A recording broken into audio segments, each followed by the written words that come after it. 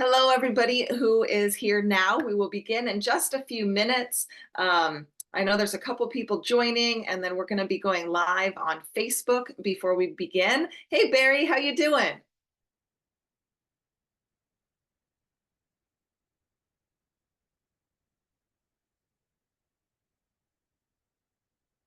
Oh, I still can't hear you, Barry.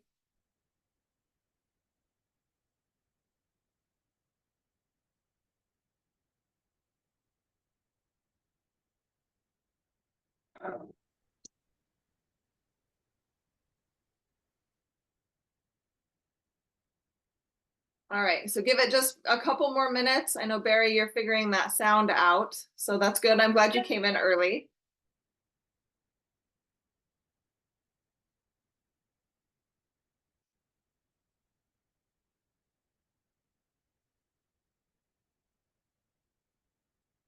Mm.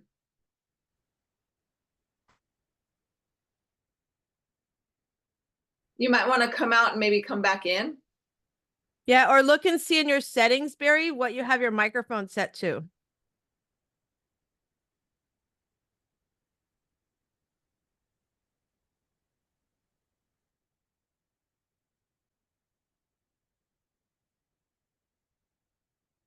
For those of you that are just popping in, give it a couple more minutes and then we will begin in roughly 5 minutes. I just changed the microphone. Can you hear me got now? it. Yep, I can hear you. How you doing, Barry? I had to change it to the MacBook Pro Oh, microphone. good. Okay, so I'm sorry. Good. I'm Good. doing great. So I'll put myself back on mute. Right? Yeah, that sounds good. Begin in about 5 minutes. So Okay. yeah. You ready? You excited, Barry? I'm excited I'm for all you guys. excited. I'm ready. I got mine to come in under 15 minutes, just under. So I'm hoping it'll be like that when I'm actually talking, live now. Hey, Crystal, that's good. I love that. Just give me a couple of minutes to put my face on since we're going to have this on Facebook and everything. Yeah, no problem. You're totally fine. No problem. So Pearl, talk to me about this event. So how long did you speak? Yeah, so I got to go to an event, you guys. It was called Boss Talk Summit. It's Hillary. Oh my gosh, I was completely drawing a big. Anyways, they brought it from California.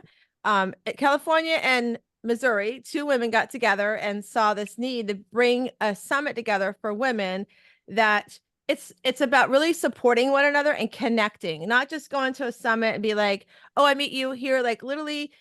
I'd only met Hillary through my PR person and podcast interview them. And I went, they didn't know a lot about me. And they were actually connecting me with people in the room because they went and researched every single attendee, you guys, that came. Like, think about it. Awesome. Like, that's pretty awesome. They're putting on 150 women in a room and they got to know each person and they found a way to highlight everybody. They did 30-second pitch. They took two people out of the room and helped them with their 30-second pitch.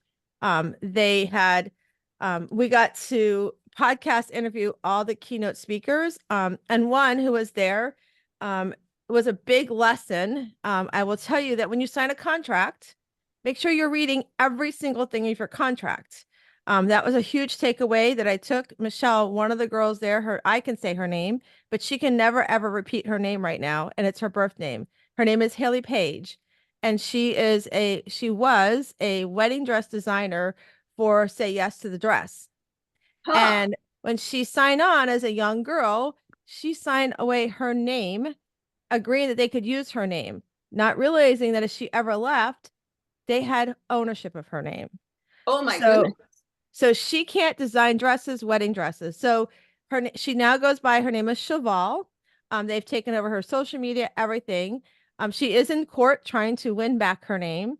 They went to second court. Now they're back. They pushed it back down to first court with some changes. But they're still, you guys, designing wedding dresses using her name. Things like that using her name. So the big thing I got from that was so you're giving your name for a reason, right? So if your name is your brand, make sure whatever you're reading and signing contracts to, you have an attorney look at it for you. That was huge. Awesome. And so it's a big lesson. But overall, the summit was 150 women. It brought together, I got so many ideas, Michelle. I can't wait to get back home to share with you some of those great Hey. ideas. But it's called Boss Talk Summits, and they're going to start doing these network and I'll share it with you and you can share it out to everybody, Michelle. But they're going to start these pod networkings where you can get on the internet with each other, meet each other, and have like a virtual network meeting and collab with one another. Huh, So yeah, that's pretty cool. yeah, so it was just amazing, very uplifting. I mean, you didn't want it to end kind of event. Got it. Yeah, that's cool. And then how long did you speak for? What'd you speak about? Talk So about I that while I'm gonna Oh, go on yeah. Facebook. So there was I was on one of the panels and I talked about podcast and radio and about using your voice and how important it is to, you have a business, but what other ways can you get your voice out there? So we talked about that, about sharing how to get on radio shows, how like for me, my podcasting, yeah, I have great guests and amazing guests, but it's also a way for me to get out what I do as a coach and how to share my message and get some call to action. So we talked about that, about how those steps. We also talked about, some of the challenges you have with it as well. And so it was good to hear other people's perspectives on the challenges they've gone through when launching their podcast, or even a couple of them talking about launching their books. Michelle has got these great books out, but it's the challenges that you're not alone, right? Sometimes you feel like you're all by yourself in this world, right? But just know you're not the first one to feel that way, and you're not going to be the last one. So how you share your story, which is exactly what Michelle's doing here, it is so empowering because you can reach that one person that might be sitting at home and thinking, why me? Right. And it's Yeah. so great to see and hear those stories. Yeah, no, it is amazing to tell our stories. I'm very excited to get home. So if you guys don't know, I'm actually not at home right now, but very excited to be here. And I'm excited for all of these amazing speakers. So we just went live on Facebook. So we are on Facebook. I'm going to go on my Facebook and make sure that we are public so that all of the speakers and anybody out there can share.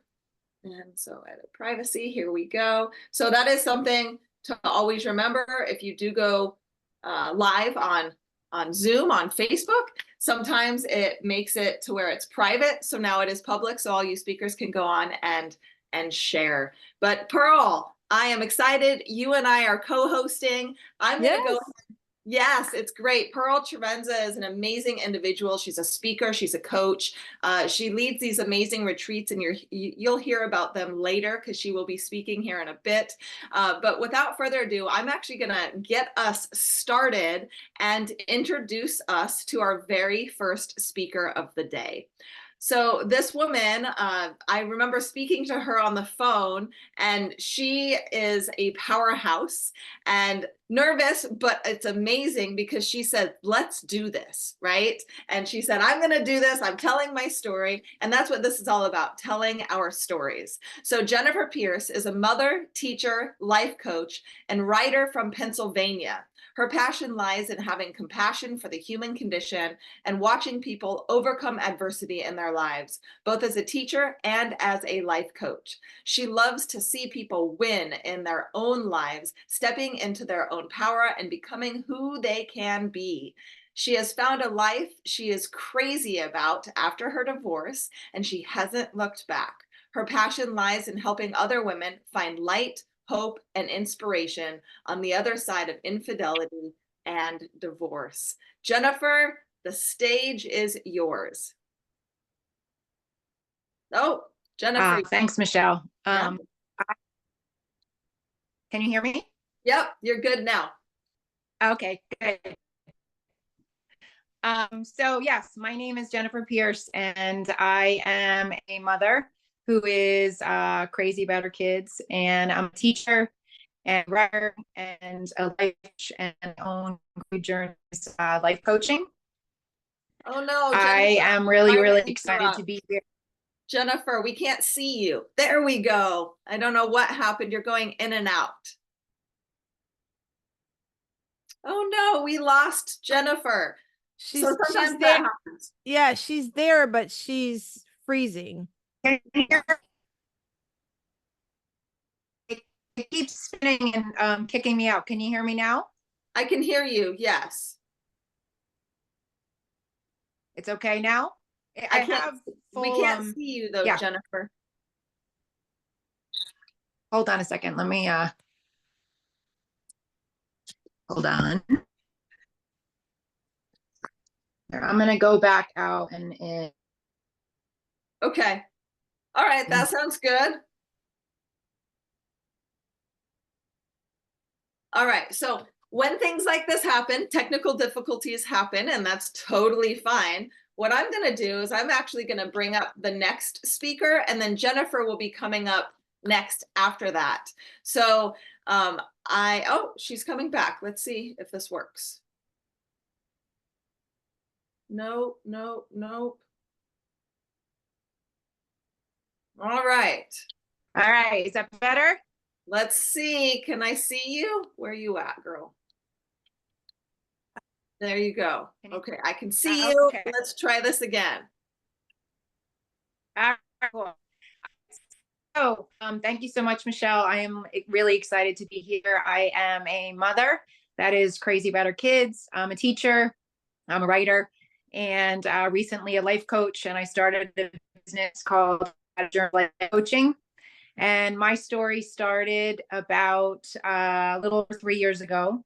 And my ex-husband walked out on us one night after dinner on a Thursday and left for another woman.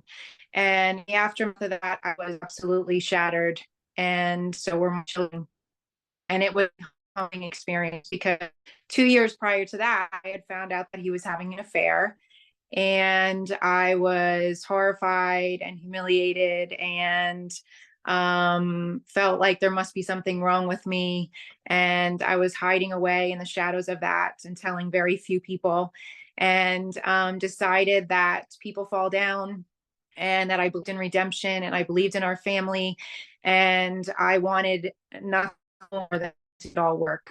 So we were doing marriage counseling for 2 years and working really hard to child or and so when he walked out, it was just I couldn't believe that the story that I thought was happening was not the one. So for a good bit, it was dark. It was really, really dark. And I had to go back to teaching in person. It was during COVID and I was teaching from home. So shortly after, I had to return to work.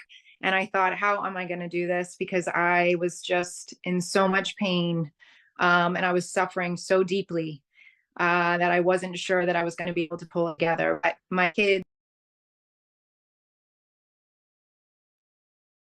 Oh, right when we were getting into the chunk of it. Trying to come back in here. Jennifer, darling, I think that your Wi-Fi is a little rough. It's not, it's actually on Verizon. It's not, hold on a second. I'm sorry. No, that's okay. Like I said, technical difficulties happen. Is this okay now? Well, we can hear you.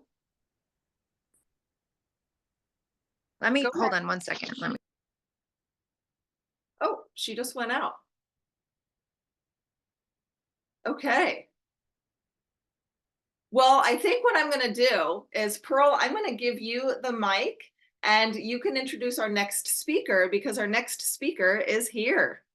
Yay. And I am so excited to introduce the next speaker because I actually got to interview him on my podcast and we had so much fun together. It was one of my top podcasts as well. Oh, so well, I'm glad to hear that. Thanks, Pearl. Yes. So Cool. Trent Rock, I'm so excited to introduce you. He's from North Louisiana. He's a graduate of Louisiana Tech University with an MBA IT degree. He is a world traveler, international small business entrepreneur, and 3 times terminal cancer overcomer. Way to go.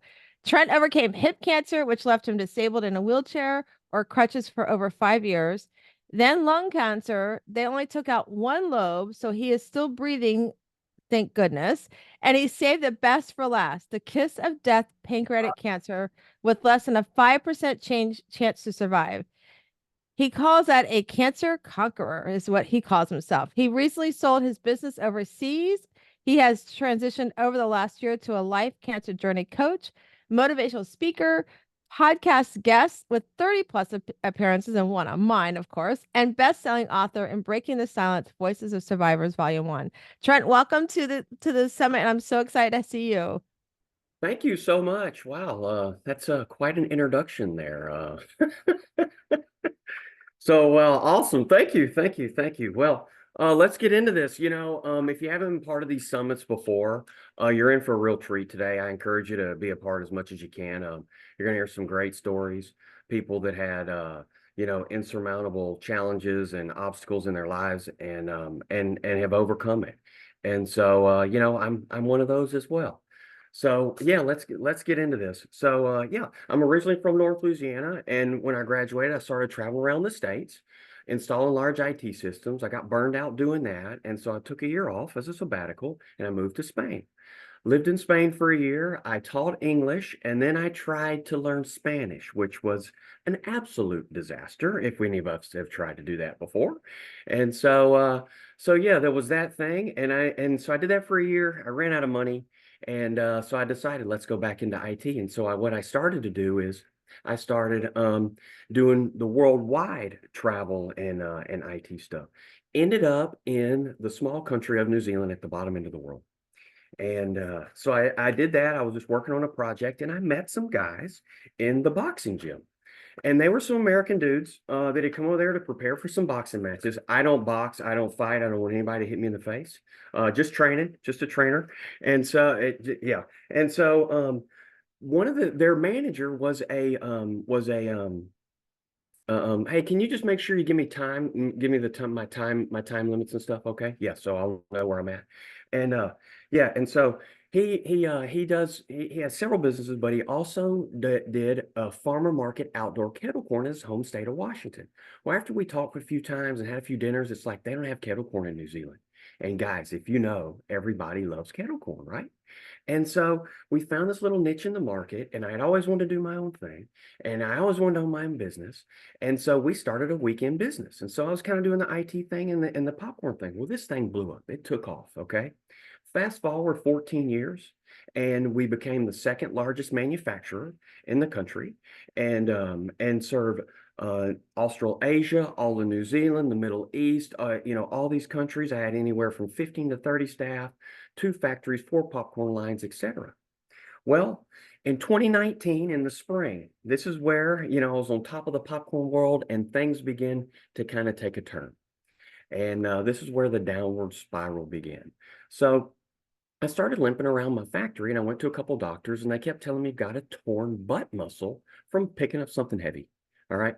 Well, I have to go into the hospital, and the hematologist said, you need to get an x-ray today. We're getting an x-ray.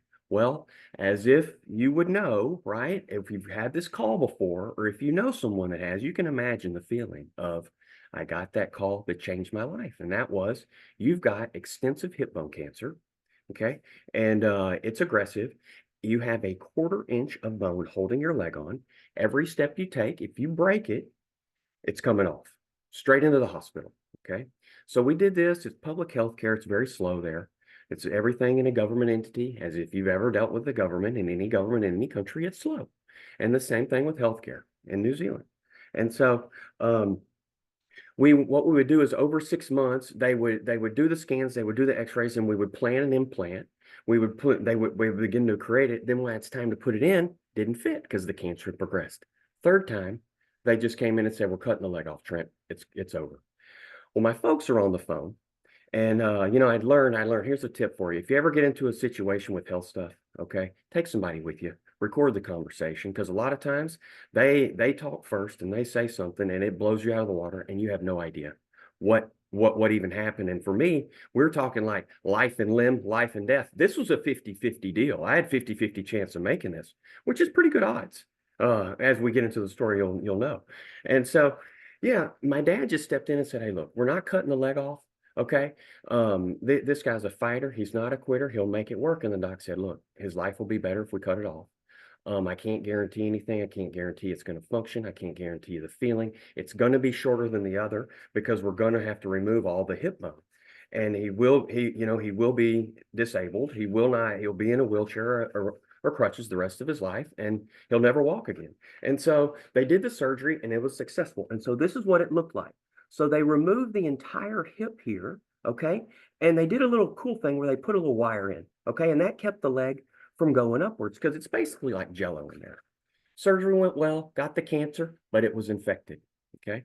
So had several more surgeries, couldn't get rid of the infection, finally got good enough, released me. Mom and dad went home. I'm back at work. By the way, I was working the whole time. I never stopped since I owned the business. I had a fear that it was going to go under if I didn't. So my team would come in and have meetings with me when I couldn't even get out of the bed. I wasn't allowed out of bed for 2 months, or suppliers or whatever. Back to work. Next scan, pancreas and lung cancer. Okay. So pancreas is less than a 5% chance. So in between that, COVID had hit, right? And they locked us down. So no one in and out of the country, can't go anywhere. I'm in the hospital all alone, no family, no nothing, no one can visit or anything. Surgery was successful, but it was a misdiagnosis. They ended up cutting half of my spleen and pancreas out, okay, and removing that, but it was a blood clot. Well, them's the breaks in public health care, man. And so there's nothing you can do about it. And, I've learned you don't fight people, you fight a problem. And so, I wanted to spend my time concentrating on the cancer thing because we still had the lung thing to go. So, okay, we do the lung thing, had that surgery, successful, but it was infected. And then also the orthopedic had come in and said, look, that little wire thing that you have, we're going to take that out. It's causing the infection. So he had a junior surgeon do the surgery, and the surgery went okay, but he botched me up. And so this right here, this is actually my hip. This is my hip area, okay? This grew up that you can see, like, this is where the incision was. This is actually my small intestine. It's a miracle that the thing even grew back together, okay? They can't even believe that happened over 7 or 8 months.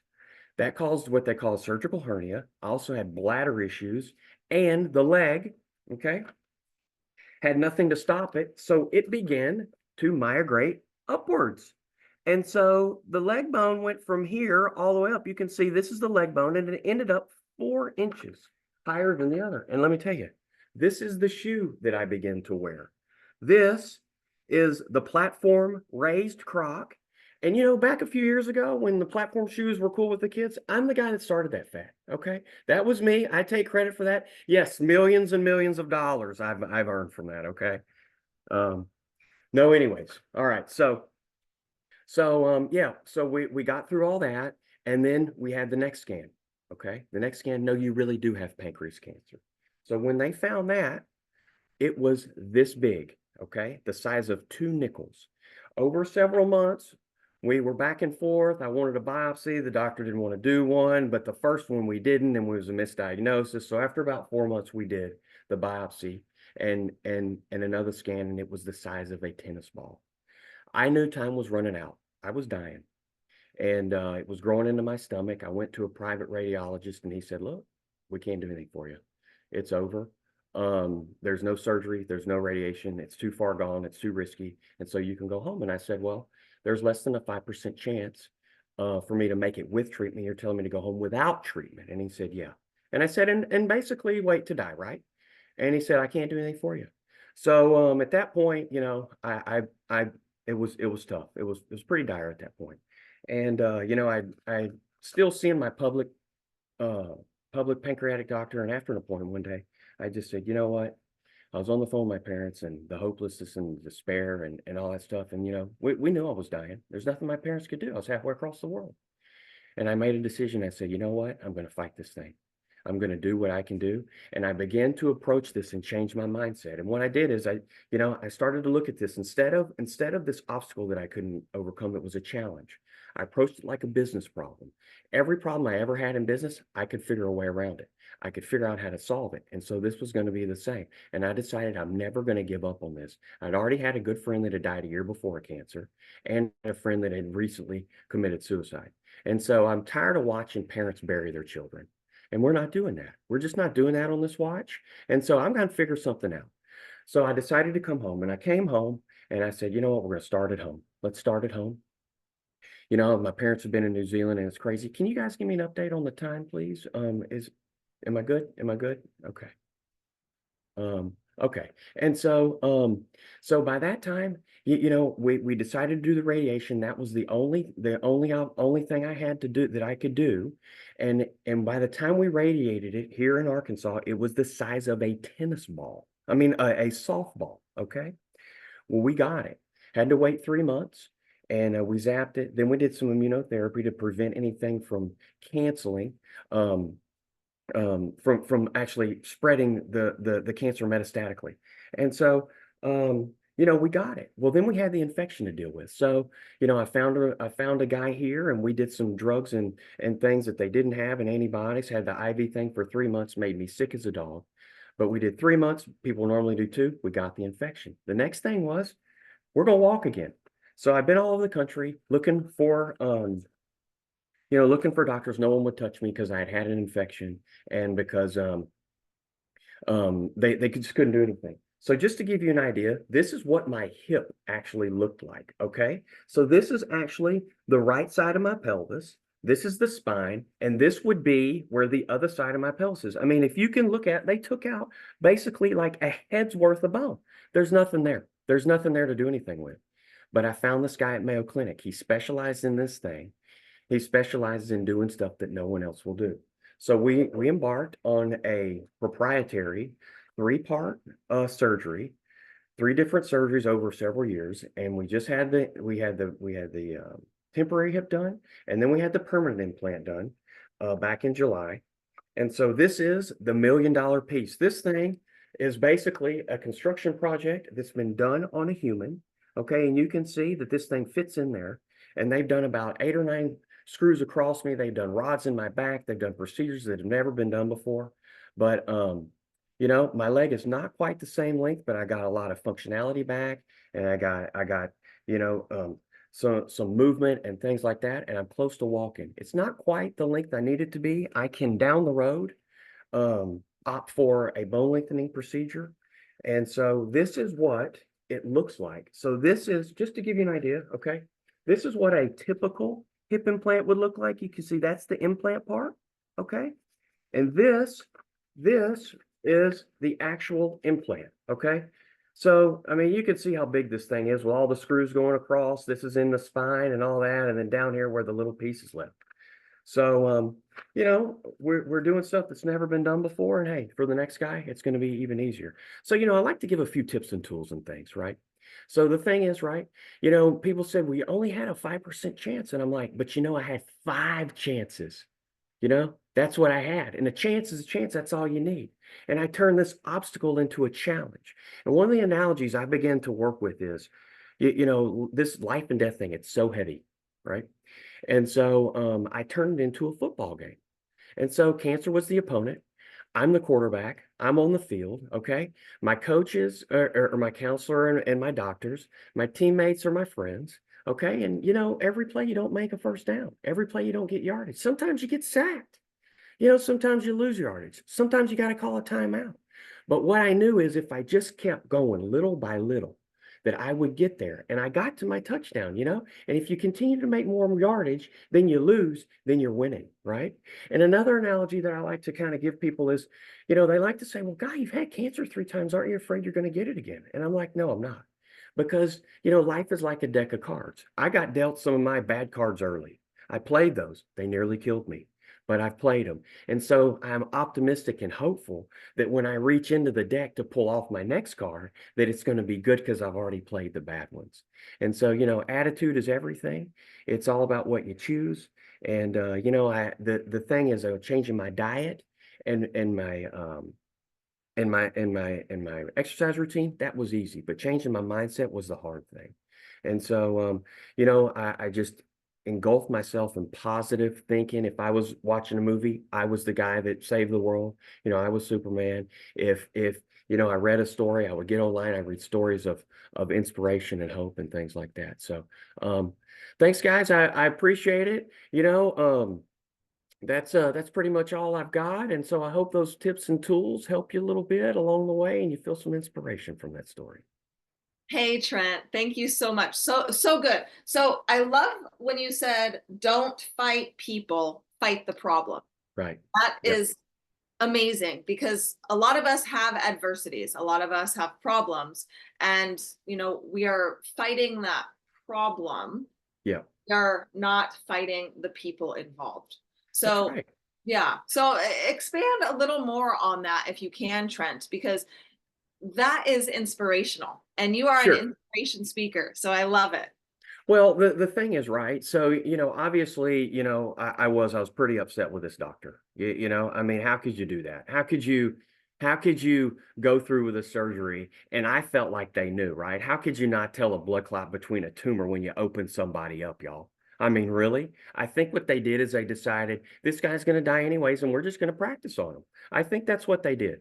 And so, I had to let it go. I just had to let it go. And so, that wasn't serving me. If I wanted healing, having the bitterness wasn't going to do anything. And so, yeah, I mean, if I saw the guy, so, I may say something to him, but, I had other things to deal with. I had to put my energy. What are you going to put your energy toward? You're going to put it towards hating on this guy that's not going to, that's untouchable, that you can't do anything to? Or are you going to move on and say, I got to deal with this pancreas cancer. I got to deal with this lung cancer, and put your energy towards those things. Because if you have resentment in your life and you have those things, you can't move on. You can't find the healing that you're looking for. And so, it was a process. It was a process that I had to work through. And, the thing was, I just kept, here's the deal, are you half full or you half empty? You turn that glass upside down and it's half full, right? And so that's what I chose to look at, that it was half full. And that hey man, somehow I beat pancreas cancer twice. I beat it twice. Most people don't even beat it once. And so that's kind of the thing. It all starts with your mindset, Yeah. and it all starts with a decision. And my decision was, I'm not going to die. And my why was, because I'm going to not die on my parents. And so when the days got tough and things got hard, I had these little reminders up, right? These little things of being thankful with gratitude and reminding myself, why are you doing this? What are you doing? You have one goal. You have one goal. Stay alive. Live. I love That's that. it. That's all Yes. you got to do. That's all you got to do. Just stay alive. And I knew that if I just kept doing little things every day, when I lay my head down at night, I've done all that I can do, and I feel content in that. And then the things that are uncontrollable and that space in between, that's where God's grace comes in.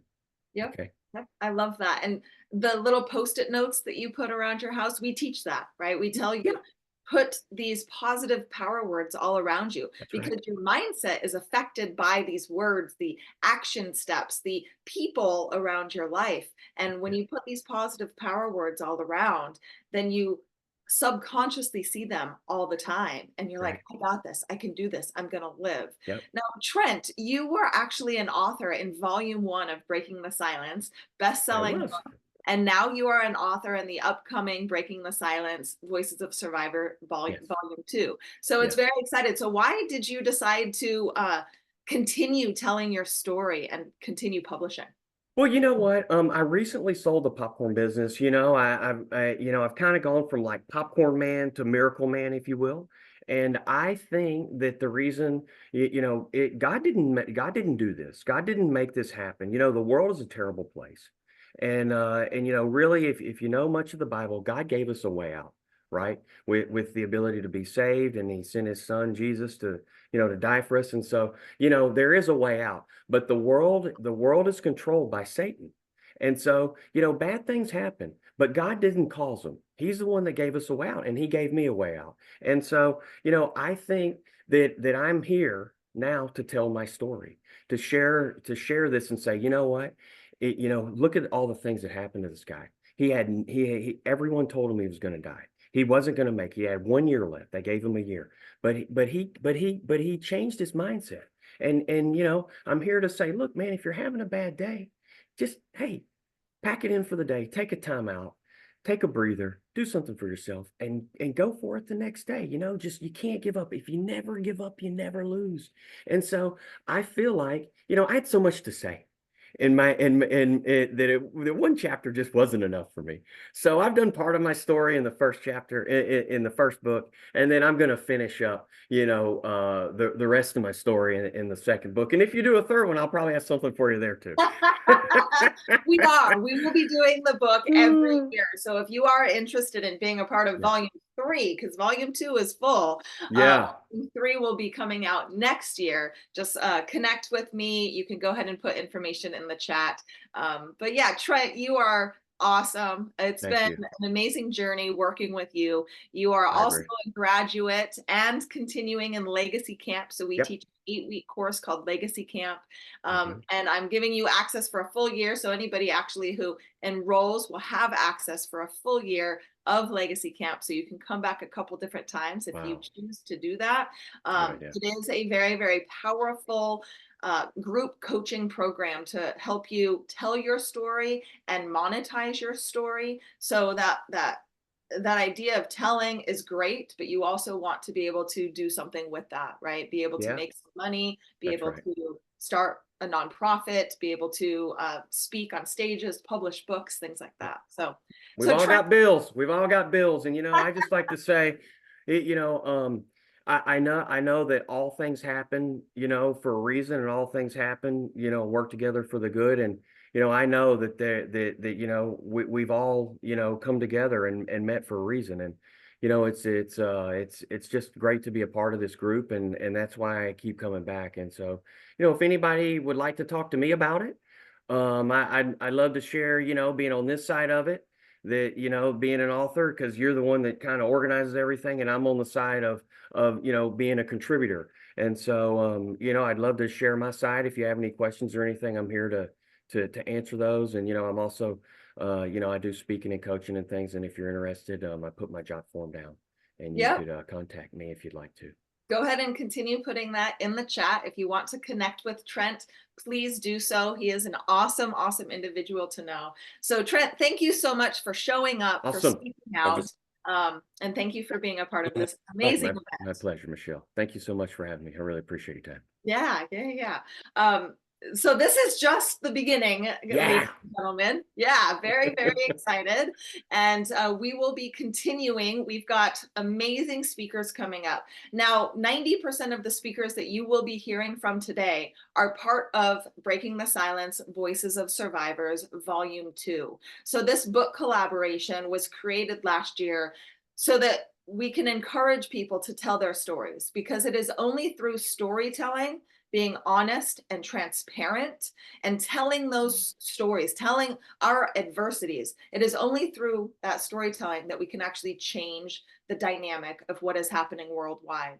And when we really start to sit down and think about some of the things that are going on with, Israel and with Ukraine and politically, and you name it, and then that's not including global warming, plastics, abuse, trauma, we really need to come together. And that's what this is for. That's what this summit is for, so that we can come together and tell our stories, so that those listening, those of you here live in the Zoom, or those of you who are listening on Facebook, can have that courage to speak up, because you can use that voice of yours and you can make a difference.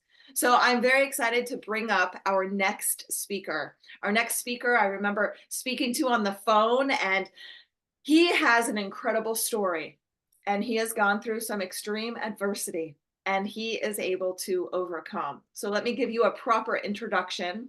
Barry Rothstein has made St. Petersburg, Florida, his home for the past 37 years. I just recently moved to Tampa and St. Pete area. I love Tampa and I love Florida, so that's awesome. We'll have to get together in person. Originally, he was from New York City. Barry has had a varied career and life, having been an air traffic controller at the New York and Trout Traffic Control Center, a marketing account executive, a telecom business-to-business account executive, and currently a realtor in the Tampa Bay region. Throughout his life, art has played an important role, with his rich background in drawing illustration for the last 25 years as an accomplished pastel artist. He was accepted into the Pastel Society of America over a decade ago. Rothstein currently resides in St. Pete with his husband and their four cat fur babies. So, Barry, I am excited to bring you up. Thank you so much, Michelle. And thank you for everybody who's on here and listening to me and my story. I started with just letting you know that Bill and I met when he first introduced me. He was giving me a job interview at Sotheby's in Manhattan for their in-house ad agency. And for the first year that we were working side by side, first we became friends and then we became a couple.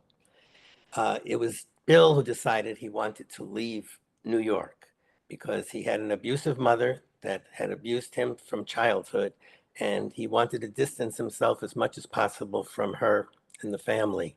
She was in New Jersey, we were in New York, it was still pretty close. So we moved to Atlanta in 1984, and then we actually had 24 good years that were marked by his mood swings. I didn't realize his mother had such mood swings also. She was probably bipolar. I'm not sure if she was ever actually diagnosed. Same as Bill was never actually diagnosed because he had a fear of doctors and he wouldn't go to one unless it was a dire emergency. And I tried getting him to go. I tried getting him to therapy. He refused. And his fear of doctors, his fear of crowds, his fear of heights, played a part of his constantly being self-medicating. Even back then, people who cared about him knew that he always had a bottle of water with him whenever we went somewhere. But that bottle of water was actually vodka or a vodka mix that he would always carry and use as a security blanket. In 1989, when we moved to St. Petersburg, even though he had this great background in advertising, he no longer could deal with the pressures of the advertising world. So even though he was a great media buyer at Sotheby's and then an agency in Atlanta, he decided he wanted to do freelance writing, freelance photography, which he was excellent at. I mean, won some awards, and he was published by a New York Times syndicate. He was published by Tampa Bay Magazine, Delta Sky, St. Petersburg Times, and others. And but it wasn't steady. So we started a collectible business, and we were selling toys and antique toys, collectible toys at toy shows and on eBay. And he ran that for us, even though we both went garage sailing to get merchandise for it. In 2006, he decided it was time for us to get married. Even though it was no longer legal, it was still not legal here in the US, but we went to Canada and did get married. But his mood changes were becoming more and more prevalent. I mean, he was becoming, and his bad temperament, sometimes if we had an argument, I'd find myself being shoved and pushed against doors and walls. And, I was beginning to tire of that, especially since he wouldn't go for therapy. But it was in 2008, early part of the year, that I was diagnosed with malignant melanoma. And fortunately for me, it was found very early and they were able to get rid of it. But it made me think how life is short. I needed to make some changes. I couldn't continue what was happening with me and Bill. And we started talking about separation. And that's where his depression came in. He started into a very bad depression, and he refused to go to therapy. I mean, I tried again, and I got him to go to one session, but he would never go back. In 2008, also, the recession was going pretty mainstream, and the collectibles business was basically faltering. People weren't buying things. So I think between that and the fact that we were talking about separating, he was in a downward spiral where his depression became more and more severe. And I tried connecting him with some of my business contacts since I was in the business world, pretty and well known. But trying to get him something with more stability and end the codependency that was between us. But August 3rd came, August 3rd, 2008. And we had started a club and a social organization, the Tampa Bay Bears. That Sunday was the meeting. He wasn't going to anything. He had stopped talking to our friends. He stopped socializing. He would only speak to his sister and to his friend Matt, who lived in Massachusetts, and his sister was in New Jersey.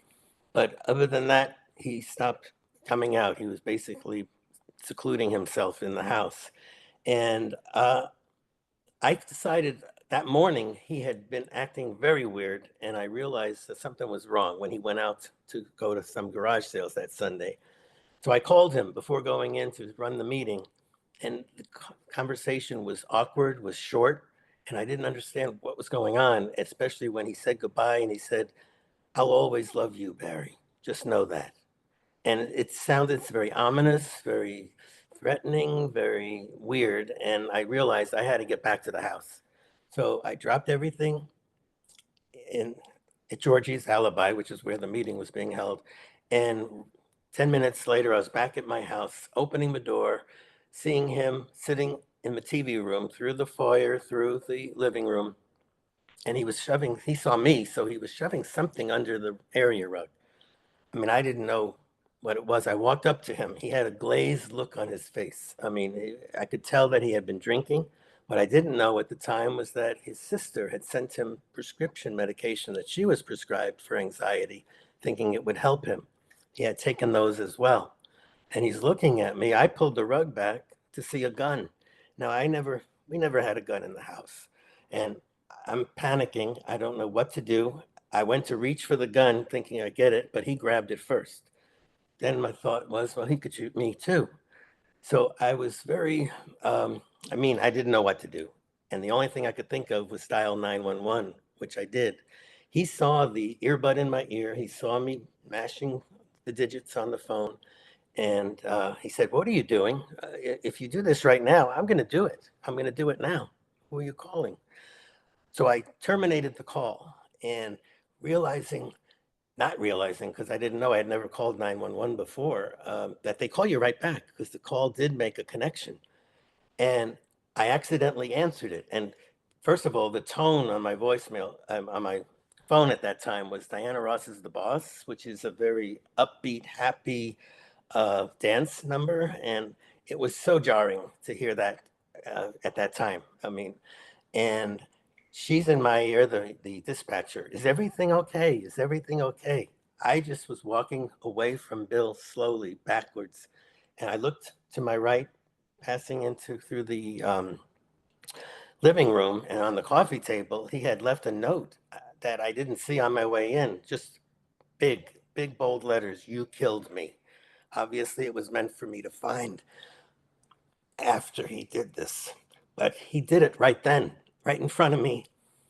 And he fell forward and in a pool of blood.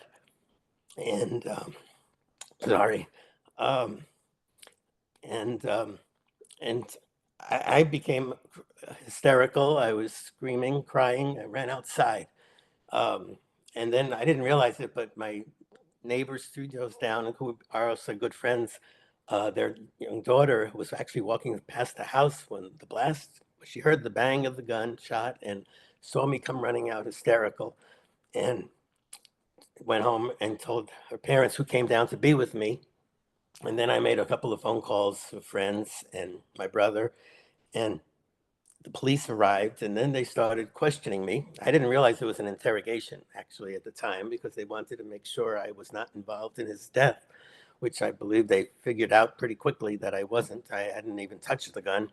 Um, and I was, you know, But then I realized also they were treating me like a stranger, okay?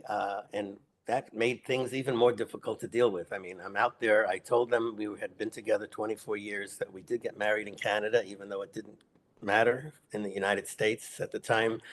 And he basically said, "Well, I'm sorry, but anything that's on his person is going to be sent to his sister in New Jersey. And if there was anything I wanted to get back, I had to deal with her." So it just made things a little even worse. I mean, as traumatic as it was, that just added to my trauma, knowing that I was being treated as a stranger and not the husband that we were to each other. Friends came when they realized I could leave the scene. They took me to their house, where I stayed for about a week. Um, and then it was Kelly and Brandon, my friends, who had come down they knew what to do, but they were the ones that actually stayed and cleaned the blood and all the pieces of the TV, because the blast actually destroyed our big screen television also. Um, but the thought of re-entering the house was terrifying to me. I mean, there's just the shock and horror, but I knew I had to get back in eventually. It was the recession also. I mean, I was going to be stuck in that house because I wasn't going to be able to sell it at that time. 2008 was the height of the recession, and houses were at their lowest. Um, but I was blaming myself. I was crying constantly. You'd find me on street corners or in the supermarket or at work. I tried to go back. Um, and it was then that they had prescribed antidepressants that I stayed on for about a year, and also had a therapist referred to go to, who I started seeing and saw for 3 years until I was, sort of ready to end that. But I had to get the strength back because we had at that time 2 cats, and Belle and Maurice, who those two are no longer with me, but I needed to get back to them, and I knew they were missing me. And Karen was coming down, his sister, to be at the service. I had to plan the funeral, so we were doing that at that time. And I don't even know, I was a basket case. So I really, at the funeral, there were so many people that came out of support, because, from me, and out of love for Bill. Um, and it was just, I didn't know for a few months later, when I finally sat down and read the roster of the guests, how many people were there. I think there may be 150 or so. And I had no idea, what was going on while I was there. But I still felt guilty, and the recession, as I said, was in place. I was stuck in the house, um, and the therapist was helping me understand that it's there's no blame. And this is what I'm trying to get across to the survivors here that might be listening today, and to those who may be thinking about suicide, because I don't think they really think about what they're going to be doing to those that are left behind. But the post-traumatic stress I still deal with on a daily basis. Um, and it was a couple of months after he died that I was able to go into his office to start cleaning out his things, when I realized that he left a letter. He wrote, of course, in his great style, but it was an evil, mean-spirited letter blaming me for his death. And obviously, he left it in a place that I'd find at a later date, which it was. I mean, I became hysterical and called my therapist, who said, destroy it. You do not need that letter. Okay, it's the past. So I did, and I continued cleaning out other things that were in his office that would cause, emotional distress to me. But the thing is that Dr. Davich, also at that time was when he basically told me again to realize that he said to me, we all have uh, a firewall, if you may. We're hardwired so that we do not harm ourselves. But when someone has a severe depression, as severe as Bill's was, that firewall is broken through. And he broke through it even days before, because he was able to purchase a gun and plan this death. And there's no place to blame anyone. He wasn't to blame. We're not to blame. It's unfortunate that people go through that, but there's so much help out there. I mean, I am remarried. I now legally in the United States, because I did meet someone 6 years ago, and he and I both do the American Federation for Suicide Prevention walk each year here in St. Pete. It takes place in October. It's named Team Billy in honor of Bill, and we raise funds to help. They help people who are thinking about suicide, and they help the survivors of suicide. And there are a lot of organizations out there now that are there for assistance, for help. Plus, I learned that your friends, run from suicide. Again, from my therapist, he explained to me that people run from tragedy in general, but especially suicide. People don't talk about it, and we need to. I talk about it now whenever I can and bring it up, because if people need to know that if they're thinking about it, there is help out there, and they need to be able to reach out and feel comfortable and not ashamed and not feel disgraced or anything. There's nothing to feel but looking for help and get the help that they need. And that's part of what I'm trying to do now in with the organizations. And the most important thing that I say here is that there is life after death for all of us that are survivors.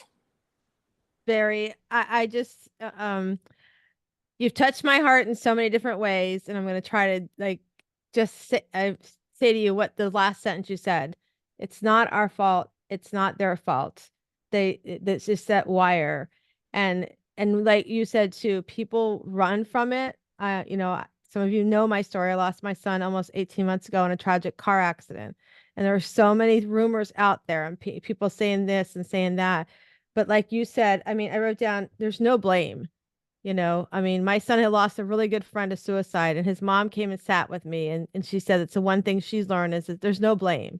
There's help out there, but sometimes they get so far down that they don't think there's any help, and they think that's the only answer. And Right. what you're doing, sharing the story and sharing his story, and those that are sitting here right here on the summit, and those that are watching us on Facebook, they're listening, and they know there's no blame, and you're taking that story. And if you know somebody, like you said, reach out for help. Just call somebody, even if it's just picking up the phone and calling 911 if you don't remember the suicide hotline, right? Because there's no help. And you said something at the beginning that touched me too, as somebody who's had to put boundaries around their parents, that generational trauma that he had suffered at his mom's hands, and it can harm us so much to the core that sometimes we don't know how to get the help and how to accept the help. And I love what you're doing, and I love that you're helping others by letting them know they don't have to break their firewall, as you said, that their firewall actually can be those of us around us that can help us and reaching out, asking for help. So Most thank you definitely. so much. Thank you. Appreciate that. Yeah. Yeah, thank you so much. And I'm in Tampa, so I'm gonna private message you because I want to have a chat with you. Let's do coffee, meet halfway. Maybe the I three of love us, that. when Michelle gets back, we'll have a little coffee date together. So thank you. Thank you for being all of you. Thank all of you for being brave to be here today to share your story and to know that we need to hear the story. We need to hear your story. I said earlier in the chat, you've got to pay your story forward. Like Trent said, he's still writing. Our story is going to empower somebody. And our next guest speaker in the summit here, I'm so excited to introduce her. Her name is Miss Turnbull Wallace. She's an amazing educator making a big impact in the world of education. She started her career as a teacher in 1996 in her family school, and since 2020, she has distinguished herself as a small business owner with ventures in real estate, e-commerce, and most notably, her entrepreneurial consulting company, Turnbull Coaching and Consulting, providing support on behalf of students in special education programs, as well as their parents, teachers, and schools. Outside of work, she contributes to her community by volunteering for projects benefiting the elderly, young children, mentoring young African American girls, and Miss Turnbull is a true education champion, and her story is inspiring for all. Welcome. Hi, everyone. Can you hear me? All right, great. So I'm here to share my story on resilience after grief, or resilience through grief, I should say. So I want everyone to drop a 1 in the chat if you have experienced loss. So notice I said the word loss. Okay, I see the ones coming in. And that is definitely something that we usually associate with grief. We could associate it with the death of a loved one. But loss can be loss of a friendship. It can mean loss of a relationship, divorce, job. Us pet lovers, when our pets go, we have a very emotional attachment to them. And that all can contribute to the impact that it has on us. So the time after grief or the time after loss can be very overwhelming. My story starts with the loss of my parents. So for me, losing my dad at the age of 12, I developed anger issues. It took me some time to resolve. I became very reclusive and very shut off from everyone. Like, you call me, you just can't find me. I was a ghost to everyone. I rebelled mildly in my teenage years. Some people would say it was very extreme. For me, it was just mild, but you know, who's to judge? I did have a limit on some of the things that I experienced and actually pushed the button on, because my mom was from the Caribbean and I knew not to push it too far because she was very put together, but she was very unhinged at times. So even though I rebelled as a way of kind of releasing my anger, I also knew that there was a limit to what I did. My mom carried me through that time of losing my dad. So now, jump forward 12 years later, and she passes away. And I know you are probably like, oh my God, yeah, exactly. Can you imagine what that did to me? After losing my mom, I spiraled completely out of control. Now, I did have some other motherly figures in my life, but they couldn't replace my mom. My mom she was my world. She was my rock. Some of them, because of my behavior and how I dealt with people at that time, those women who my mom sort of told me, like, you're going to be okay because you're this and you got this person, you got that person. They didn't quite know how to support me because of how I was behaving. And when I say behaving, like, I wasn't out here, you know, being rambunctious. It was more of, you know, I was quick to snap sometimes. I just stayed away from everyone. So when you're not sure how to break those barriers, it was hard to pull me in. So some of them stepped back. And for me, it felt like they abandoned me. So now I have dealing with the death of my dad, dealing with the death of my mom, and then feeling abandoned by those who I believed were there to support me. So again, it took me into a world of some severe depression. I think I heard Trent mention it, or not. I forget the other gentleman who was just on. I do Barry, I believe it was. But yeah, it definitely becomes a world of the unknown, right? And some of these unknown issues are kind of quelled in what we do. People aren't able to reach you. They're not able to understand you. For me, people didn't know what was actually happening, right? Because I continued to do the regular things. I was still working. I had joined Teach for America, which was a very notable organization.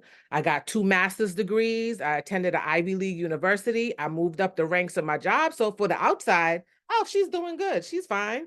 Especially 5, 10 years after my mom passed. Worried? Why are we worried about her? Look at what she's doing. But if you honestly asked me what happened during that time period, that was about a good 10 to 15-year time span. I couldn't even tell you. I was on autopilot. I was just doing what was normal to me.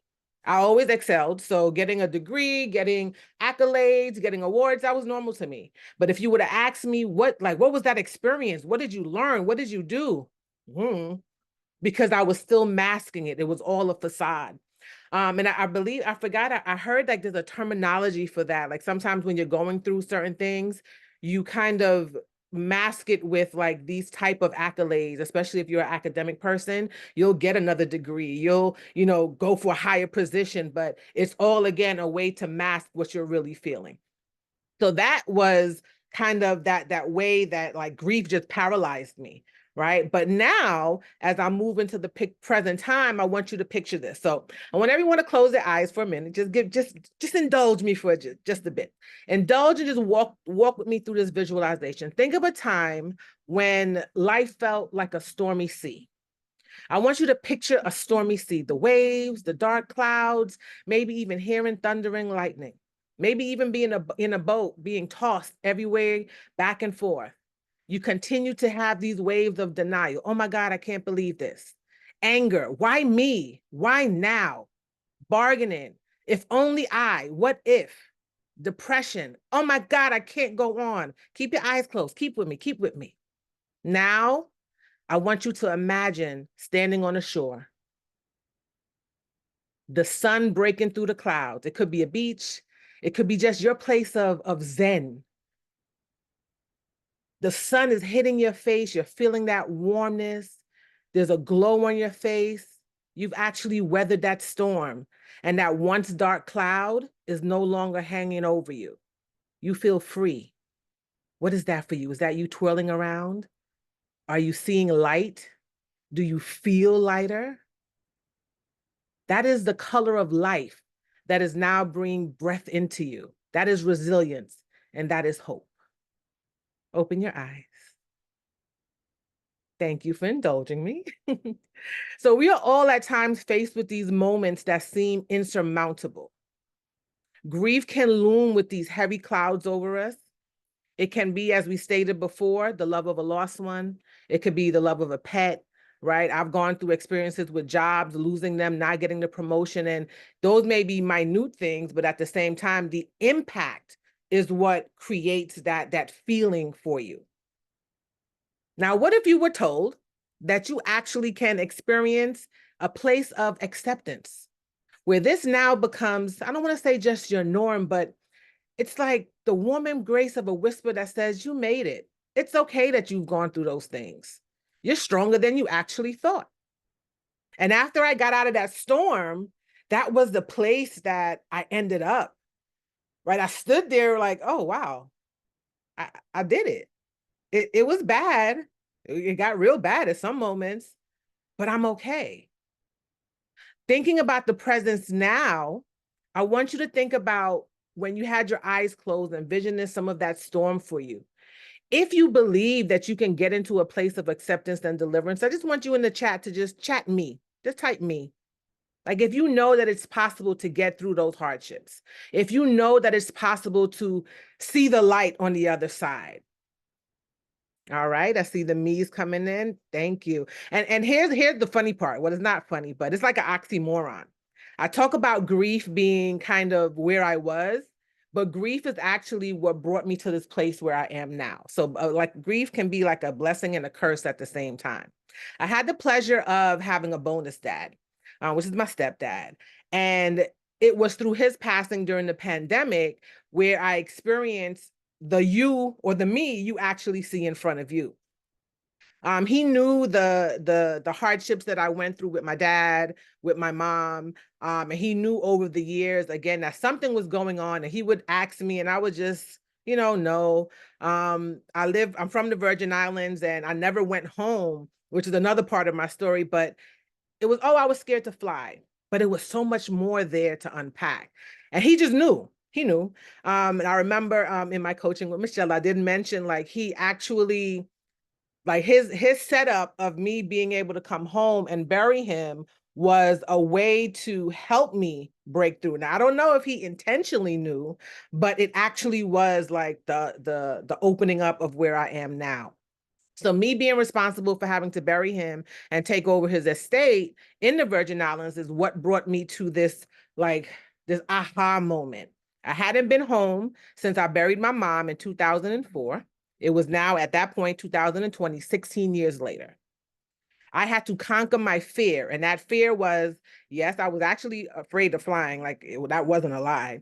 But it was more of the actual fear of the unknown. Like, I don't know what kept me away when my mom passed. It was a disconnection from that place. It was, I had never been home without my mom. So what was that going to be? What was it going to be like for me to actually go home to where I grew up and where I lived and all these people that I knew without my mother? Like, that was just, like, I couldn't understand it. I couldn't fathom it. And I had to break through that in order to get to where I am now. So when I literally first landed in the Virgin Islands, the first place I went was to my mom's gravesite. We had a little talk. Well, we had a talk. Well, I had a talk with her.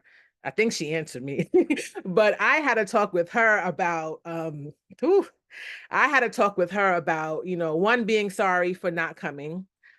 Two, again, being sorry for not, again, like I said, I had those accomplishments, but just not living like I knew I needed to be living, and I had promised my stepdad before he passed that I would get it together.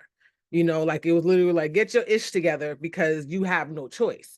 And I didn't know what that was. I didn't know what getting it together was, but eventually, like it just started to unravel, and it was just that voyage home. And I don't call it a trip. It was literally like a voyage home that allowed me to, I literally felt that weight lifting off of me. I literally felt like this resurgence of life just being brought back into me. You know, sometimes you see I think it's Superman when he gets the kryptonite and he's like, wow, that was me just feeling like, oh, whew, something just shot me and I feel good. And I wanted to live again.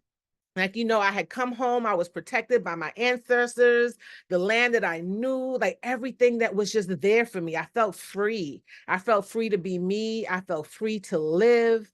You know, I wanted to begin just doing things. I started journaling, started connecting with my family. They hadn't seen me since my mom passed. They didn't know what happened to me. I started to build my network of supported people. I began to plan for a future, which wasn't really in my plan. It was just, you know, again, me just living through.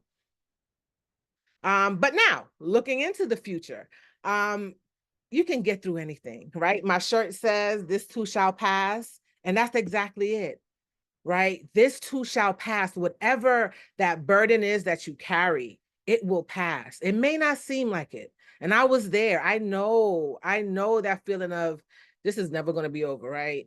Like, God, what are you trying to tell me? I don't, but eventually you will get through it. Resilience is like a skill. It can be developed over time. It's like a muscle. You got to strengthen it with use, right? You can view your setbacks as opportunities for growth. Your obstacles are things to get over and not to hinder you. Don't run from the adversity, like face it head on. We can bury ourselves under our cover. I did that too. Like, oh, maybe if I just cover my head, it'll just go away. It doesn't.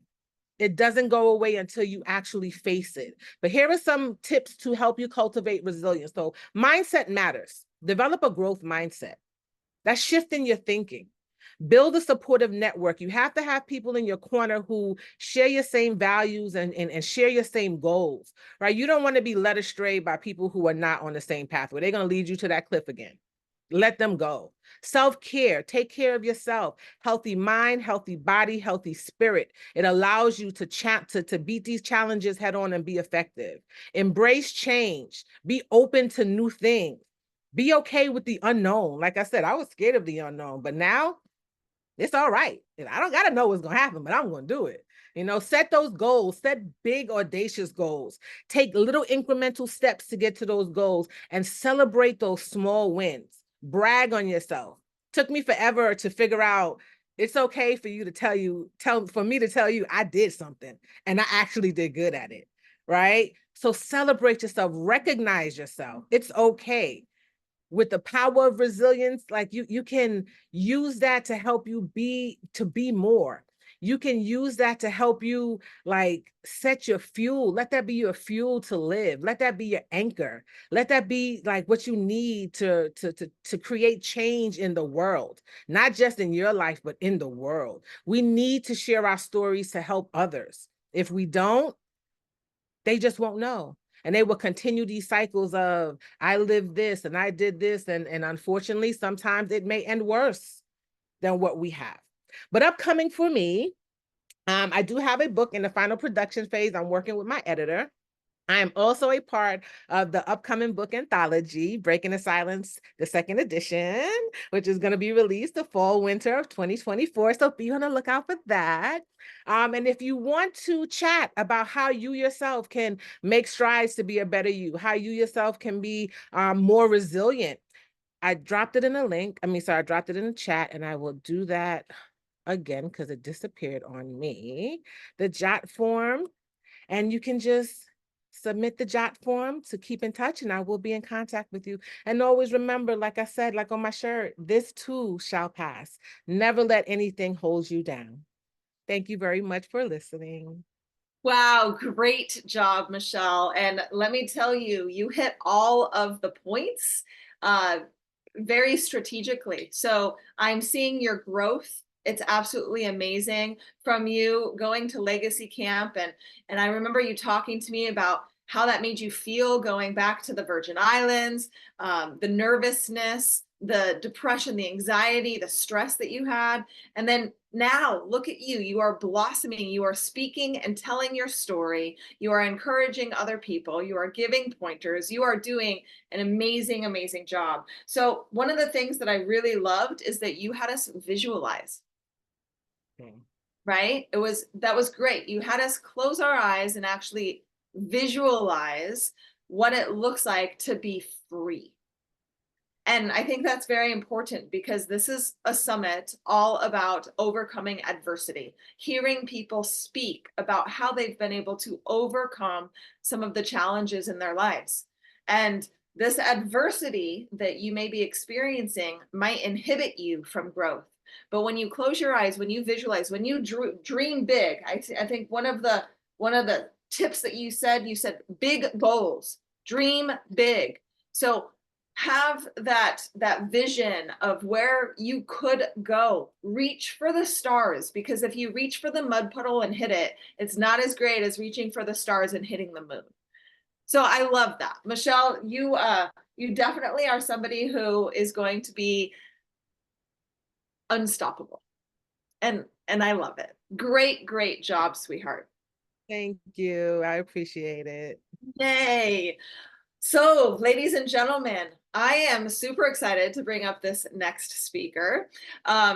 She and I have been friends for, I don't know, just a few years actually, but I was speaking on stage and she came to me and said, I want to get to know you. And I was like, okay. But she is such a connector, and I call her my best friend mom, because I don't have parents any longer. I have lost my family, and she is there for me every step of the way. She's my best friend. We have a lot of fun together, traveling together. She deals with me snoring next to her in the same room and me having a little too much fun sometimes. But this woman is wonderful. So I'm going to give you a proper introduction. Pearl Trevenza is a mental fitness life coach, author, and captivating speaker. Pearl champions women's journeys to self-discovery and unapologetic self-care, leading you on a transformative path where mind, body, and spirit unite, crafting your narrative as your own Shiro, strong, happy, empowered, radiant, original. This is her mission. One-on-one and group coaching is what she does. Pearl's an expert in Shiro gatherings and empowering women's pajama retreats and self-renewal. Unwavering zeal, she equips you with the superpower of a positive mindset, helping you triumph over life's trials with a cape of resilience. Pearl's expertise is underscored by certification as a mental fitness trainer and a literary portfolio, including Behind Her Brand and Women's Guide to the Mindset of a Successful Woman.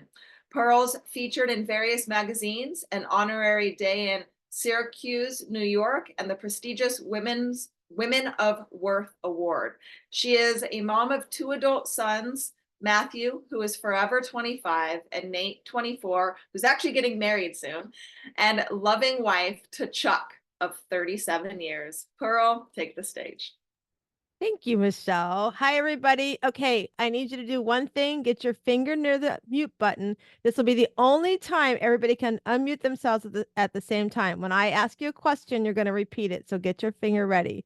You see, my name is Pearl Sharenza, and I'm a mental fitness life coach. You heard what Michelle shared with you. But in 2015, I didn't know who the heck I was. I thought I was all the titles I wore. I thought I was a mom. I thought I was a wife. I thought I was a PTA person, all those titles. I didn't know what the word no meant to others and what yes meant to me. I sat a 6-week identity and destiny course. At the end of this course, we had to give our I am statement. I thought I knew who the heck I was, so I gave my I am statement. However, my dear friend I met in the course called out to me and said, I still don't hear you in there. Where are you? And I sat back and I thought, I just spent 6 weeks of my time. What the heck was I doing? Right. So I decided I had to figure that out. So my oldest son, Matthew, was going to college. We dropped him off at college. And I realized my younger son, Nate, I had taken advantage of the fact that he was pretty smart. He could build computers. He was pretty independent like I was. So I thought he's doing great. But I realized there were some things that I had to work on with him. And so as I did that journey, I started to realize I was such a people-pleasing addict. You could ask me to help you come put your socks away. Maybe if you had dogs, you want me to come help clean up your yard. I probably would have told you yes. because I didn't know how to say no. So I decided to go on a journey to say no to others and yes to myself. So I want to ask you guys to hit your unmute button because I want to teach you that no is a complete sentence and you can say it as happy as you say the word yes. So on a count of 3, I want you to unmute and I want you to yell from the top of your lungs the word no. 1, 2, 3. No. I love it. No. Thank you for playing along. So I had to figure out what the heck no meant. So I had to take something as simple as a rock and make a commitment to myself to start saying no to somebody. So I made a commitment to move this rock 3 times a day by saying no to something or someone. Here's the thing. If I got home at night and I still hadn't said no 3 times, I had to find an email or a text that I would say no to before I could put my head down at night. As I did that, the cool thing that happened was I realized I had said yes to so many things that I might have said yes to, maybe going and helping my friend with the fundraiser that had to do with I'm growing up like I got to go do this thing for these cats, right? However, one of my friends who loves cats probably would have been a better fit. So maybe I would have said to Michelle, "Oh my gosh, I love that event. How cool it is." And you know what? Cats aren't my thing, but I know somebody that can help you with that. I realized, you guys, all these years I was closing doors for others. So I decided even more to say no to things. And as I did that, I realized I became stronger in understanding the word no was a complete sentence. And as I became stronger, I realized I wasn't stressed out anymore about doing all these things that, oh my gosh, like, where's my calendar? Oh, I double booked myself. Oh, I don't have time to go get my hair cut. I started finding time to do things that I loved. So then I became happier because I was pouring into myself. I was taking that cape and starting to wear it around my shoulder, going, come on, we got this together. And as I became happier, what happened was I started becoming empowered to do the things that I might have put on the shelf. Maybe some dreams like what we're doing here. Public speaking, I never thought I wanted to be a speaker on a stage. Write a book, never thought I wanted to write a book. As I started to do that and I became empowered to do the things that I've been putting off, I realized that there were so many things I had been missing out in life. So it became even more important to understand the word no was a complete sentence. And as I did that, I started walking or going to events, and people would be like, Pearl, like, what's happening with you? You look so different. Like, did you cut your hair? Have you lost weight? I didn't have any of those things happen. I just became more confident. I wasn't stressed out about, oh my gosh, how am I going to do those events? I wasn't stressed out about, oh, I just told her yes, but I really didn't want to do that. I was becoming that radiant person. I had this glow up in my life that I started to really start putting forward and shining more in the things that I love to do. And as I did that, I truly started finding out who my original self was. You see, when I was a little girl, I wanted to be a teacher. Unfortunately, where I went to school, we didn't have great guidance counselors that could help us go through and guide us on the next step for school. So I went to the school of hard knocks. I always wanted to be a teacher. And here I am today. I'm a life coach, a mental fitness life coach, empowering other women to understand the word no is so, so important. Because as Michelle shared with us a few minutes ago, you don't know what life's going to bring you the next day. You see, I really went on this journey to find out that Shiro. And that's why I love the word Shiro. And men that are listening, you are Shiros too. Because as we start saying no to others, we do become stronger. We do become happier. We do become empowered to do things that we love to do. We do become radiant in our life and we do showing up as our original self. So as I went on that journey, the thing was my kids were seeing it. I was spending more quality time with my kids. If my oldest son called me and said, Mom, do you want to go for sushi? I knew that he meant he wanted to have a conversation about what was on his mind because we love sushi. That was our love language together. If my son Nate wanted to go to a movie, I knew he wanted to spend some time with me because his love language going to movies. So as I became able to spend that time with them, I never knew that on July 21st, the night before my son passed, that I would have my last moments with him. And he was a huge football player. He was throwing a bottle of water back and forth with me because he asked me for a bottle of water. And he's like, Mom, you really got an arm. I'm glad you finally figured out who the heck you were, even with that arm now.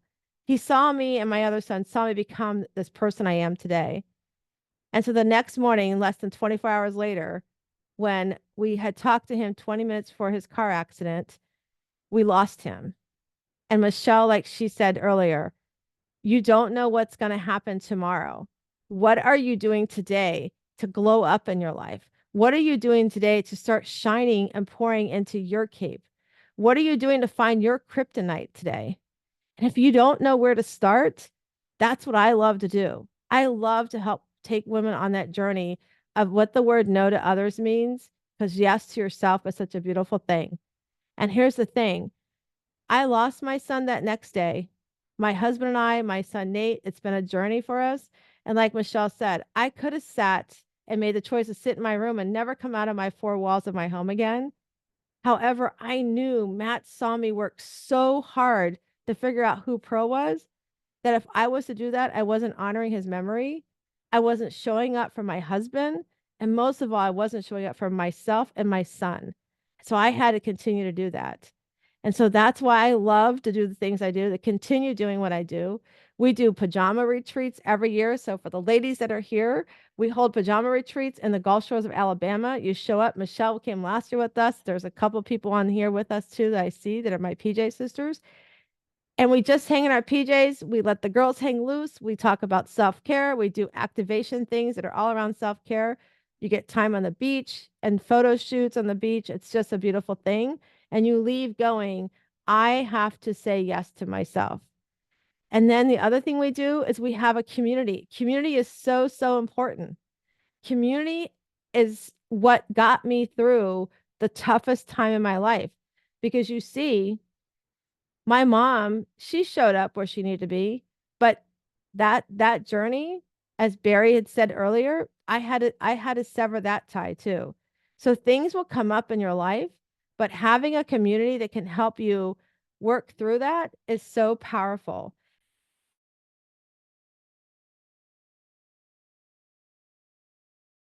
Sorry. So when you have a community and you can show up for that community, I created what's called a Shiro League during COVID, because I saw women struggling to be the mom they were, or struggling to try to balance everything out.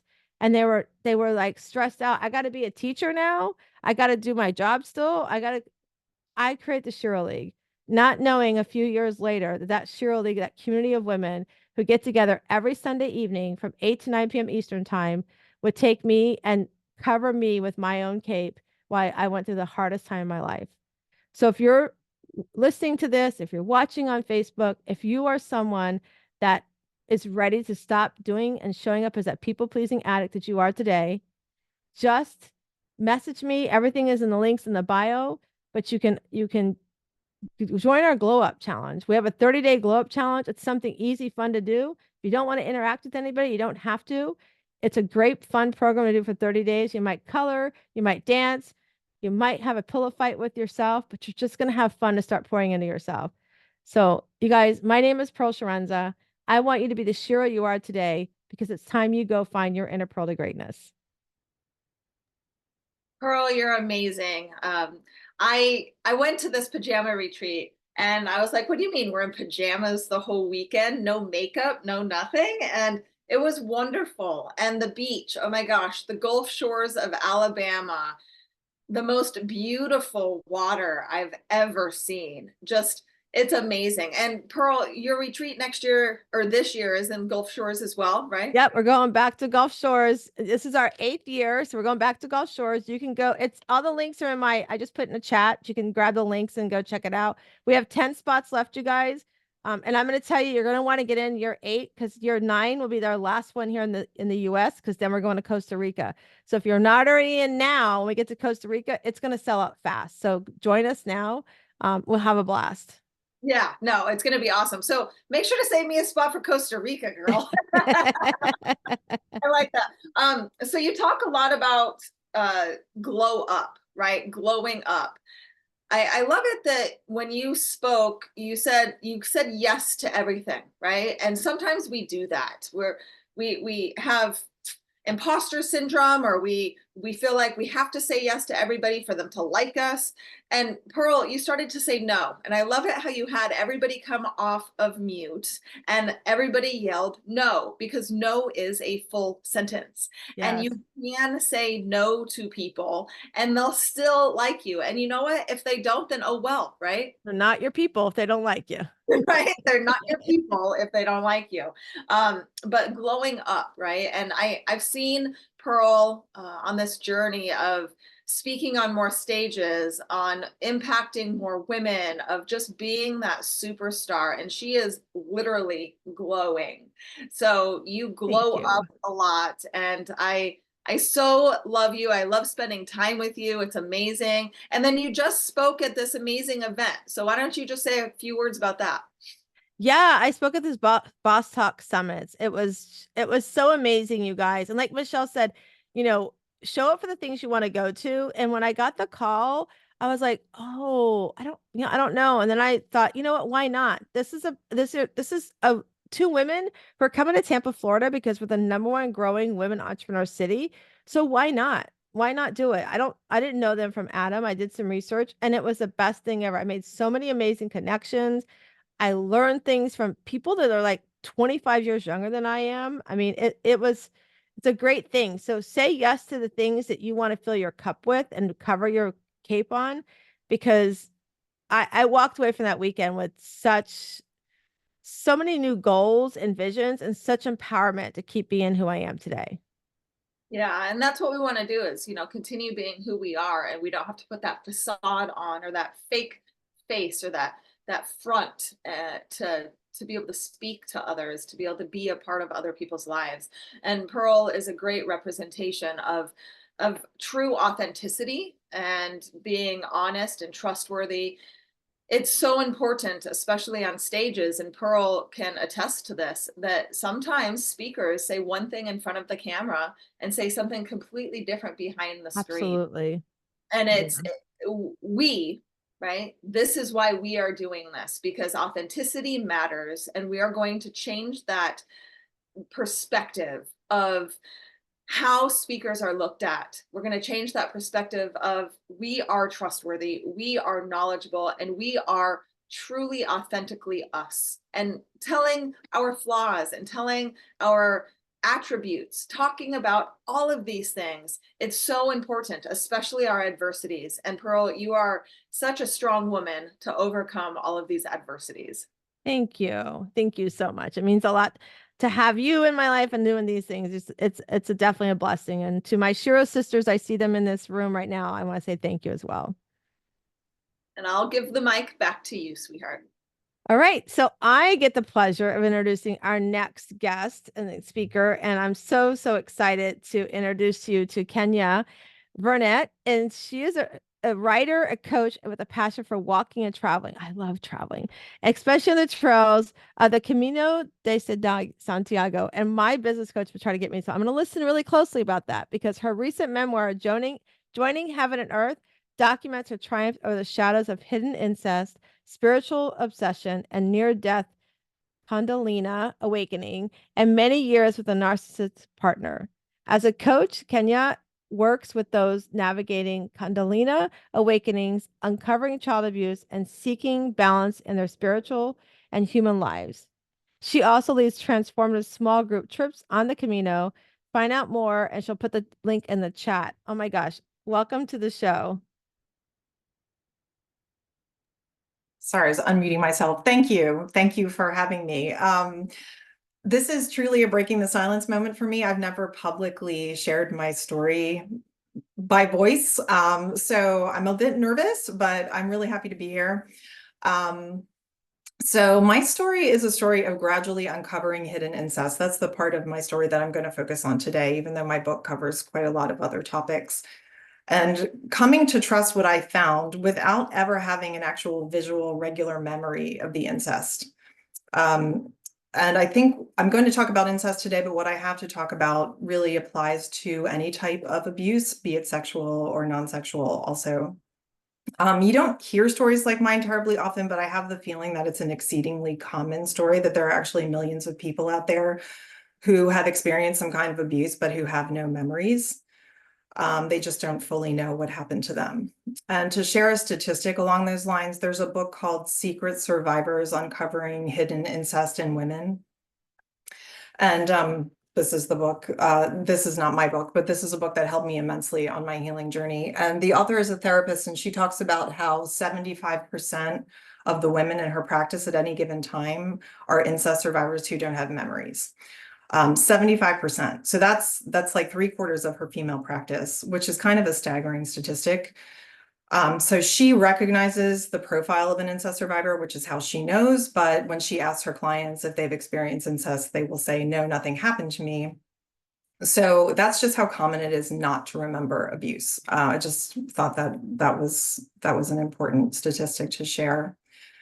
So part of my mission today, and one of the reasons I'm telling my story today, is to reach people who are like I was, who are struggling with painful symptoms, who are in pain, suffering, and who think that maybe something might have happened to them in their childhood, but who have no memories. And the message would be that there are ways of knowing what happened to you other than visual memories. And I'll be sharing a number of the ways that I came to know what happened to me without visual memories. I also want people to know it's possible to trust these other ways of knowing. We tend to, these other ways of knowing are intuitive, they're body-based, they're emotion-based, they're not mental visual for the most part. And our society doesn't typically value those ways of knowing as much, so it's harder to trust them. But incest survivors also struggle with self-trust in general because they had to deny their perceptions of abuse as children to survive the abuse. So we kind of carry this difficulty trusting ourselves, this lack of trust in our own perceptions into adulthood, and we just struggle with self-trust. And that was a really huge struggle for me in my life. It took me a long time to overcome it. And even after uncovering the incest, it took me a full decade to trust that it had happened and to start healing. So that's how devastating this lack of self-trust can be. So another mission of mine then would be to help people in this situation to come to trust themselves more easily and quickly than I did, so they can move on with their lives. And I think before I get into my story, all of this kind of begs the question, why do I need to know? If I don't have memories, is it even beneficial to try to know what happened to me? And to me, the answer is yes, because if you don't have something outside of yourself to point to as the source of your pain, you will blame yourself, which will only compound your pain. You'll feel broken and it will be very hard to heal. So for me, uncovering what happened to you is important for healing. I think also if you have unconscious abuse in your history, you will tend to repeat that abuse. You'll draw more abusive situations to yourself potentially. So this uncovering of what happened, I think, is just critical for healing. At least it was for me. It may not be for everyone, but I can speak for myself. It definitely was for me. So that brings me to my story. And basically, this is the story of how I uncovered the incest without visual memories and how I came to trust myself. Starting from the beginning, there were clues very early in my life. There were a lot of red flags. I was a very, very anxious child to the point that I would vomit from anxiety. I was a hypochondriac. I didn't feel safe in my own skin from as early as I can remember. I also had a lot of physical symptoms as a child, like herpes outbreaks in my mouth and throat, and getting like fear of getting water on my face. So I couldn't swim or take a shower for a long time, and difficulty swallowing. And those last two symptoms are actually documented after effects of incest, which I later found out. I also suffered from low self-esteem. My family looked perfect on the outside, so I figured all of this pain I was experiencing was my fault. So I felt worthless. And when I got to school, I managed that by becoming an overachiever. So I was a straight A student and I did every possible extracurricular activity, and that made me feel better for a long time. But then I got to college and the overachieving kind of stopped working, and I found alcohol to manage my anxiety, and I found sex as a way to help me feel validated. And I struggled with relationship dysfunction and alcohol abuse for many, many years into my 30s. So that that was a very long time to be suffering with all of that, with no idea why. And so finally at 35, this was in 2006, I had kind of a breaking point and a turning point where I was just out of another unsuccessful relationship, still struggling with anxiety, still abusing alcohol, and was diagnosed with endometriosis, which is a gynecological disorder a lot of people will know about, and probably some of you have had. Incidentally, multiple or chronic gynecological disorders can also be indications of sexual abuse.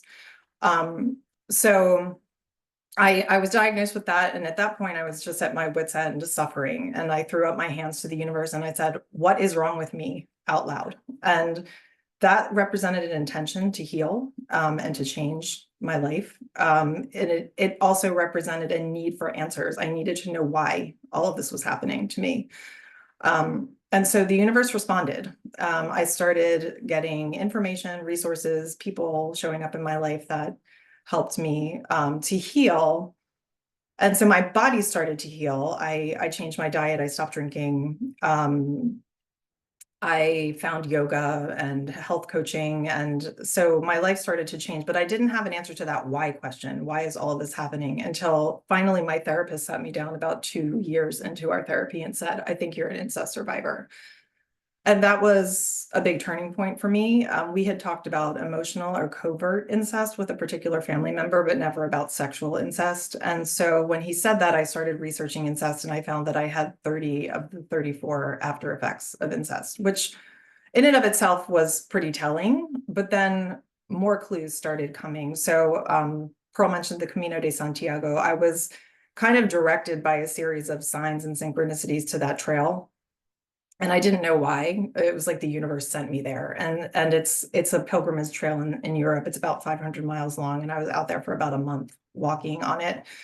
And as I moved my body, all of this repressed emotion started to come up. And I could feel that it was related to my childhood. I could feel that this was a child in me grieving and raging. And it went on for days. I mean, I was just like emoting for days. And so that was a really big clue for me. I could tell that something devastating had happened to me in my childhood, but I couldn't see it. And then I got home and I had some body work done, and that released more blocks from my body. And I had what are called body memories of incest, where I could feel the incest. I could feel the experience of it. I went into shock. So I was like reliving it, but I couldn't see it. And then finally I sat down with my sister and asked her if she had ever experienced any of this. And she said, oh, I always thought that relative molested us, just like that. So all of this was real. That was confirmation for me when she said that. However, because I struggle with self-trust, like I mentioned at the beginning, I didn't trust myself. And I was in a relationship with a narcissist who, which is a whole other story I won't get into, but that lasted about 9 years. He cast doubt on everything I believed in, felt. So in the face of that relationship, I found it really difficult to trust myself. And then I had this Kundalini awakening that Pearl mentioned, which is, some of you may be familiar with that or have had that experience, but it's basically a massive movement of energy through the body that can bring up a lot of repressed emotions and complexes. It can be very positive. For me, it was not very positive. It actually created a psychosis situation where I needed to be hospitalized in a psych hospital and medicated. I almost died. It was a very dramatic and difficult experience. And so after that happened, I thought maybe I was crazy. And I thought maybe I had made everything up, and I hadn't experienced incest. I also needed the care of my mother after that experience. And that meant being near my perpetrator. So I kind of shoved all of my feelings about the incest down and went home to my mother. And this precipitated like a 3-year depression because I was denying myself. I basically denied all of my feelings. I imagined myself to be crazy, and I was just very, very unhappy. And that was in 2017. And all of this happened over years. Like, it took a long time for all of this to unfold. So finally, at the end of 2020, things started to turn around for me. I found a very special therapist, and I've been working with her ever since. She is a specialist in post-Kundalini integration. By a miracle, I met her, and she knew exactly what happened to me in the Kundalini awakening. She could tell that basically it was more evidence of incest, that more latent material was being released. So she helped me see that. She helped me see that everything I had experienced up to that point was an indication of incest, that I was not crazy. And she just basically over time helped me to come into self-confidence and self-trust. And I was strong enough then to leave the narcissistic relationship. Finally, I moved away from my family. I found a sexual abuse survivors community. And this was just early last year that I found that community. And through that community, wrote my book. Pretty quickly, actually. I had been working on a book for some time and it just kind of came out of me. I was ready for it. And so it's a memoir and it covers all of this. I've started a coaching practice for people like me who are trying to uncover abuse in their past, who have a sense that maybe something happened to them, but don't have memories. So if anything that I've said resonates, please feel free to reach out and I'll put my website in the chat. It's kennavernet.com. And I'm just really thriving finally. I feel like, and it's because of the book writing and it's because of the therapeutic work with my therapist and really the self-trust, finally coming to trust myself. I'm inviting joy into my life. I'm finally in a healthy relationship, probably for the first time in my entire life, in my 50s. I am dancing, which is something I wanted to do my whole life, and I'm just loving it. Anyway, so I guess that's about it. I've just finally turned my life around. And here's a quick plug for my book. This is the book. There's a link again on the website, kennavernet.com. And again, if anybody feels the need to reach out or would like some support around any of this, I'm available. So thank you so much for listening. Great job. So how does it feel to tell your story out loud? It feels really good. I mean, at first I thought I would forget everything, but I didn't. It feels really good. It feels really good to actually speak it. I mean, I've written it and that was also very, very powerful, but it feels great to speak it. Yeah. And it feels great to feel so different, Yeah. yeah. Yeah. And you are going through so much growth and it's so beautiful to see. And as you said, this has been a long journey and some of this has been very, very fresh for you. Kundalini yoga is amazing. I've tried to do one of those awakening activities before and it's a lot of emotion, right? Yeah, And it's a lot. it's interesting what you talk about and what you've experienced without remembering, because there are so many people who have bits and pieces of their story, their history that they don't remember. And I'm one of them. There's a portion in my life when I was 7 years old where I was living someplace else and I don't remember that period of time. I don't remember anything. You told me that during our interview. I remember that. I remember you telling me that. Yeah. So what you're talking about is so important because there are so many individuals that probably experience this. And you stated something along the lines of there are 34 after effects of incest and you had 30. Yeah, 30. I mean, that alone, that's how therapists know. That's how they recognize incest in people who don't remember. It's really based on the after effects. They recognize the after effects. So that alone is very telling. Yeah, and the body knows, like the body speaks to us. The body knows things that the mind does not. So yeah, the body holds on to things. So yeah. it is interesting, right? All of these people here, everybody listening on Facebook Live, anybody who's going to be listening to this afterwards, because this is evergreen. If you are experiencing depression, anxiety, pain, autoimmune disorders, chronic fatigues, any of these things, right, effects, there are underlying causes. And like Kenna said, it comes from previous traumas. It comes from, our ACE score, which is typically really high with trauma survivors. And that ACE score then determines your vulnerability of having these types of diseases, having these types of experiences in your life. And the only way to overcome a lot of these autoimmune disorders and pains is you have to feel through the pain. Yep. You have to feel in order to heal. And you do such a good job of speaking about that. So I want to thank you for telling your story. because I know that this has been a very difficult journey for you to be able to use your voice and figure out how to do this. And you're doing a great job of it. Thank you. Thank you. I Definitely. appreciate it. Thank you for the opportunity. I really appreciate it. Yeah, of course, of course. And again, I appreciate you so much, and keep speaking. So keep going, publish that book, right? You've It's got published. It's, make sure to put it in the chat, right? Not I just the will. link. And again, if you want to connect with Kenna, make sure to connect with her via chat, and then you guys can, who knows, explore and make beautiful things together. Thank you. Thank you.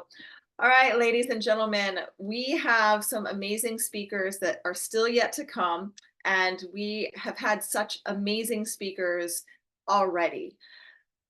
It's so important to use your voice, and using your voice will not only heal yourself, but it will heal people around you.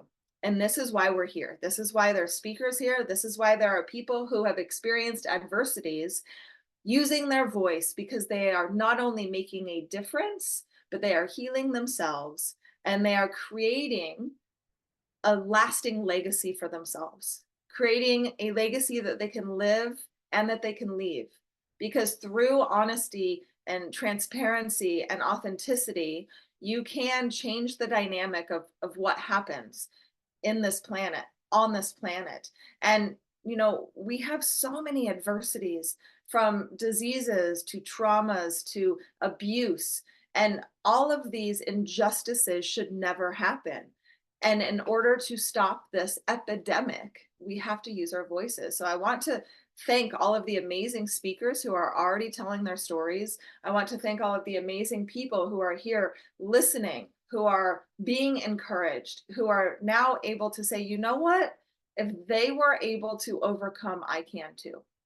So this leads me to our next speaker. Candy Campbell is an experienced grief and transformational coach and the host of the Awaken Hope radio show.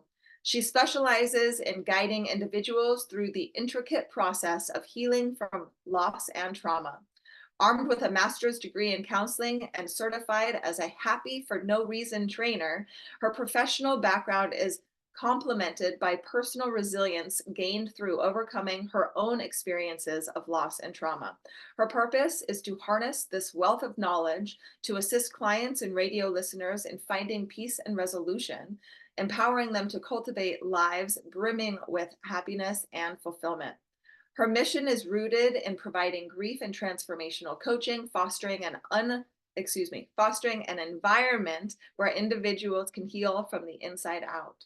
She extends her unwavering support to those navigating the challenges of loss and trauma, with a shared objective of helping them unravel profound peace and resolution. Her goal is to equip individuals with the tools they need to lead lives that are not just happy, but deeply fulfilling. And join her so we can all embark on a transformative healing journey. All right, baby girl, stage is yours. Thank you so much. As you said, I am a therapist, and I'm also I have a nationally syndicated radio show, which I am blessed. But I will get back into that. I will give those details. You'll hear more about that.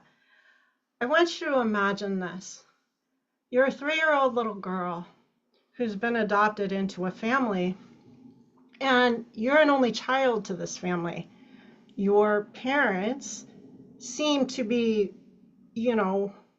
on looking outside in, seem to be adjusted, but they do not have healthy or effective communication. And as a result of this, your mother, since you're an only child and they cannot communicate, your mother turns to you and uses you as a sounding board and as a confidant. This was my journey. This is where my journey began. I came in, I loved my parents, and I was very fortunate. I had many opportunities to do a lot of things that many people did not. I lived overseas. I got experiences that many could only say, wish for or read about in a book. And that was all good. However, this becoming a sounding board at the age of 3, you do not know that what you don't know. You don't know that these weren't your problems. And no one ever told me that this wasn't my issue to solve, nor was it my problem. So instead of having a carefree childhood, I took on the burden and the responsibility of trying to solve my parents' problems. Not only did I know about any financial issues, but even just marital issues. But again, 3-year-olds don't have that wherewithal to manage that. So fast forward, this affected me. This affected me in ways that I didn't even know. I became more introverted. I was not able to connect with kids my age. I related more to adults than I did to my own peers.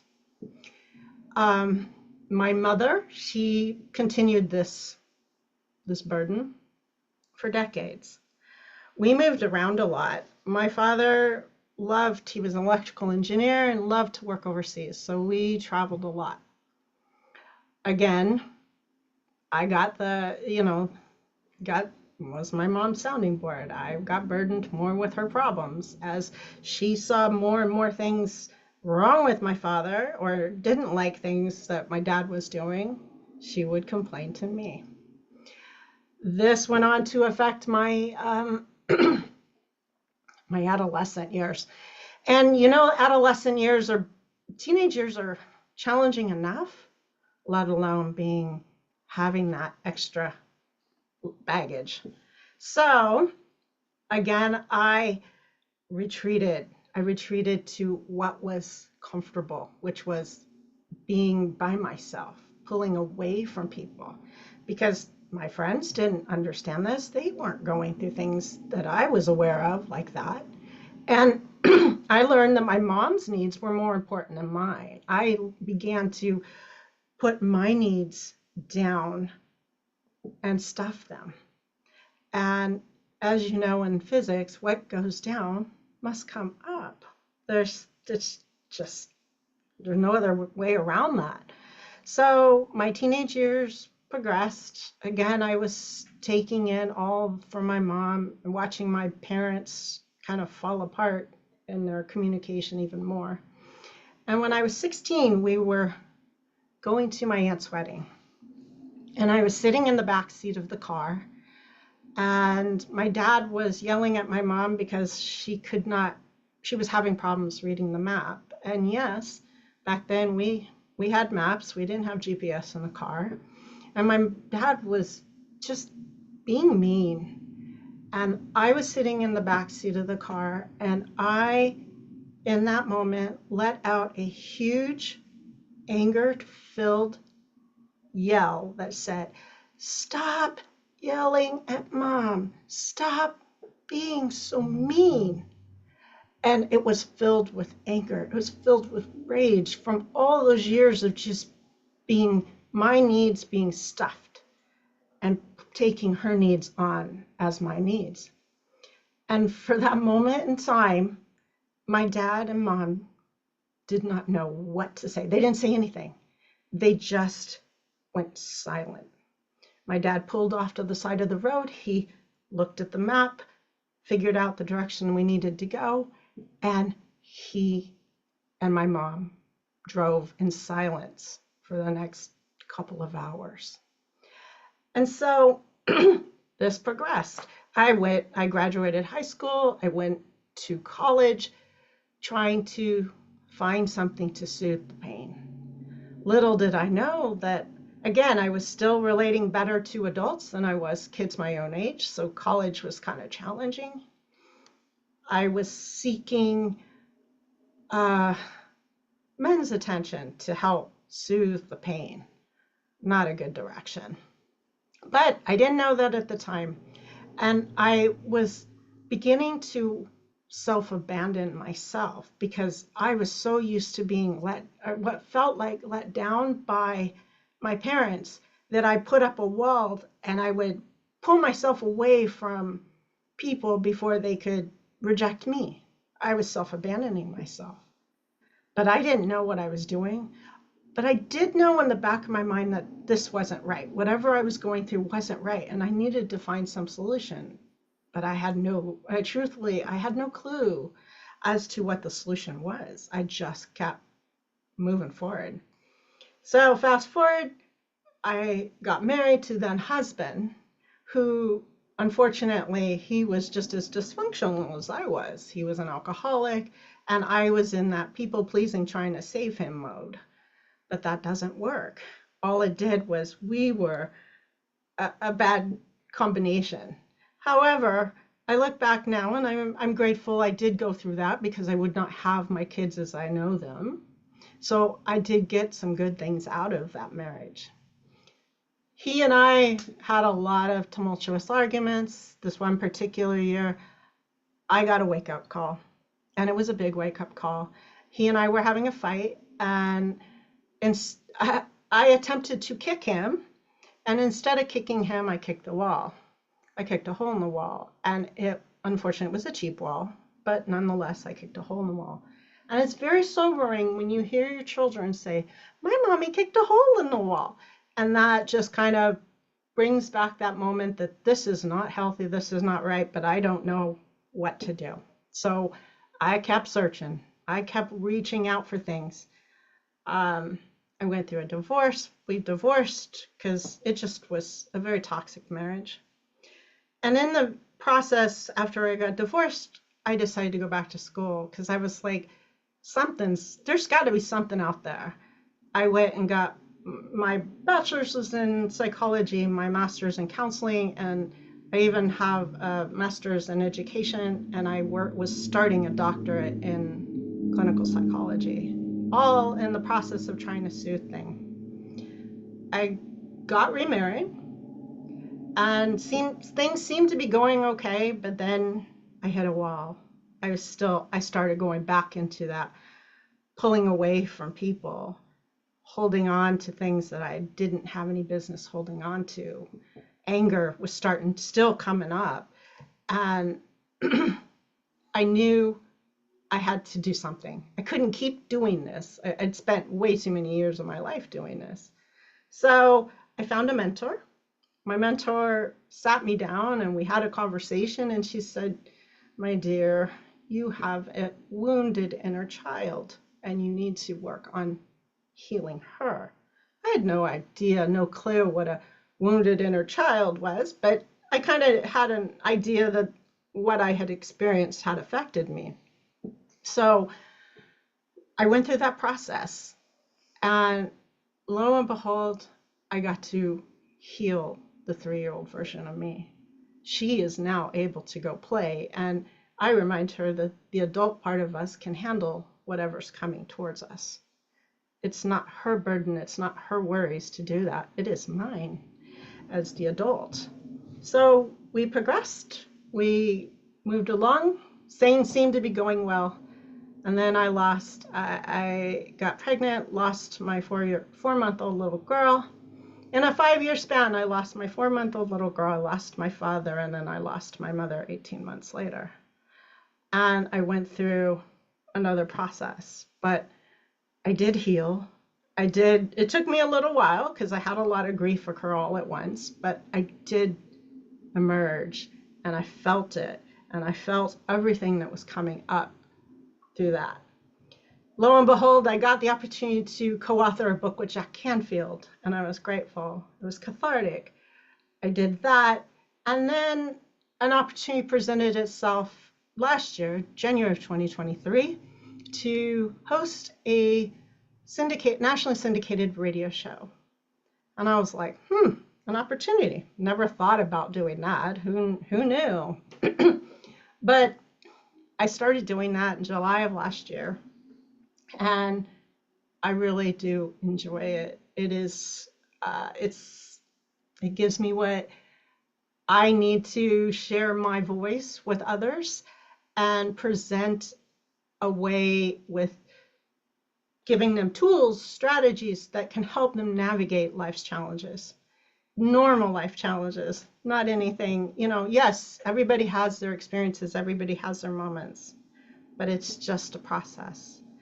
And I am grateful for this opportunity to do this radio show and to be able to bless people with different tools and different strategies. So my big future goal is to continue to make a difference in people's lives and impact them with more and more, and equip them with more and more tools and strategies that can help them navigate life and recover from anything they may have experienced. It is a process and it is a journey, but a journey that I am grateful for everything I went through, because had I not had those experiences, I would not be the therapist I am today, nor would I be in the position I am in today. So that is my story, and I am grateful for this opportunity to be able to write my journey and my story, because it is cathartic. Thank Thank you you. so, yeah, thank you so much. That was so like the journey, and there's so many nuggets I took. I mean, my page is like full here. So I'm gonna just try to narrow down. First of all, I want to say thank you for being vulnerable and sharing your story. And that's to all of you that are here today, because it takes a lot of courage to do that. And also to say that inner child, like you talking to her, I love when people do inner child work, because we have to heal her and let her know it's okay, so that we can truly, like you said, like the process and then the journey. Our journey is beautiful, and when we can pay forward our journey and pay forward our story, it can impact so many. And for you to take your voice and to do that, and then I kept thinking when you were talking about how I wrote down how your mom, I'm my oldest was adopted. I was very blessed to have him from my heart as well, and to think that here's this little girl that's being the voice for her mom, like to step in and be that voice for your mom. That's a lot for a little girl. So to know that you're talking to her today and helping her heal, it's so important. And that we have to, and you said, when you said that you yelling, like it finally came out, we get to that point where we finally have to have that release, right? We have to have that release and that healing. And I know we were talking just a few minutes ago with our last speaker about getting that, getting help, getting a therapist, whoever that is for you, to get that help to work through it. So important.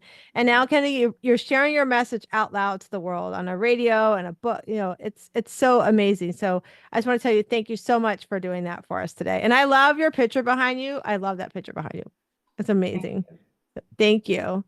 All right. So I get the opportunity to introduce our next speaker. That's coming on for us today. I think I see her. Her name is Anita Arandio, and she's a founder and CEO of Be Healthy Weight Loss and Wellness in Tampa, Florida. She has a bachelor's degree in business, an associate's degree in marketing, plus a certification in nutrition coaching. Her passion is helping others change their mindset about food and learn to live and no longer diet, that four-letter word. Whether her clients are struggling with self-image, weight issues, or just nutritional guidance, she meets clients where they are and works with them to recognize and overcome self-sabotaging behaviors, helping create new positive habits. She truly wants others to get healthy and be healthy. Born and raised in Tampa, Florida, and she is a former single mother and now a devoted wife to Tony and a loving mother to her daughters, Ashley, who's 32, and Alyssa, who's 19. She takes immense joy in being a grandmother to Anthony and Amelia. Anita's passion lies in music and concerts, and she cherishes spending time with friends. Anita's resilience shines through as a survivor of both melanoma and breast cancer, as well as a survivor of domestic abuse. She once graced the stage as a dancer during the Super Bowl halftime show in Tampa in 1984. She's involved in the Affirmations Project, where in 2016, she had her body painted after a double mastectomy and reconstruction to provide hope to others that there is life after cancer, to promote self-love and show that our scars do not define us. Notably, she's also a published author known for her work in Slaying Tampa Bay. She's also a featured author in a collective where Whatever It Takes, both available on Amazon. And her life philosophy is beautifully summarized in her belief that life Every obstacle she encounters is not a roadblock, but a stepping stone to make her stronger. And she'll put her links to reach her in the chat. Welcome, Anita. Hi, everyone. Please bear with me. This is my first time.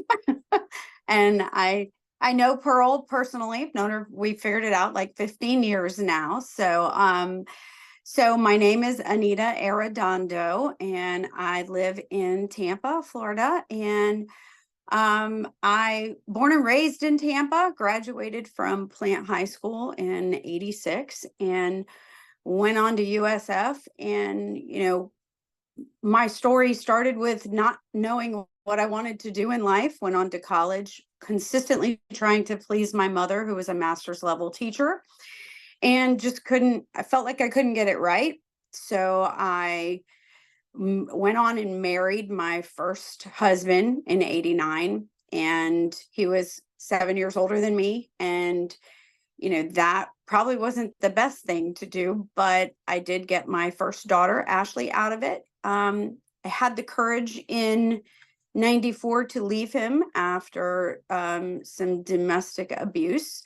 I don't like to put a lot of importance on that because I don't like to give that air. That is not who I am.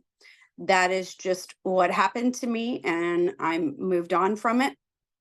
I was blessed to be raising my daughter as a single parent for a lot of years until I met my husband, Tony, in 2001. We met on matchmaker.com, and he was the one who I felt believed in me when I didn't believe in myself. And my issue has always been the self-love. And the first husband would always say, "You're fat, you're ugly. If you're not married to me, you'll never be anything in life."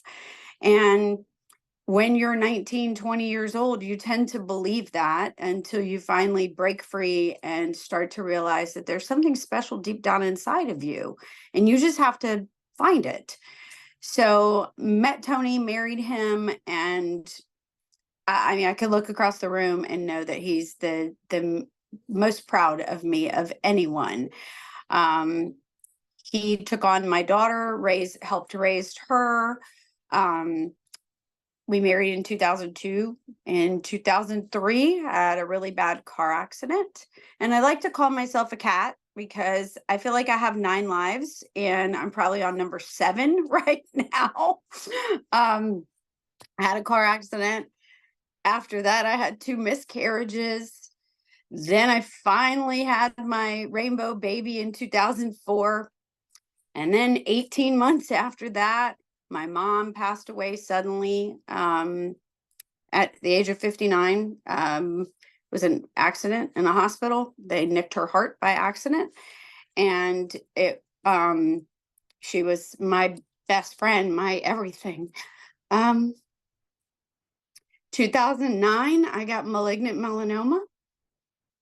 That was hard. 2010, my dad died. And I was like, okay, I've had enough. Like, this is enough for me. I can't do anymore. And 4 or 5 months after that, I got breast cancer.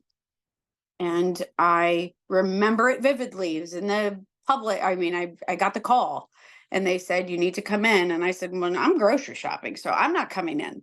So you could just tell me right here on the phone what's going on. And they said, "It's not good." So I finished grocery shopping, went home, grabbed my husband, and we went. And it was like the world just fell on me. I was like, have I not had enough? Has my life not had enough that I have to deal with this too? And I had, a small child. I was just newly a grandmother. I had my whole life ahead of me. I was, health coaching at another place. And I was just like, this is crazy. And my husband sat me down, and I think I was in shock. And he said, "I'm going to give you 2 minutes to have a pity party. Just 2 minutes, because you can scream, yell at me, hit me, punch, or whatever. You can do whatever you want to do for 2 minutes. And then you are going to pull up your big girl panties and be the badass that I married." And he goes, go. He didn't even give me a chance to prepare. He just was like, go. And I did. I cried. I said, I'm going to die. You know, I'm just not meant to live, apparently. You know, I had recently had, you know, a house fire that I burned my leg. I mean, it was just like, I am a cat. Okay. And I managed to get through that, had a double mastectomy, had a year of chemo, continued to work through all of it, tried to help people lose weight and feel good about themselves as I was going through chemo. I was bald, the whole bit. I then did the Affirmations Project in 2016, which is promoting self-love and acceptance. And I've had to do a lot of work on myself. And, you know, scars don't define you, but the way that you look and you look in the mirror, you have to love what has happened to you. It's happened to me, but it is not who I am. It will never be who I am. I'm a wife. I am a mother. I am a survivor of all of these things. And I finally decided that I kept seeing my clients lose weight, gain weight, lose weight, gain weight. And I said, there has got to be something more out there to help people, because I went through it, lost weight, lost weight, had the chemo, gained like, I don't know, 80 pounds. And I, you know, went and got my certification in nutrition, and I opened Be Healthy in 2020 in the middle of COVID. Everybody thought I was crazy, and I was in the middle of COVID, and I said, I'm going to open this because I truly want to help people. I want them to understand that it's about your mindset. It's about how you think and feel, which will change your whole life.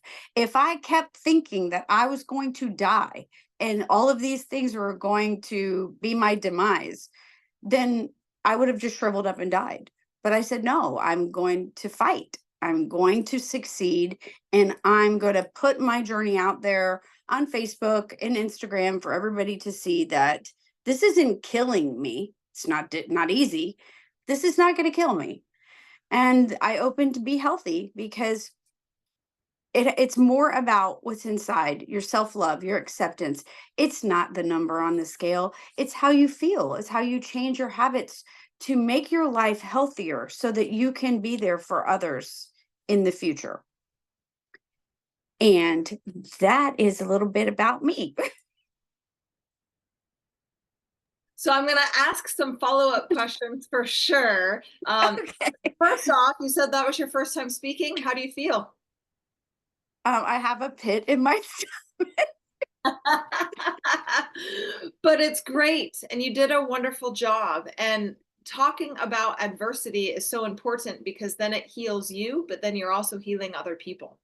And I want you to expand a little more on, you said it's all about mindset, right? It's all in our head. So you've experienced a lot of adversities. You have 9 lives. So I understand why you call yourself a cat, because you've experienced a lot of adversities.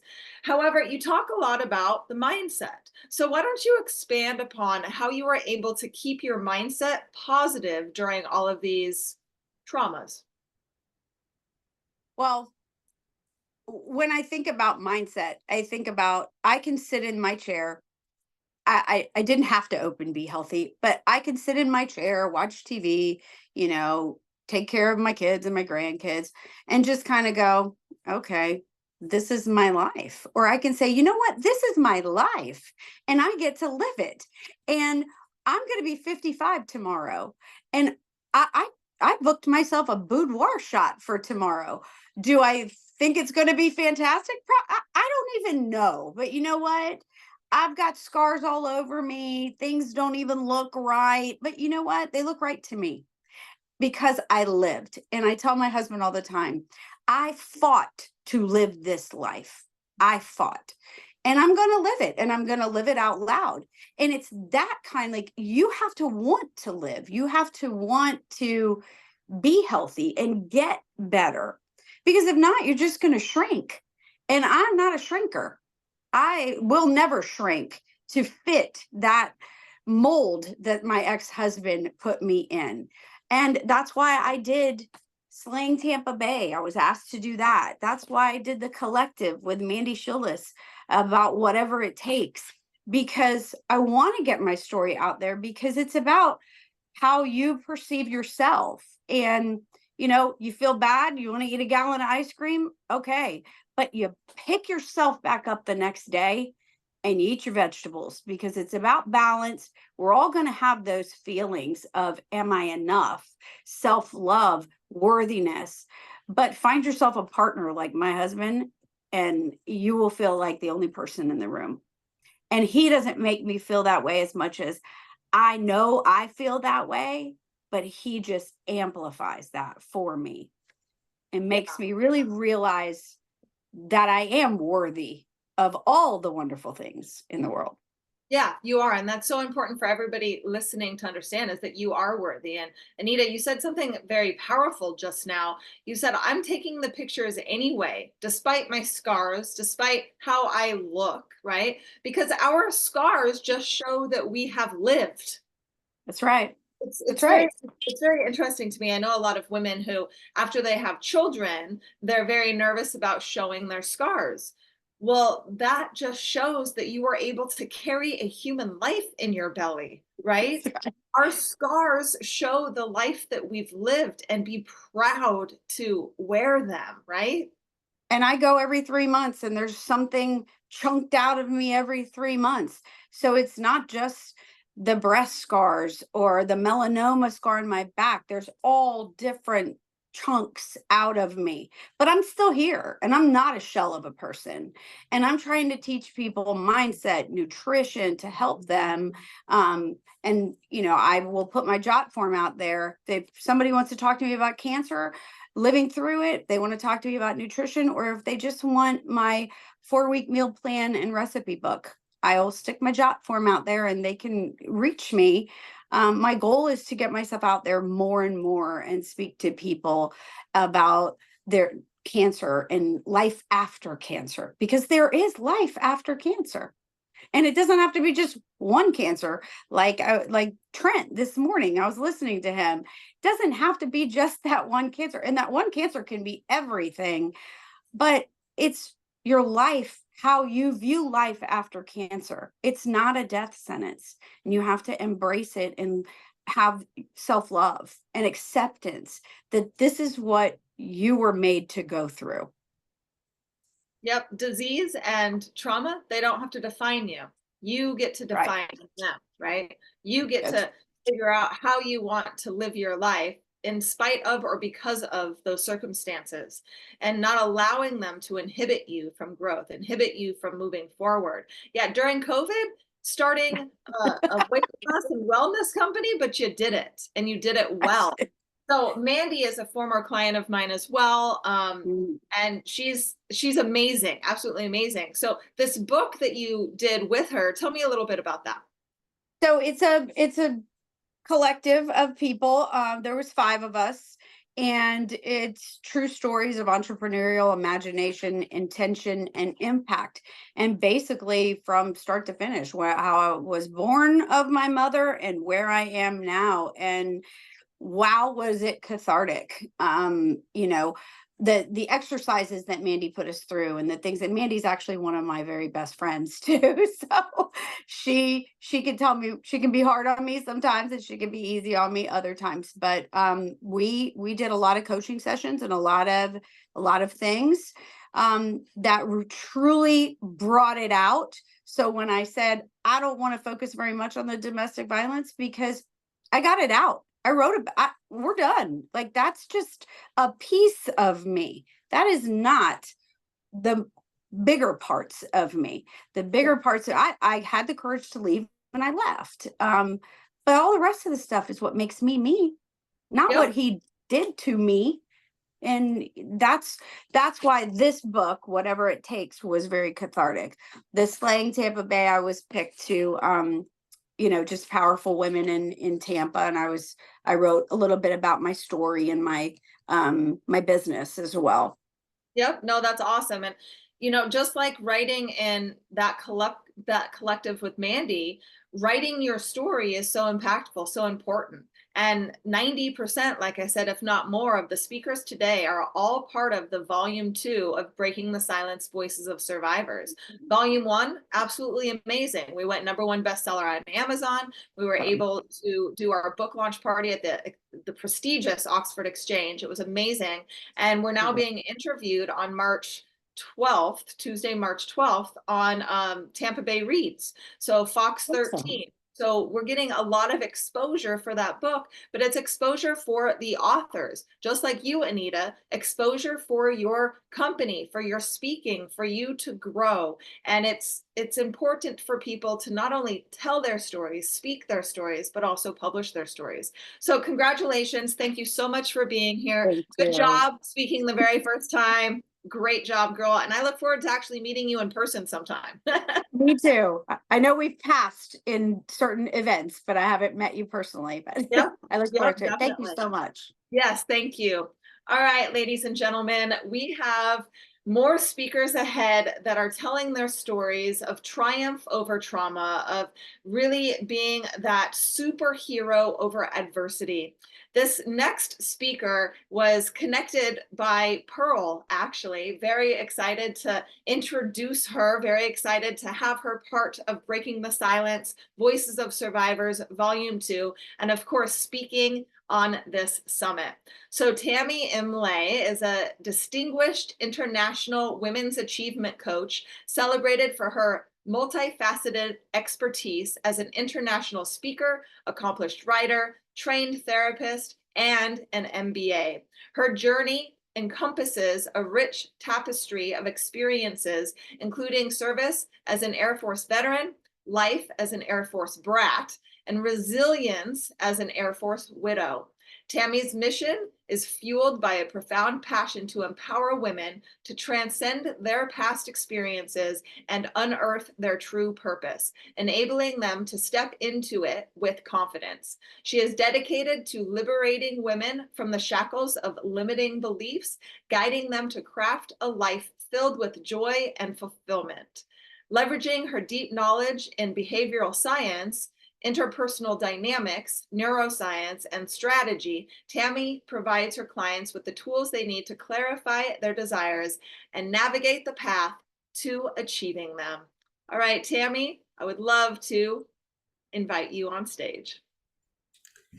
Hi, Michelle. Thank you so much for having me. As I was trying to figure out what to share today, because in 15 minutes, one story, what encapsulates it all. And I was sitting outside and I was looking at this little tree that we have that we planted a few years ago. And it started to have little flowers, little tiny buds and flowers. And it just got me thinking about this pear tree that I have.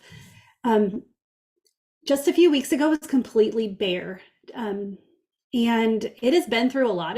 We planted it about 2 years ago, and through the 2 years, it has been through some stuff. We had earthquakes, we've had storms, we've had tornadoes, our house was hit by lightning, and you can see the evidence on the tree from this. And yet it still is, there's evidence of it growing stronger. And I was just thinking about today how all of the stories on here are just the evidence of these men and women who are growing stronger. And so I figured I'd just start with that, because we all have experienced a lot of life.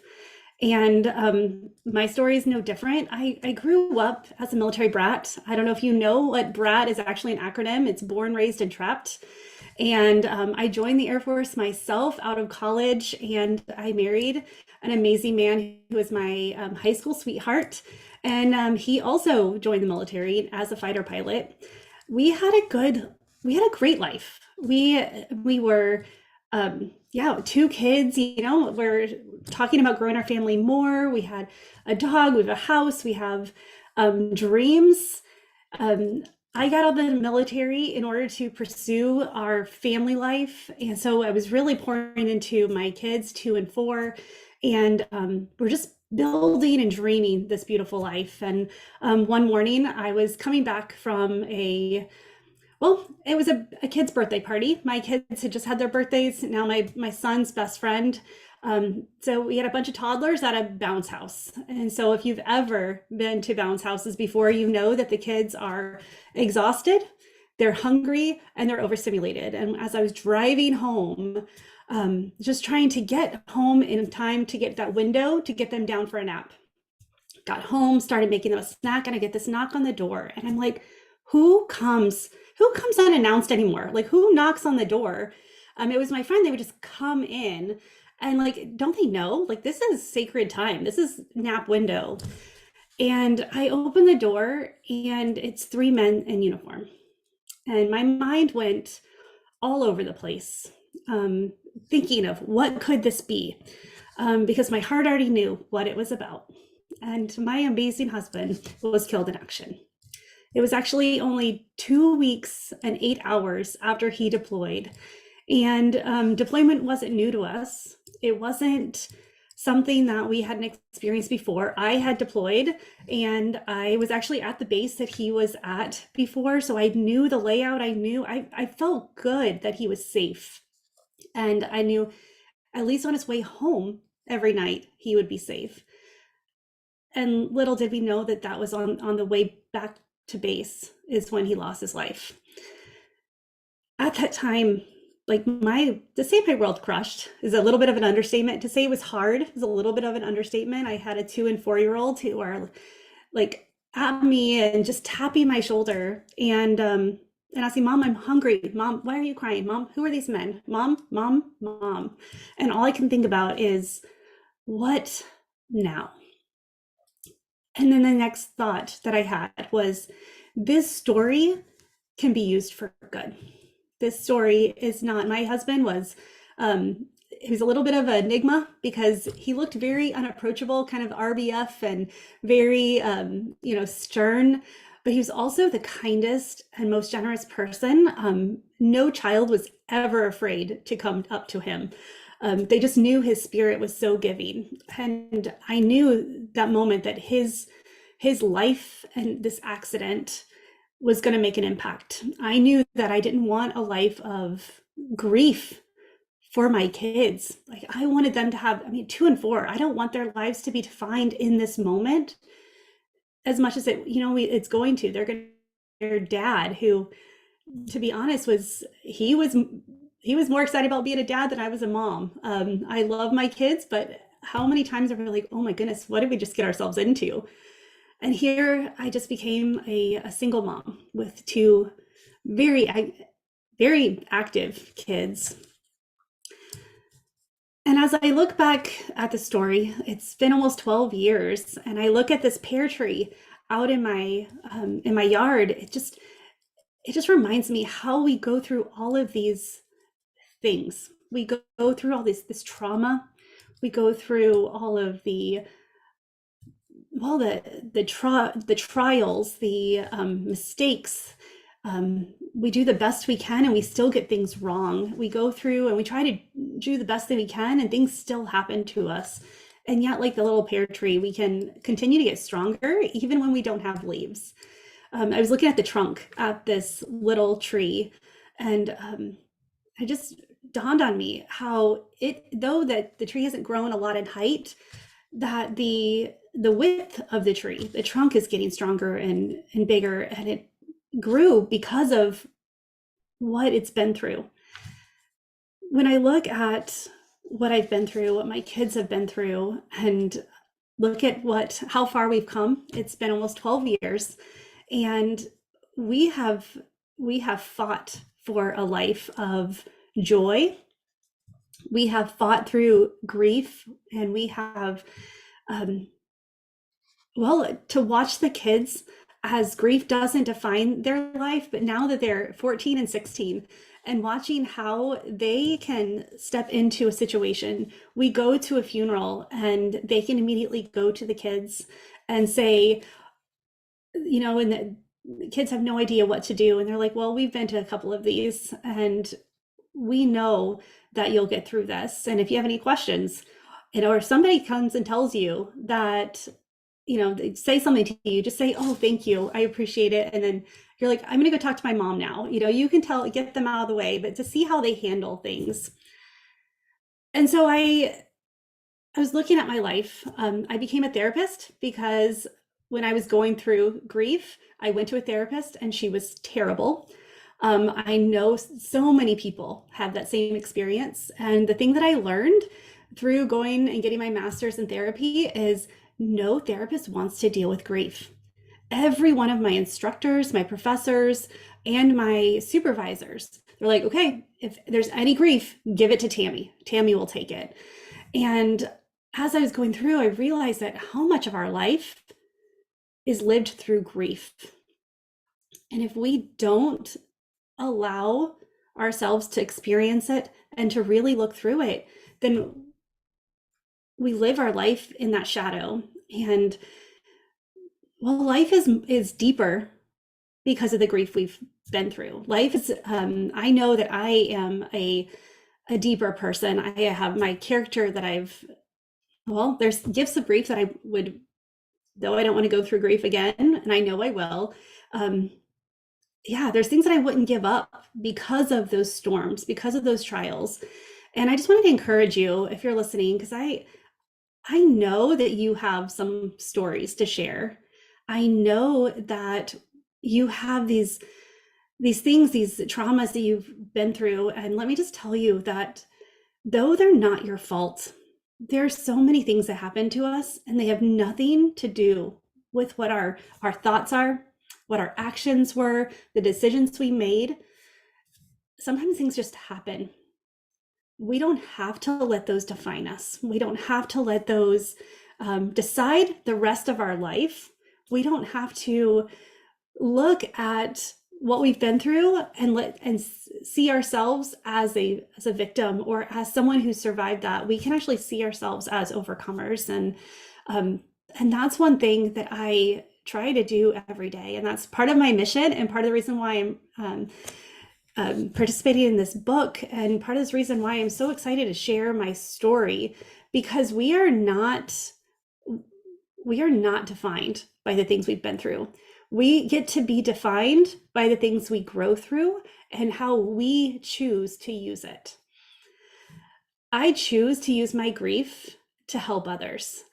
I realized in the pursuit of my becoming a therapist and now as a coach, that my purpose is actually to help women see that they aren't defined by their pain, by their past, that they can actually not only discover your purpose, but you can step into it and have this amazing, fulfilled life and not fear what the future is, not be afraid of what you've been through and how people will react, or how it can be used, because it will be used if you allow it. I know that the things that we've been through, I know that they're hard. And I know that giving up, moving forward seems like we have to give up some of our past, or we have to hold on so tight so we don't forget. One of the things that I've learned is if we hold our past in our hand, an open hand, versus holding it tight, we're able to actually hold more. We can hold the good, we can hold the bad, we can hold the trials, and we can really step in and create a life and not just survive life. I learned a few years ago that I was managing, and I was like, man, I don't even want to manage my life. I want to live a full and fulfilled and joyful life, which means that I get to hold all the hats. I get to have the identity of a widow, but I don't have to have that define me. And I just want to ask you today, what hat are you wearing? What identity are you wearing that you can allow to shape you and you can carry it with you, but it doesn't get to define you anymore? Because when we decide what defines us, that's when our life really we get to live like full and joyful, and we get to share impact, and we get to just experience what everything has for us. So that's what I have. Sorry, Pearl, I thought you were gonna jump in, but I just wanted to say thank you for letting me share, and just knowing, just like that pear tree, you can't tell by looking at it how strong it is. It's the roots, it's the depth that really is going to decide how much fruit the tree is going to bear. And though we've had one pear in the last couple of years, this year I see how all of that has expanded. And this year we're going to get so much more. And that's just the same as for our lives. We don't know, we can't decide how we look on the outside. We can't let that decide how we're going to be impacted and how we're going to impact others. Oh my gosh, Tammy, that was so Michelle, shame on you. I'm so glad you guys, this is exactly why I told Tammy she needed to talk to Michelle, because your story is so empowering. And I know we've had conversations about both of our grief journeys, and it's just so empowering. I love to use the tree. Like that tree is just so empowering. I mean, I could sit here, I've got looking out my window, I'm in Florida, I got some really cool trees, and I could just picture that tree out there for you.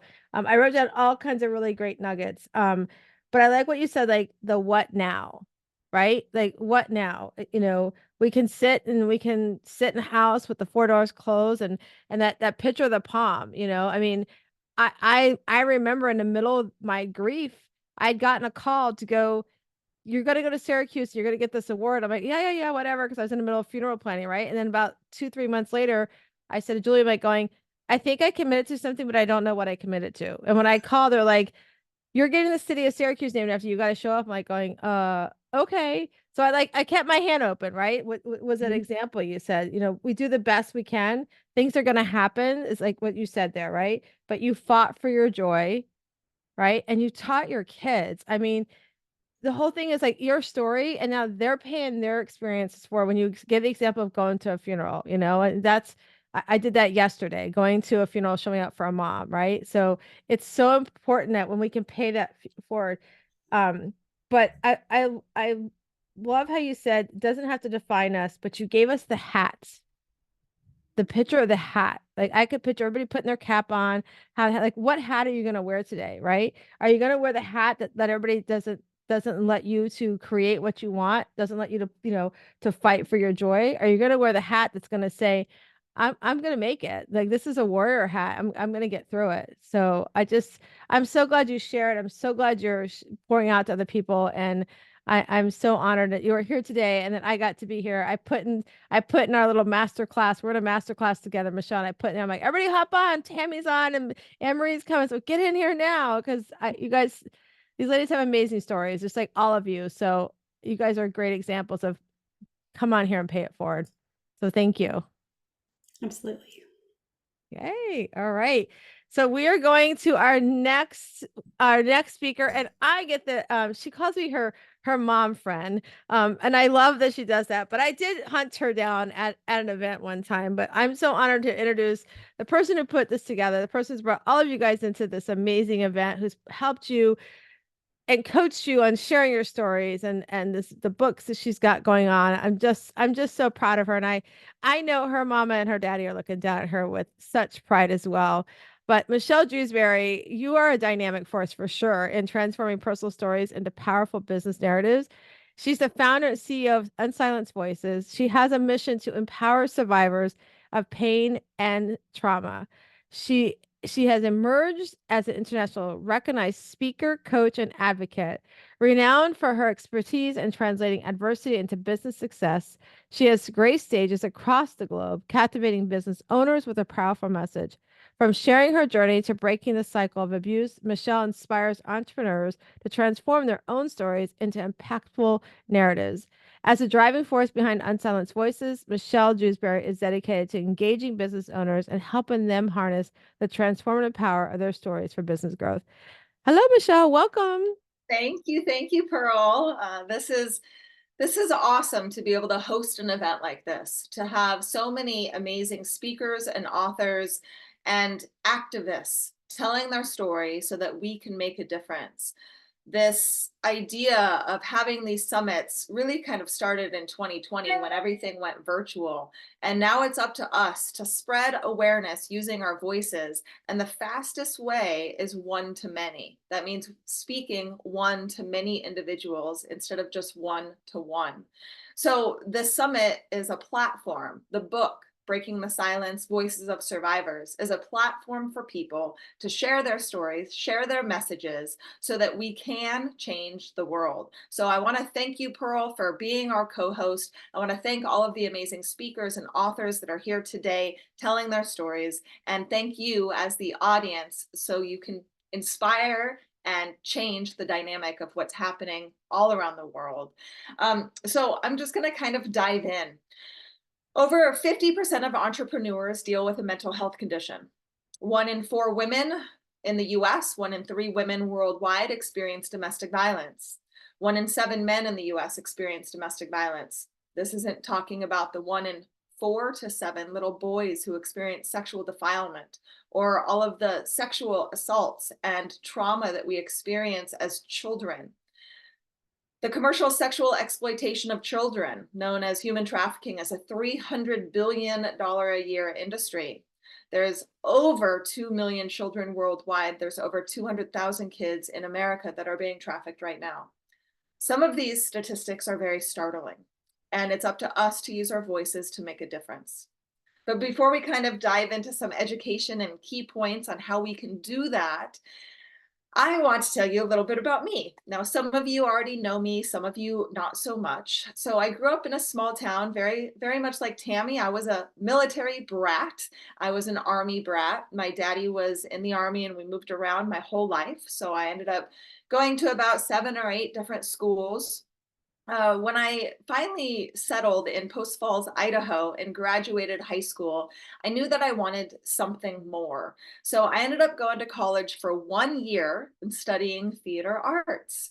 And I knew that I wanted to be on the stage. I knew I wanted to be able to portray characters like Nicole Kidman in The Hours. If you've never seen that movie, it's very dramatic, a little slow, but very dramatic. And I really wanted to be able to portray these characters of overcoming adversity. And isn't it interesting what I do now?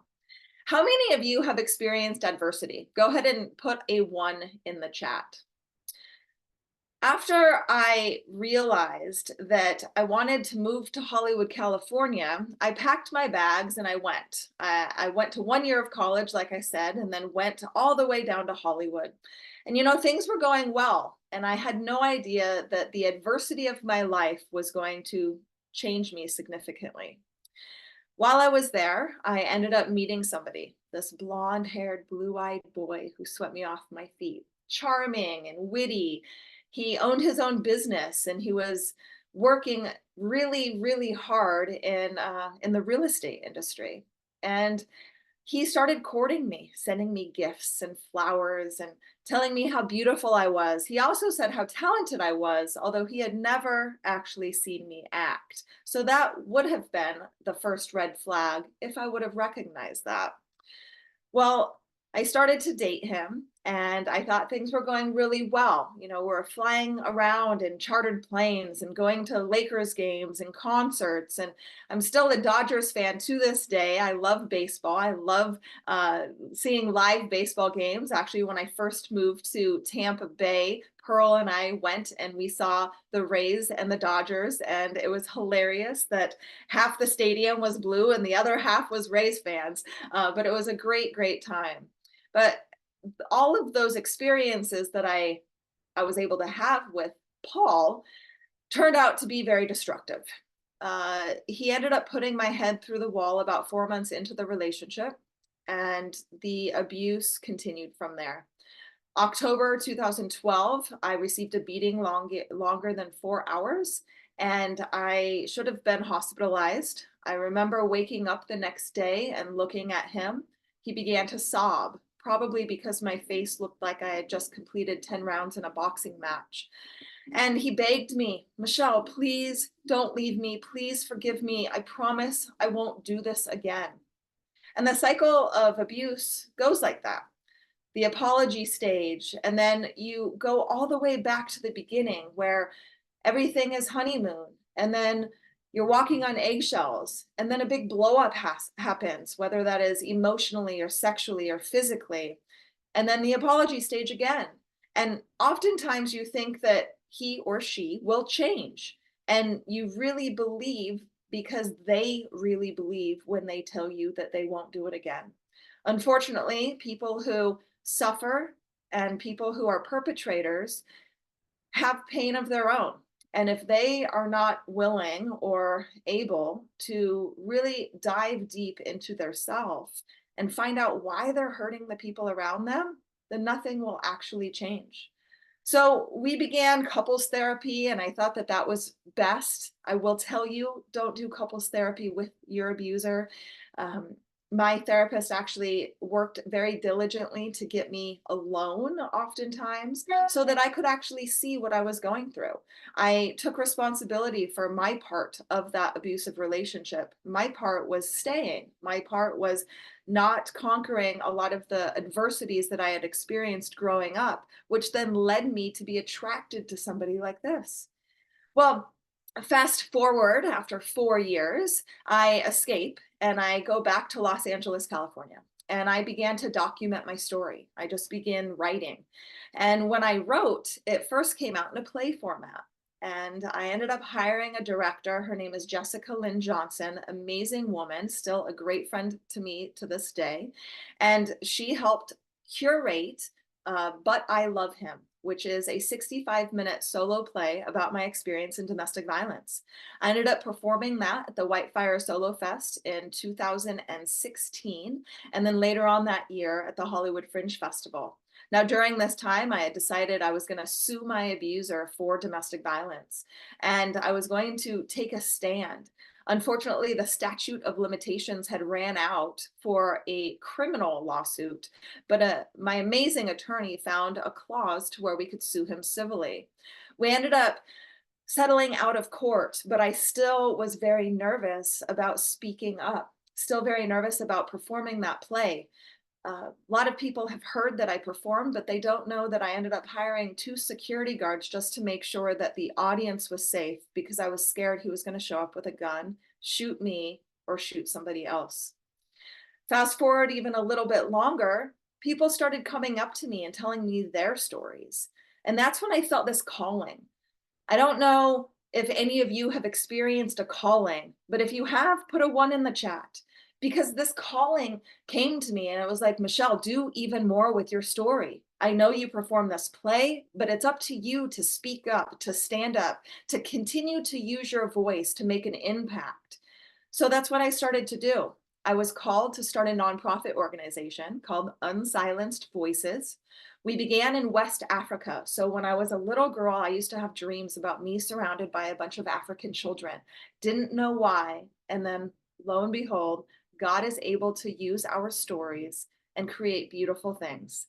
And we started in West Africa, started in Ghana, expanding to Sierra Leone. Sierra Leone is the bulk of our programming still to this day. We were actually able to film a TV show with the Fixers back in February of last year, 2023, and it's now broadcast on BYU season 4, episode 2 of The Fixers. So if you want to see that, please go and do so.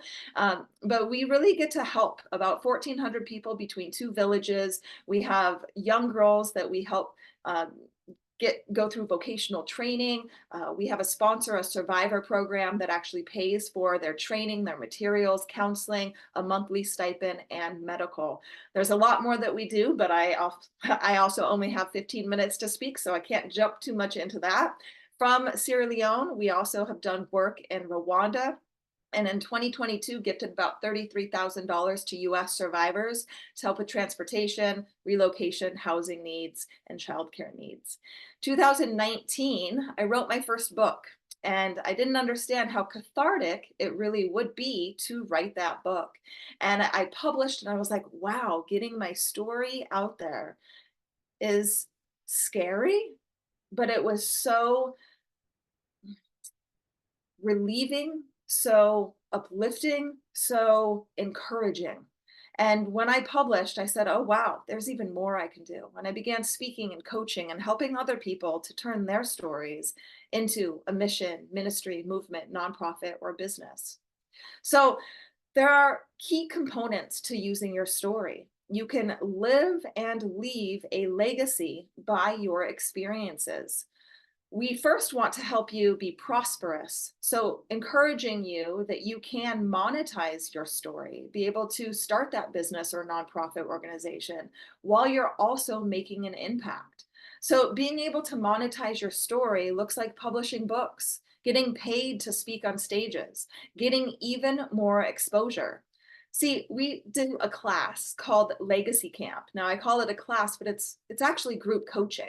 And we get together, and there's a handful of people on this on the live Zoom, and of course, who are watching that have been part of Legacy Camp, that are part of Legacy Camp now. The speaker right before me, Tammy, is part of our next Legacy Camp, and she is using her story to not only get more exposure, but to be able to monetize, be able to make that impact while she can actually live her legacy now. What that looks like is traveling all around the world, being able to express yourself, getting paid to speak on stages. Sometimes that's scary for people, but once you're able to speak, once you're able to say your truth out loud, once you're authentically you on stage, you're more relatable. People want to work with you. People want to experience you more. Then you can also use your story and create nonprofit organizations. Let me tell you what, guys, I created Unsilenced Voices while I was bartending. I was pouring Jack and Cokes, and I was having masterminds with the patrons that came in to drink them. Hey, what do you think about this idea? What do you think about this name? One person can make a difference. And let me tell you what, if I've been able to do it, you can do it too. You can turn your story into something even more. Now, all of us have imposter syndrome, and all of us think, oh, I don't think I can, or why me? Who's going to listen to me? You know what? I am a girl from a middle-class family who dealt with drugs and alcohol growing up, who was very promiscuous at a young age, who went to raves all through high school. Yeah, I graduated with double honors. I didn't even graduate college. And I've been able to start a very successful six-figure nonprofit and business. And if I can, you can too. So I encourage you to look at the link. I've got my amazing assistant, Kay, putting the link for Legacy Camp in the chat. I also encourage you to connect with me. Please connect with me in a 15-minute call. Kay will actually put that in the chat in just 1 second. And you talk with me about your story, and we can see if we can actually help you to monetize that, help you be prosperous, and live and leave your lasting legacy. Before I end, I want to make sure that everybody understands why they do what they do. What is your why, right? Why do you wake up every day and go to a job that you may hate? Or why do you wake up every day and keep putting one foot in front of the other? Because of your children? Because one day you want to travel the world, or you want to go eat in Paris on the Eiffel Tower? Or you just want to be able to give back and help other people.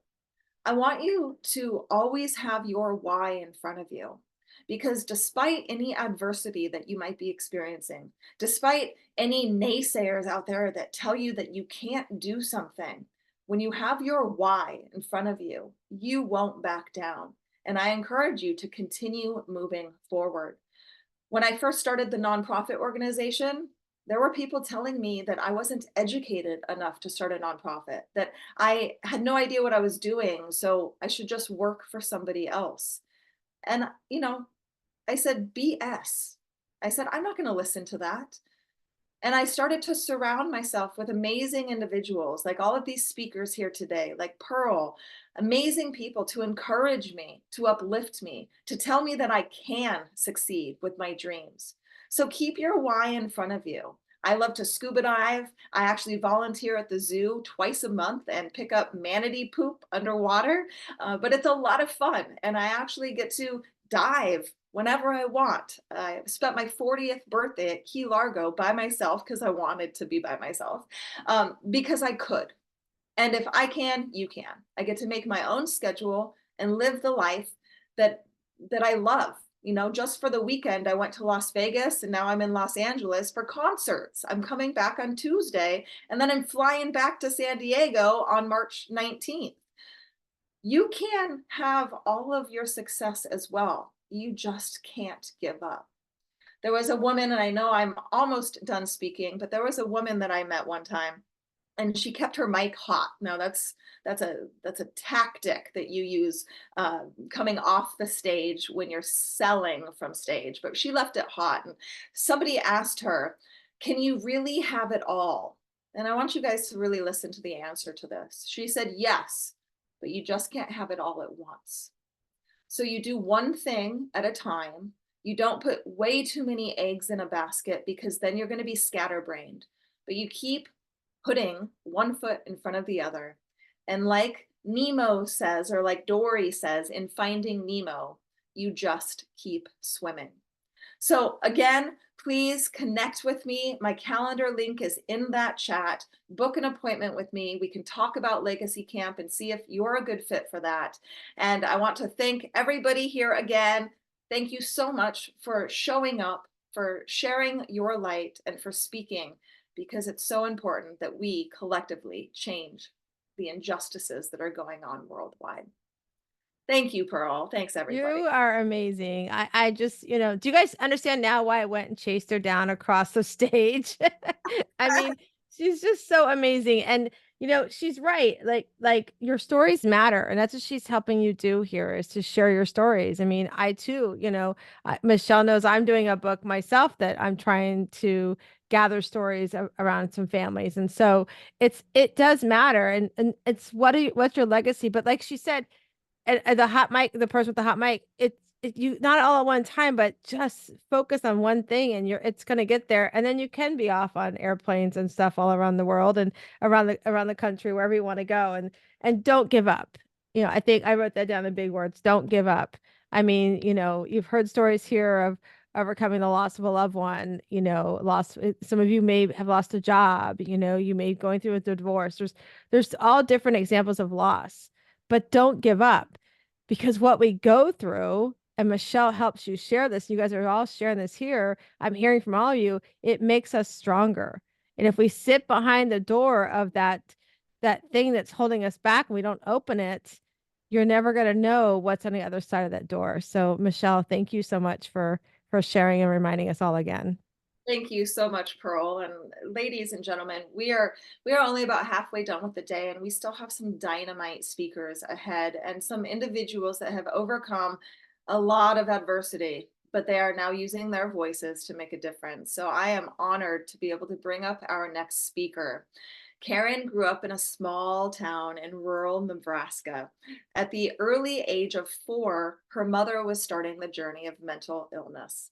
Karen's path was chosen for her, and the journey began. Through the tribulation of being the target of her mother's disease, her life would require inner strength like no other. Karen, as a grown woman, mother, continued on her own journey, working in the medical field and professional jobs, and with determination and resilience kept pushing through. Karen realized that she had to share her life and help all children with mental illness in their home. Karen wrote a best-selling memoir, The Snipers We Couldn't See, and has become a mental health advocate for children, speaking internationally to kids, to high schools, and all over. Karen is now involved in the solutions needed and the development of programs to help children everywhere. Karen has committed to making her trauma a positive and change the outcome for children with no voice. The unspoken child will be heard. Karen's decision is don't just talk about mental illness and the children in the home. Do something. Do something. See something, do something, see something, say something, do something. So stay tuned to her journey, and we're excited to have her also as a published author in Breaking the Silence, Voices of Survivors, Volume 2. So Karen, the stage is yours. Oh, thank you, Michelle. And what an honor it is to be here today. And I have to say this, so before I forget, I get to be in the Breaking the Silence Volume 2. I'm looking forward to that. It's just a complete gift. And thank everyone for being here today, no matter where you're listening or how, or just glad you're here and sharing time with us. So I'm going to get started. So yes, thank you, Michelle. I did write my memoir, The Snipers We Couldn't See. And my journey started at the age of 4. My mother started to come down with schizophrenia. I'm going to kind of speed through it so that we get our 15 minutes in and kind of show you kind of the path that I'm on. My mother's schizophrenia, they sometimes attack someone in the home. So when there's mental illness in the home, a lot of times they pick on the victim. The victims were my father and me. And so unfortunately, the abuse, you don't feel love. So I could watch the disconnect with my mother. I just didn't feel she loved me, which will in turn, that child, Mother Nature makes you want to go for love. People need hugs. People need kisses. I mean, it's just it's an instinct to be loved. So that turn leads the child into letting people touch them, sexually abuse, which is abuse, but they don't think it's abuse. They're doing anything they can to be loved and feel it. My journey went on and on. And the thing that I'm going to get through is I would love everyone to read my story, and then they'll know me deeper. And it's too much to talk about now, but I'm going to tell you where that led me. It led me to tell you that I'm 66 years old and it never left.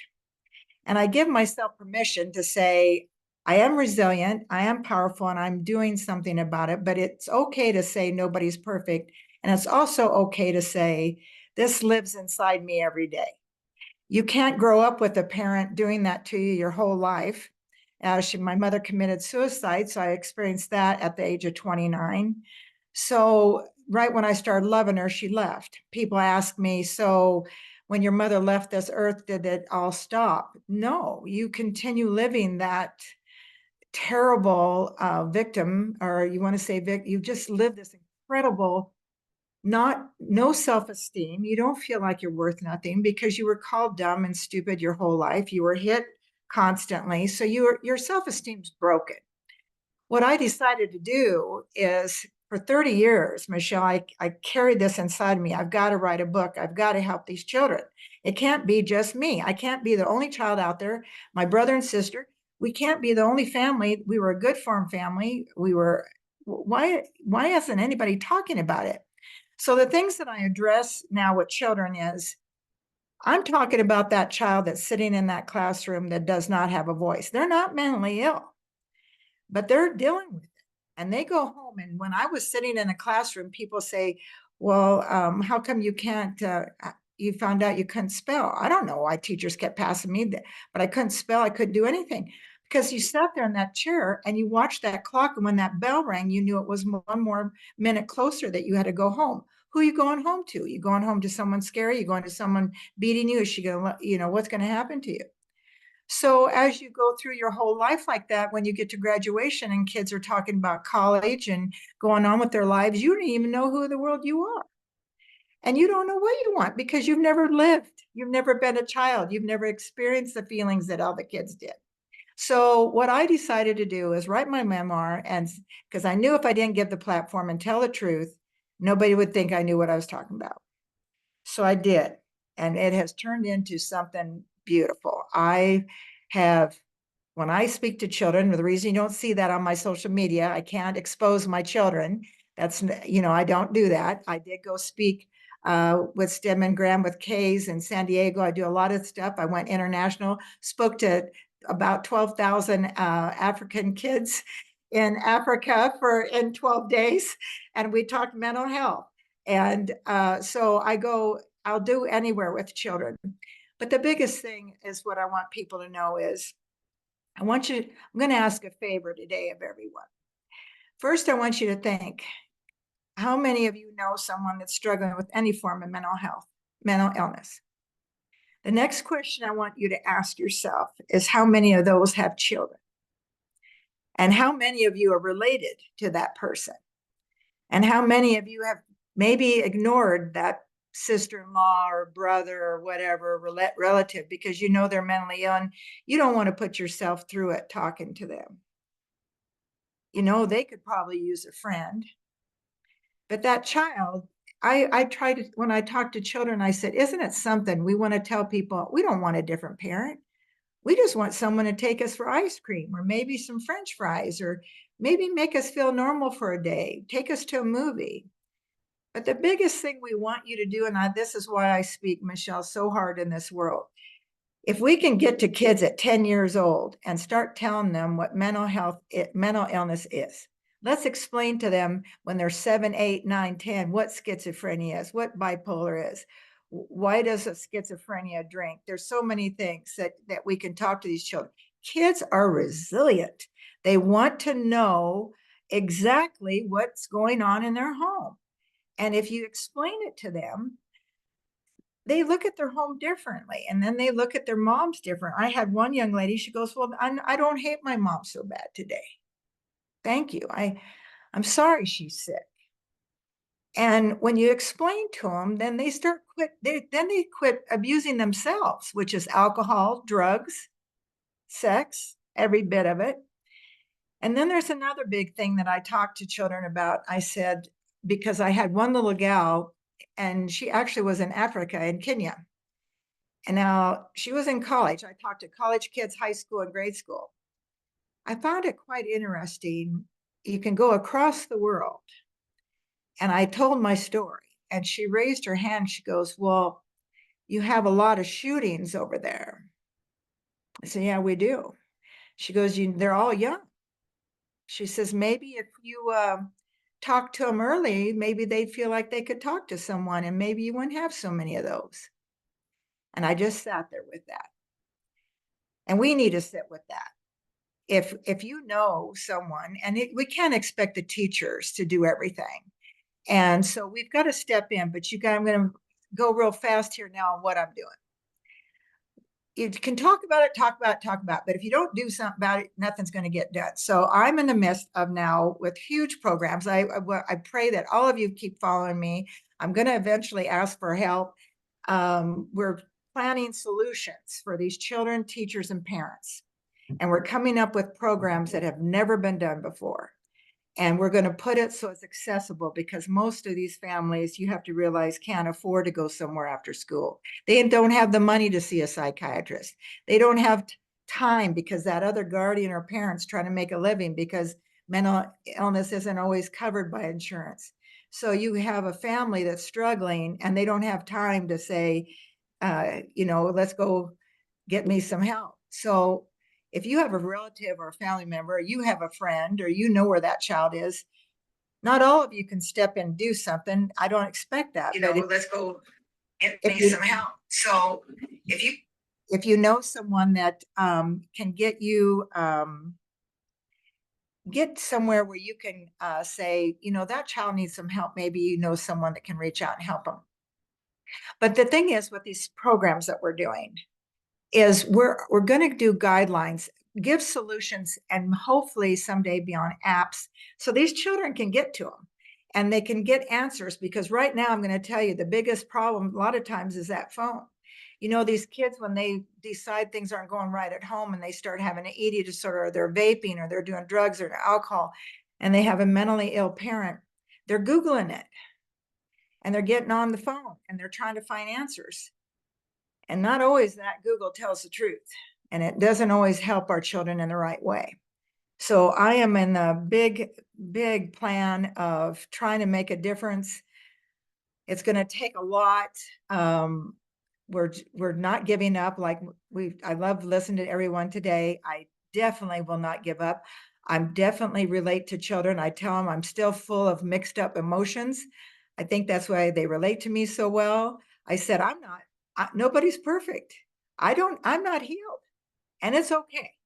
It's okay not to feel good in the morning. I have to fight through it, because one thing I will share with everyone, when you grow up with a parent that's mentally ill, what happens inside is devastating. And I'm 66 years old to tell you again my age, but to tell you it has not went away. It's in my stomach every morning, and I have to choose. This is choice. I choose to overcome it. I say, okay, I'm going to have a positive day. I'm going to do something for them children today. I'm going to do something today that changes their life. And I choose to be in my happy pond every day. But I have to get up and mentally make that difference in my mind.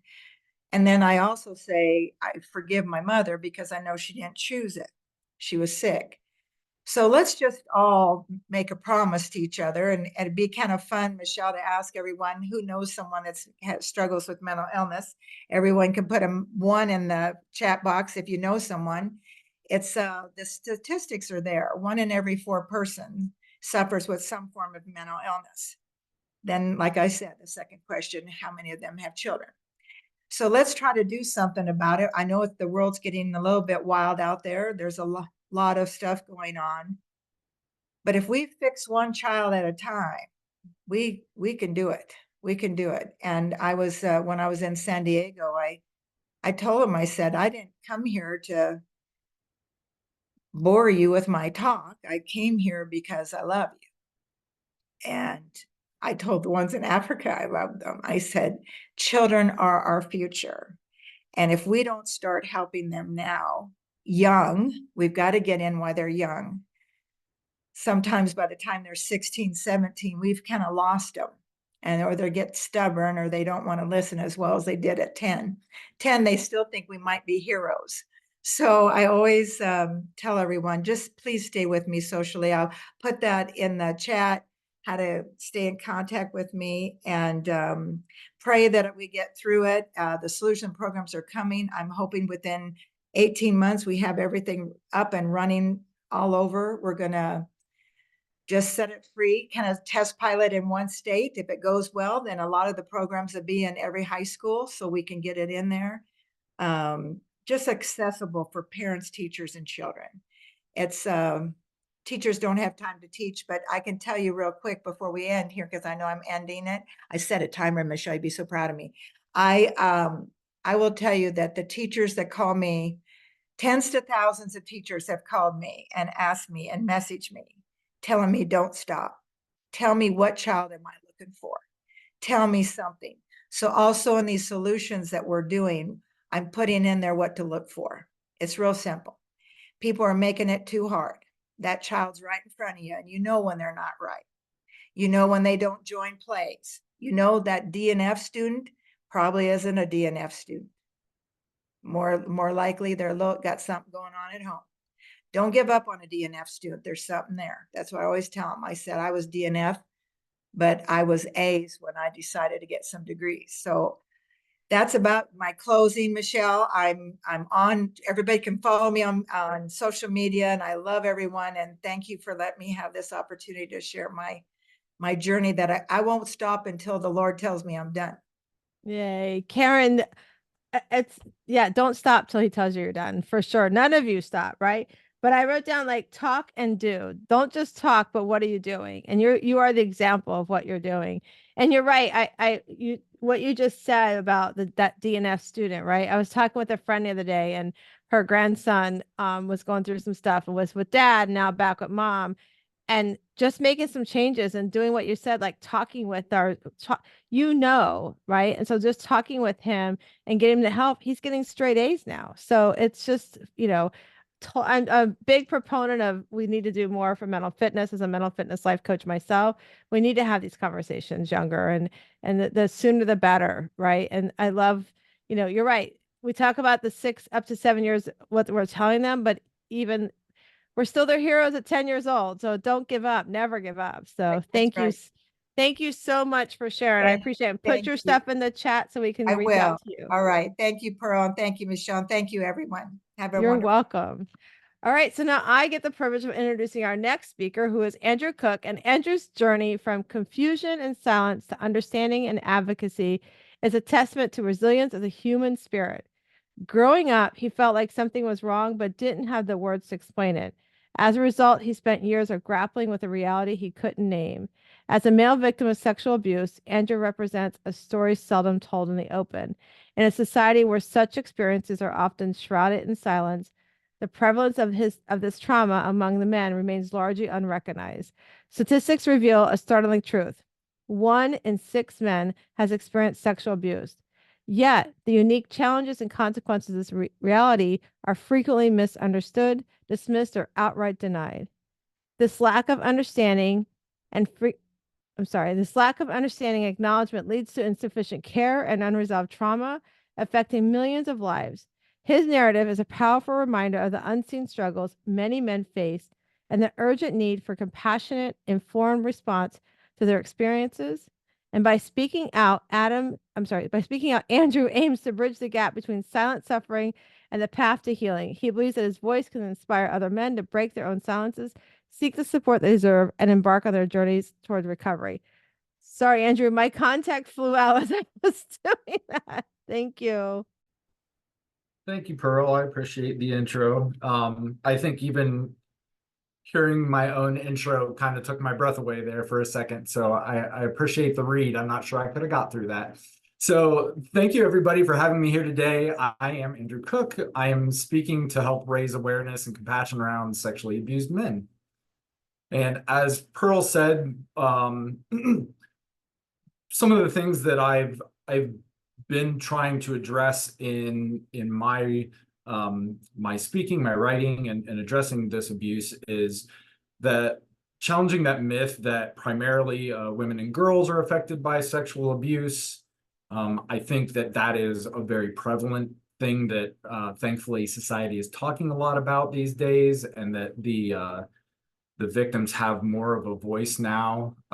But as Pearl read, that 1 in 6 statistic is pretty strong. And there's some disagreements on the research about how early those abuses happen. Some of the research says 1 in 6 by age 15. Largely, they agree definitely by age 18, and some indicate that number could be much higher.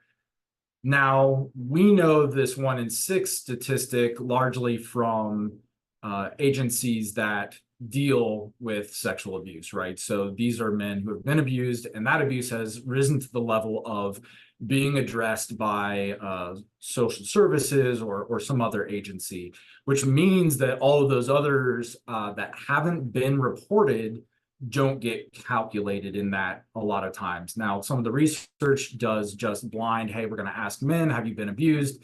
And there's a reason why we still think this is low, is that even when men have a documented history of sexual abuse, they are only acknowledging that at about 16%. So 16% of all men who know there is a documented history of sexual abuse in their past acknowledge that fact. So when you do a survey and ask men, hey, have you been sexually abused? They don't answer reliably, to put it mildly. There are lots of reasons why that is, and we will certainly get to that. Another piece to some of the statistics that are very important are that 38% of all male sexual abuse cases are violated by a female perpetrator. So this idea that, it's largely men who abuse young boys is obviously the statistics still bear out that's prevalent, but there are other ways that men are abused sexually. And I just want to reiterate that I'm speaking today just to raise awareness and compassion around sexually abused men. I just want to stress that there is a need for all victims, even those of us who haven't had a voice or a clear path to recovery and healing. My background, and I'm so glad that I got to listen to Karen a little bit, actually sounds very similar to the story that she was telling. So I grew up in the mid 70s, early 80s. I was a latchkey kid. I was home alone for long periods of time after school, even as young as kindergarten aged. And home alone for long periods of time typically meant anywhere from noon to 6 or 7 o'clock at night. So I was raised very much to be a young man, and I don't mean a young male.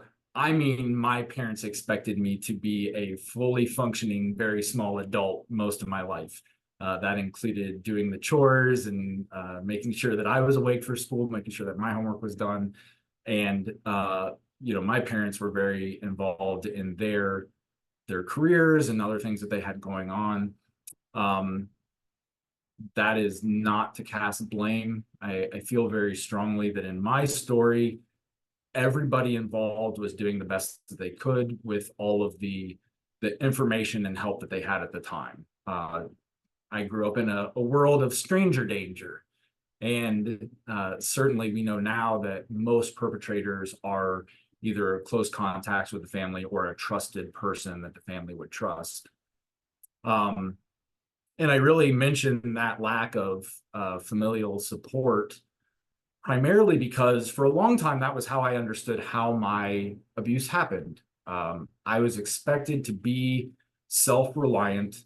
And so when the abuse started, I believed it was my responsibility to somehow cope with that. I won't even say end it because my abuse ran from about the time that I was 8 until around 11, 12.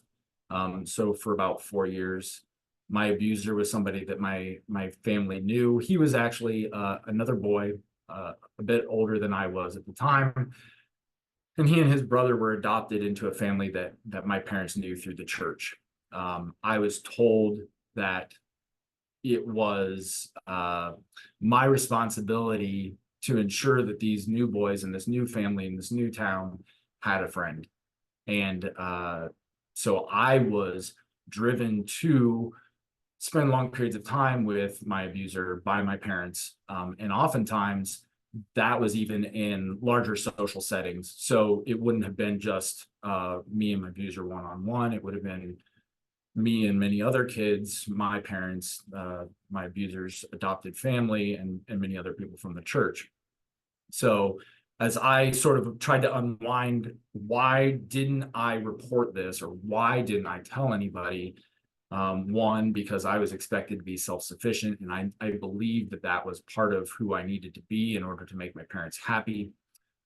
Two was that I didn't really understand anything about sex at the age of 8, 9, 10. That was not something that I understood well. And so this is where things get really muddy.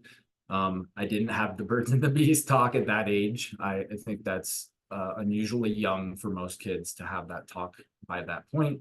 You know, sometimes sexual activity feels good even if it's abusive. And this is just one of those things. Hey, our bodies are wired biologically to respond in a certain manner.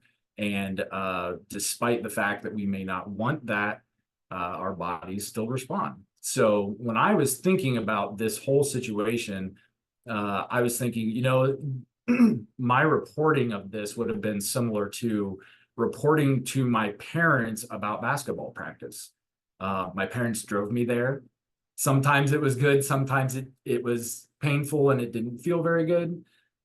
Sometimes other parents also brought their kids there, and ultimately I believe that everybody kind of knew what was going on.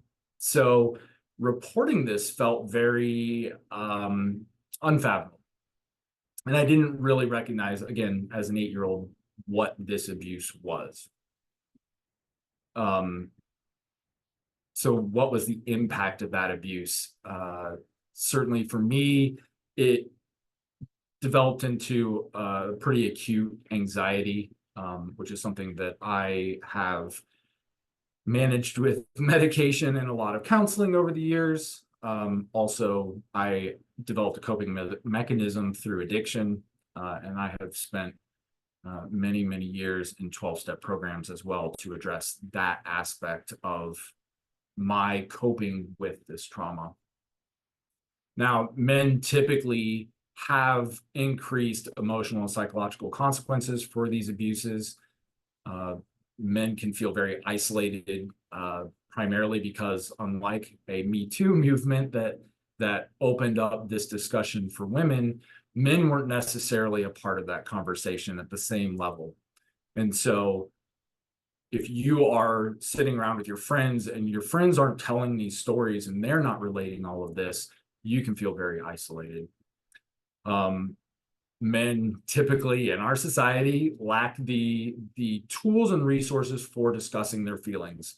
Prior to getting into counseling, I felt all of my feelings a little like a radio that was slightly out of tune. So I could have told you that I was very angry, or I could have told you I felt very frustrated, But even in situations that would have been very good situations, a birthday party or some kind of celebration, I would have experienced that emotion as sort of just really, really loud white noise, and felt very overwhelming for me to deal with. Through counseling, through 12-step programs, I've learned to identify what those feelings are specifically, but that's been a very long road for me. As I looked and did some research on the internet, there are very, very few resources that are targeted specifically for male victims of sexual abuse, that can also heighten that isolation or on just not knowing what the particular paths are to healing. And then all of these societal pressures about the mythology of what it is to be masculine. This is the mythology of what it is to be a man. So these ideas that we should be able to stop our own abuse, that you know, we can handle these things, that, you know, we don't need to talk about our feelings, that we just one of my favorite terms is like just rub some dirt in it and carry on. And that's not true, right? Like, just because we deny that these things exist does not mean that they don't really exist for us. I do want to say that in terms of healing, I have come to recognize that our healing journey is very personal. It looks different for everybody. What it takes for one individual to get to a place where they feel comfort and they feel like they are functional and healed is very different from somebody else. And so I think that exploring what all the options are makes the most sense. And that's what I've had to do to ensure that I can be on a path to recovery and healing. And that doesn't always mean that I'm taking the road well traveled in my healing. I know that I am closing in on time here. And so I do want to just underline the importance of recognizing male sexual abuse victims who largely do not tell you what their problems are.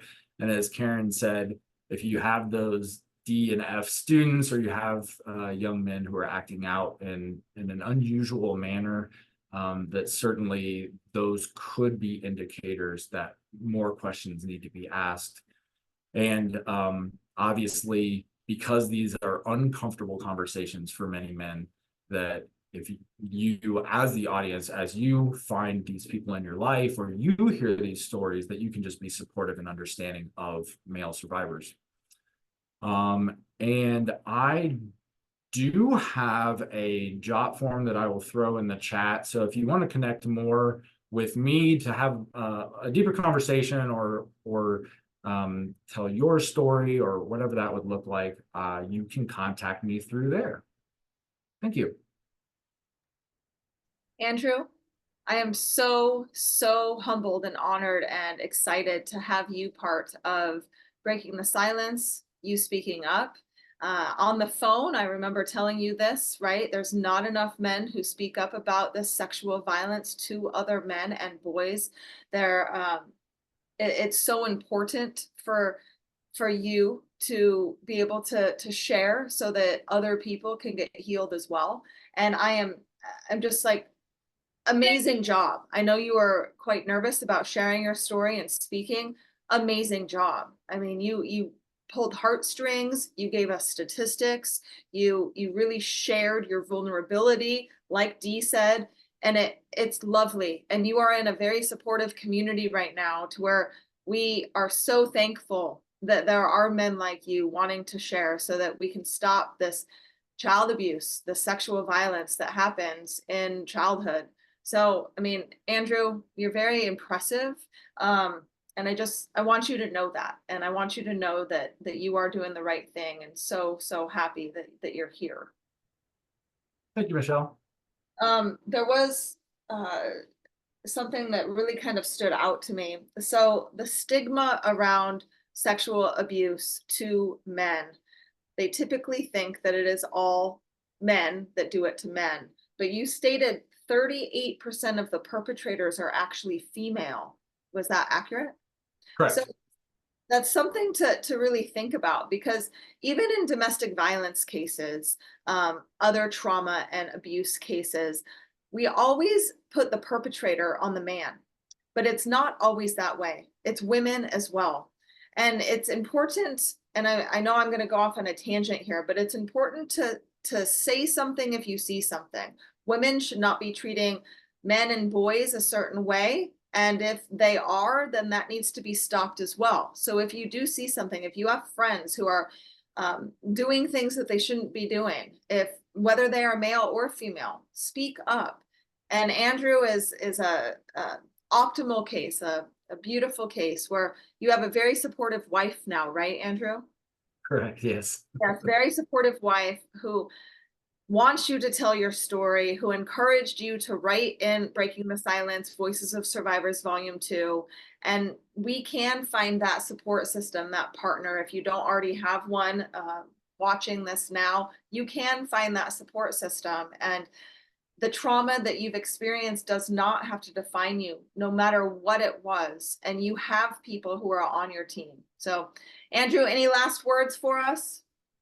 No, thank you so much for having me on, and I'm glad that I can now breathe deeply that I've shared my story. Thank you. Yes, yeah, great job. Super, super happy to have you. Thank you, Andrew.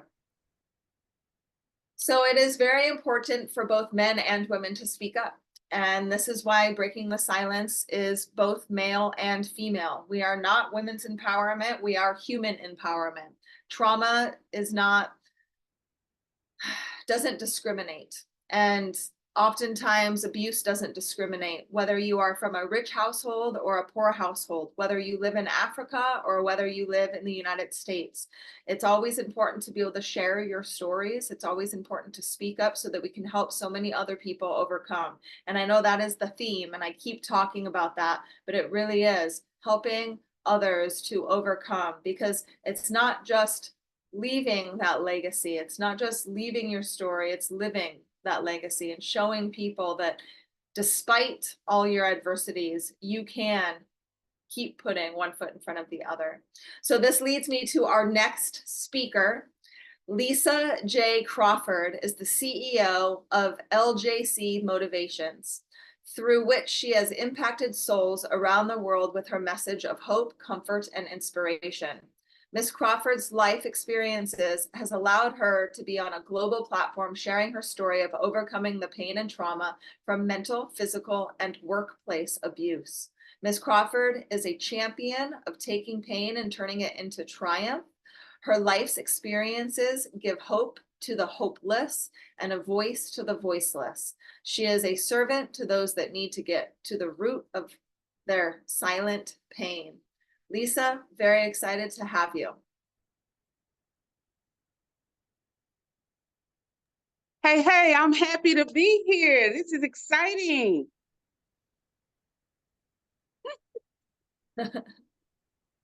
Oh, go for it. The stage is yours. Yeah, I can hear you. Okay, very good. I'm so thankful to be here. It's something so powerful in helping people unsilence their silent screams. So I'm thankful to be here and share my story. And the stage is yours. Yeah, no, you get 15 minutes of stage time, girl. It's all you. Everybody, let's switch me down. So I am Lisa J. Crawford. I am a hospitality expert. I'm a speaker, a motivator. But what I want to talk about with everyone is something that we kind of overlook and we really don't discuss. Trauma hits every part of our lives at some point in time. Workplace trauma is a type of trauma that we overlook sometimes because we're getting a paycheck, we're able to take care of our family, we're able to do things. But it is very important that we understand and pay attention to how it affects us as a human being. And I was in a certain situation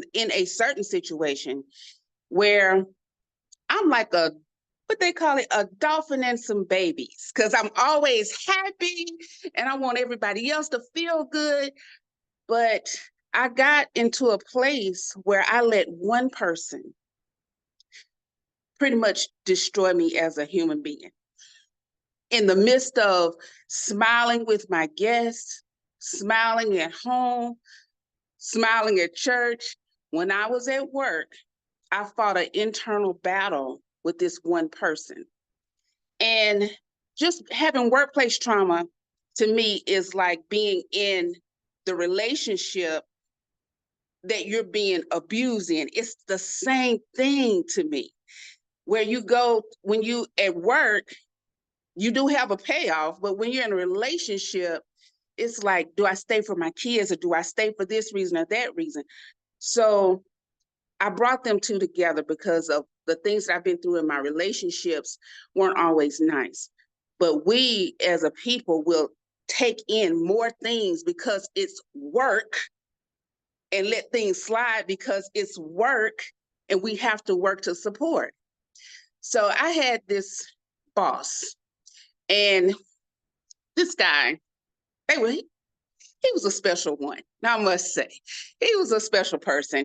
And his delivery, the delivery of this leader was very, very angry towards me. It was towards me. And I went through so many stages of depression. I never knew what depression meant until I got into this situation with this leader. I was in a great situation with being a concierge. I loved that job. I was there, I was helping people, I was in my zone. They said, you're gonna have to move into sales. I'm like, but I don't want to be with this leader. I don't. When I got with him, when I tell you my whole soul just started to deflate. And in that deflation, I found that depression was real because I didn't know about that. I found that being in a space full of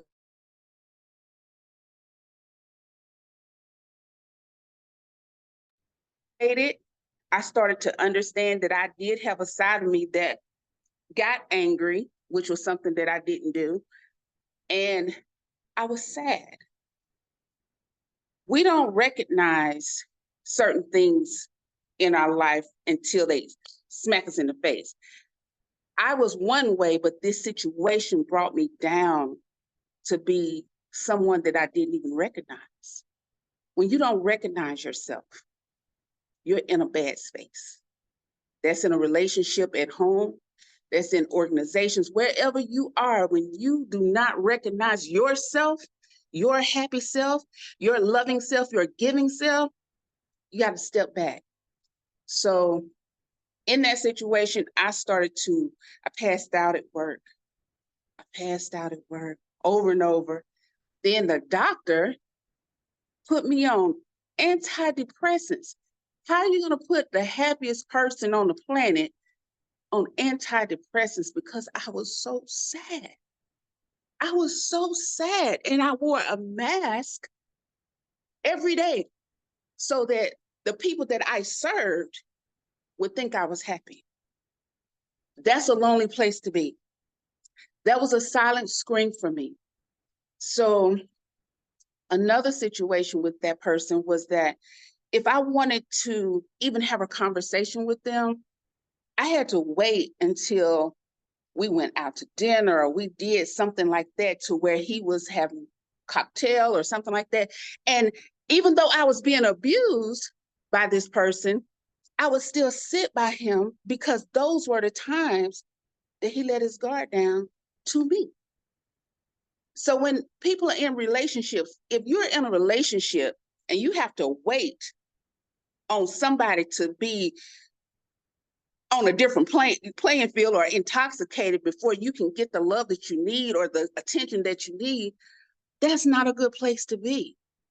And we got to recognize where we are in every moment of our lives.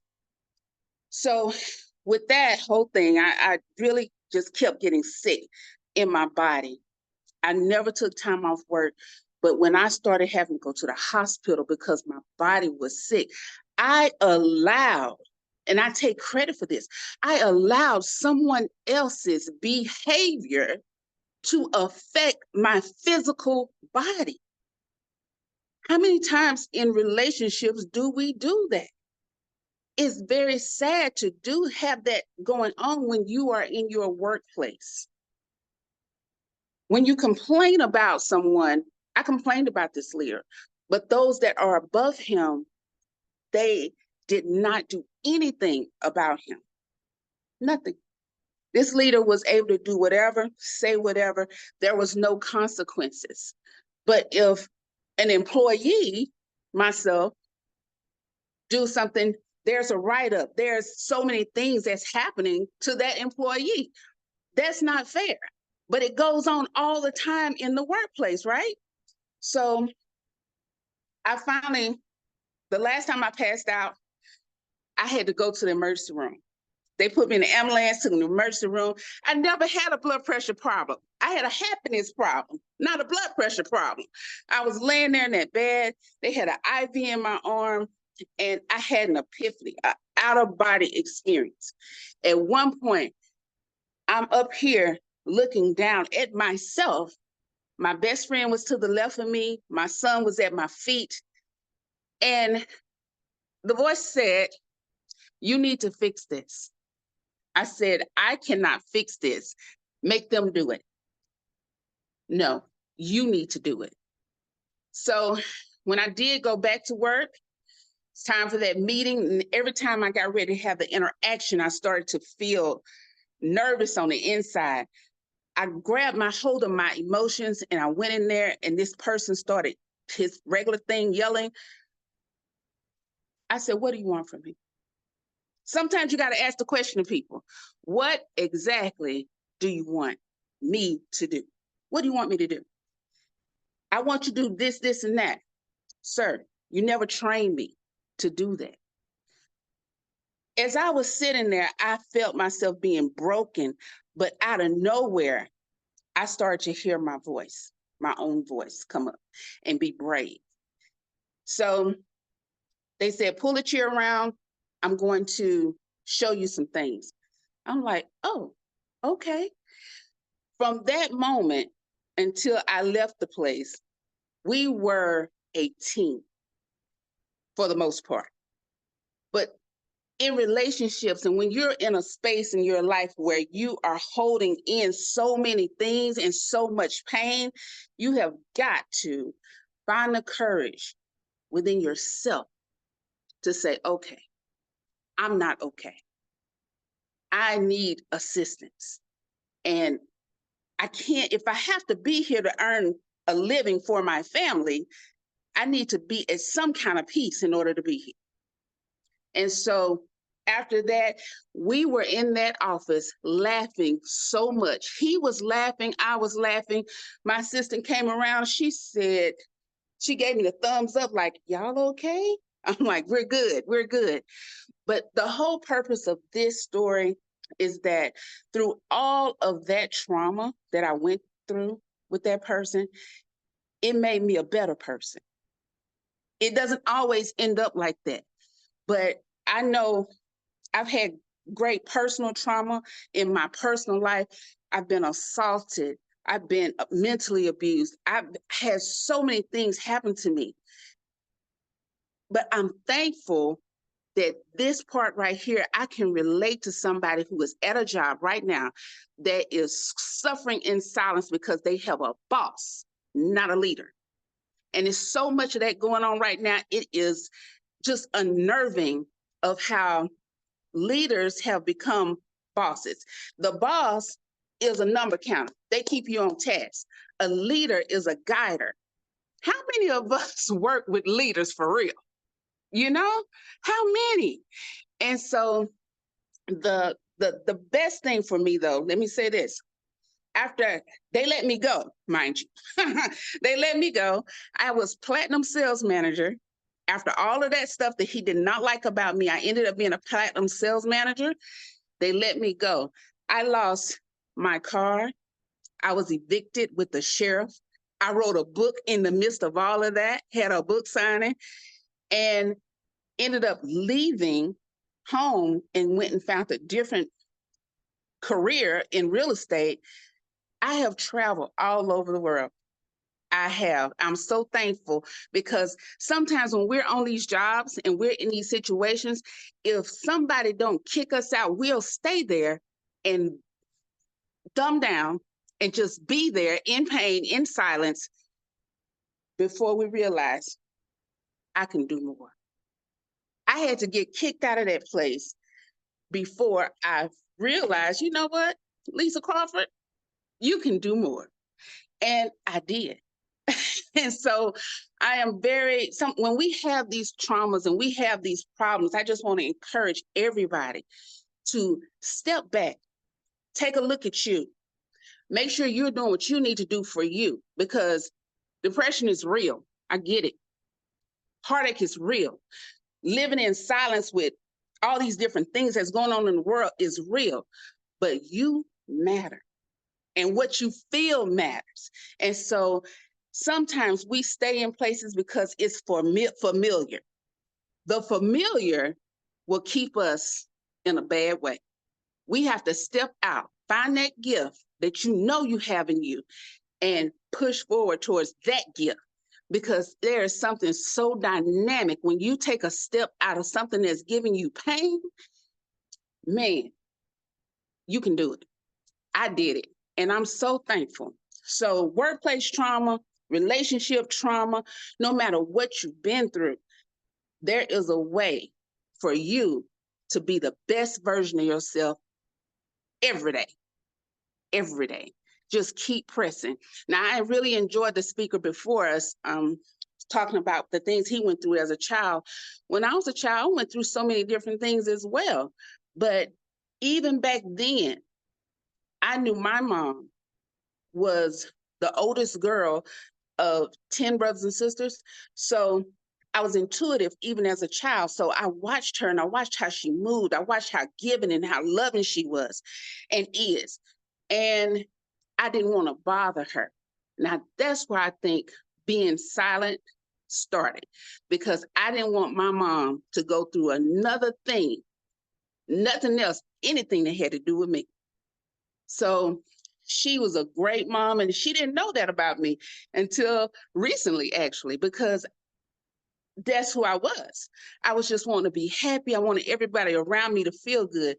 But I'm telling you, the mask we wear can take us to a place we don't want to be. So I just want to encourage you to be the greatest you that you can be, no matter what's going on inside of you. So pay attention to you, because you don't want to be on these anxiety pills. You don't want to be on any of that stuff. Go to therapy. I had to go to therapy. For a workplace trauma, I had to go to therapy. So I just want to encourage you all, release those silent screams and be happy. Be happy. If you want to reach out to me, I'm on all social media, lisajcrawford.com. I have a website too. Yay, Lisa, that was amazing. Oh my gosh. I your energy is just like coming through the screen. It's so as while you're also sharing such a powerful message. Like that's so amazing to watch you do that. It's so comforting because we can go through things, right? But we can, and like you said, what mask are you wearing? You know, I wrote that down. You know, we can go through things and they can keep us like we've been saying all throughout today, like you matter, and what door. It's so important that remember that matter what you said there. And I wrote too that you're thankful that you can share your story, right? We've talking today like how everybody's sharing our stories, because you know the pain, we can allow the pain to hold us back and not let us, because it can be so scary, right, to walk on the other side and not be afraid of what's there, right? So it's more comfortable being uncomfortable, right? That's what I wrote down. Right. Get comfortable being uncomfortable is really what you need to do, right? Because That's sometimes, yeah. So thank you so much. I love that your energy. I love to keep sharing your story, and go be a leader. Yes. Thank you so much. Thank you so much, Lisa.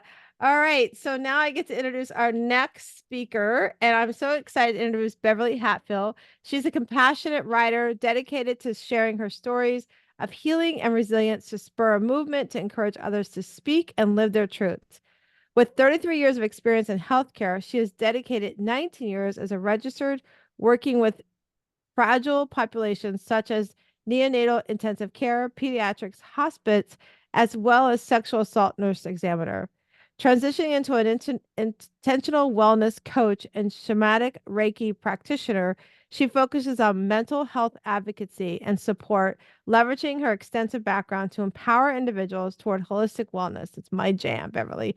Beverly weaves together a tapestry of true experiences, offering a glimpse into the transformative power of overcoming trauma and inviting others to embark on a journey of healing and hope. Welcome, Beverly. Thank you. I'm going to own my nervousness today. This will be my very first time saying my story out loud. So if I get a little emotional, please bear with me. And I'm going to talk about my very real experiences with sexual assault. I will start this with saying that of the cases that the statistics that about 27% of females and 13% of males that have been sexually assaulted, it's happened to them more than once. So my story starts out, I was 6 years old and I was in kindergarten living in Salina, Kansas. And I had to go to a babysitter's given the half-day schedule. So I would eat lunch, take a nap, and then I would wake up and everything was fine at the babysitter's until it wasn't fine. I remember this one day, I woke up from my nap and I looked up and had the babysitter's husband looming over me. And I was so confused. I didn't know where my babysitter was. And he proceeded to take me by the hand and he led me upstairs to the room at the top, where he proceeded to do with my body what he chose to do. This is actually my very first memory and my very first rape. Welcome to perpetrator number 1. This would happen every time that I was put down to sleep, to nap, and she left. It was always to run errands. And despite my screams and my cries that I would tell my mother, he responded with the reminders that he would kill my family. He'd break into my house and kill them all. So I never told anybody. I couldn't tell anybody because I had to protect my family. And that was a monumental responsibility for a 6-year-old. Let's go a couple of years later. I am now about 8 or 9. This time I'm living in Colorado Springs. This will be my 4th school year, or 4th school in 4 years. And I was actually excited about this one. I had a new cousin. My sister had just gotten married and had a stepson, and he was going to be in class with me. So for the first time, I wasn't alone. Everything was fine until it wasn't fine. I ended up, one of my daily experiences was standing in line at the teacher's desk. If I needed to turn in a paper or I needed to ask a question, we always had to stand in line. I have a guttural feeling. When I remember this, I have a guttural feeling of being silently led to slaughter. The act of standing in line was not violent, but the devastation and destruction that it's caused me is profound to this day. I hated standing in line. Still don't like standing in line. It's an epiphany today. And to be released from the line after I asked the question or turned in the paper, I had to play a game called handcuffs. And handcuffs required me to sit in his chair with my hands behind my back, touching his crotch. And I was not allowed to leave until he got the little key and released me from his power. I never talked about it outside the walks home with one of my friends from class. Sometimes her brother would walk with us. We never talked about it outside that, but we'd talk about what happened in the class that day on the way home. Eventually, a couple months later, my mom came to me and asked if my teacher had been touching me. And I had said yes. She immediately went to the school to address the situation with the principal, and she encountered resistance. This teacher had been a teacher for 32 years. Everybody loved him. He never had any accusations before, so I had to be lying. The other girls had to be lying. Even my cousin, who was in the same class, who was a boy, called me a liar. I lost all my friends. People wouldn't play with me. And I was not removed from that class. I had to endure it every single day. Eventually, my mother went to the police, and we ended up moving back to Salina, Kansas. I would have to go back to Colorado a few more times for court because it did go to court. Eventually, he had no consequences. He got off scot-free, and the principal had a $200 fine for failure to report. That was the only disciplinary action that was ever taken. So I learned at that very young moment, or early young age, is not to say anything. People will believe what they want to believe. The truth holds no consequence. So I remained silent. My mom was my strongest advocate in seeking justice, but her reluctance to discuss what happened to me added to the pain that I was experiencing. The prevailing message I got growing up was, things happen, toughen up, and move on with life, which is what I did. I know that my mother loved me with every fiber of her being. And I also know that she did the best that she knew how. And she also had trauma from what I experienced. As a parent, we are supposed to protect our children. And she put her trust in people in authority, and they betrayed that trust. So her pain must have been immense. I will never know. My mom's no longer here. And we never talked about it. We didn't talk about my experiences, and we didn't talk about her experiences. But I'm very blessed that she's my mom. Let's move on to the age of 15. I resided in Cocoa, Florida this time, and I was a freshman in high school. I was walking home one day and in my apartment complex, and this white Mustang GT with North Carolina license plate pulled up in front of me.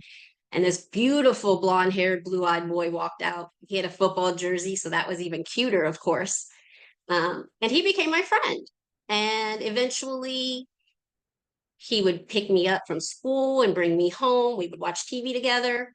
And this was my very first boyfriend. And I was actually scared of boys. I was scared of boys for a very long time in my life. But I was scared. But I felt safe with him. He made me feel safe. So one day, we were watching TV at his house, and we started kissing. And he proceeded to try to touch. And I was like, no, I don't want to do that. No, I don't want to do that. No, I don't want to do that. He proceeded to rip my clothes off and take my body.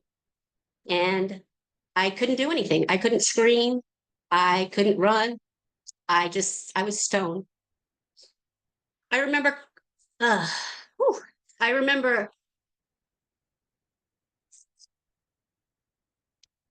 grabbing my clothes and walking home. I walked through the front door. I never said a word to my mom. I never said a word to my brother because it was my fault. Those were the things I told myself. I shouldn't have kissed him. That gave him the right to do whatever he wanted to with me. I shouldn't have been alone in his house. It was my fault. And those are the stories I told myself for many, many years. I am 18 years old, and I am living in Abilene, Kansas. I'm living with a roommate. I'm in high school at the time. I take 11th and 12th grade at the same time. And I'm working to try to pay for the bills. So it was a challenging time in my life. I remember one evening, I was at my roommate's boyfriend come over, and he brought a friend. And I knew this friend. I had gone on a date with him. He'd asked me out for a second date, and he was actually quite creepy. I didn't want to go out with him again, so I declined. I remember telling my roommate, I'm not comfortable. I don't like him here. And she responded with, I was overreacting. Everything's fine. So I said, okay, maybe I'm overreacting. We watched TV, and she proceeds to go into the bedroom with her boyfriend, leaving me alone with the gentleman.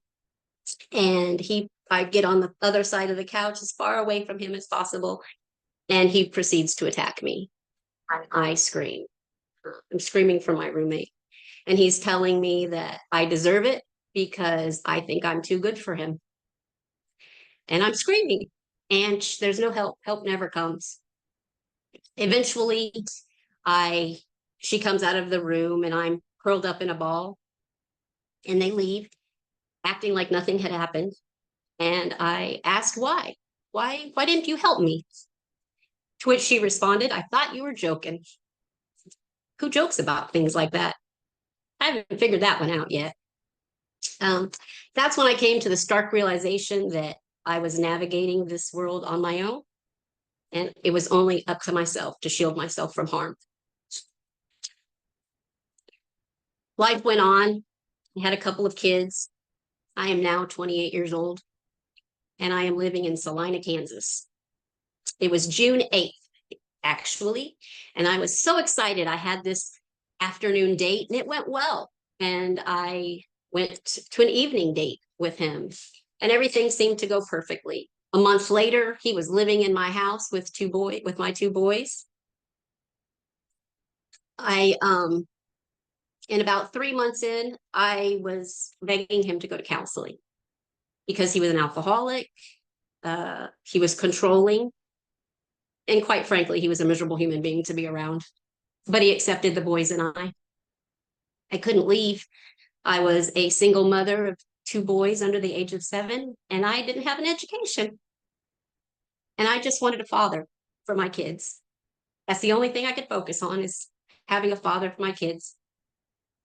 And I justified it saying, oh, I'm not being physically abused. He's just yelling at me.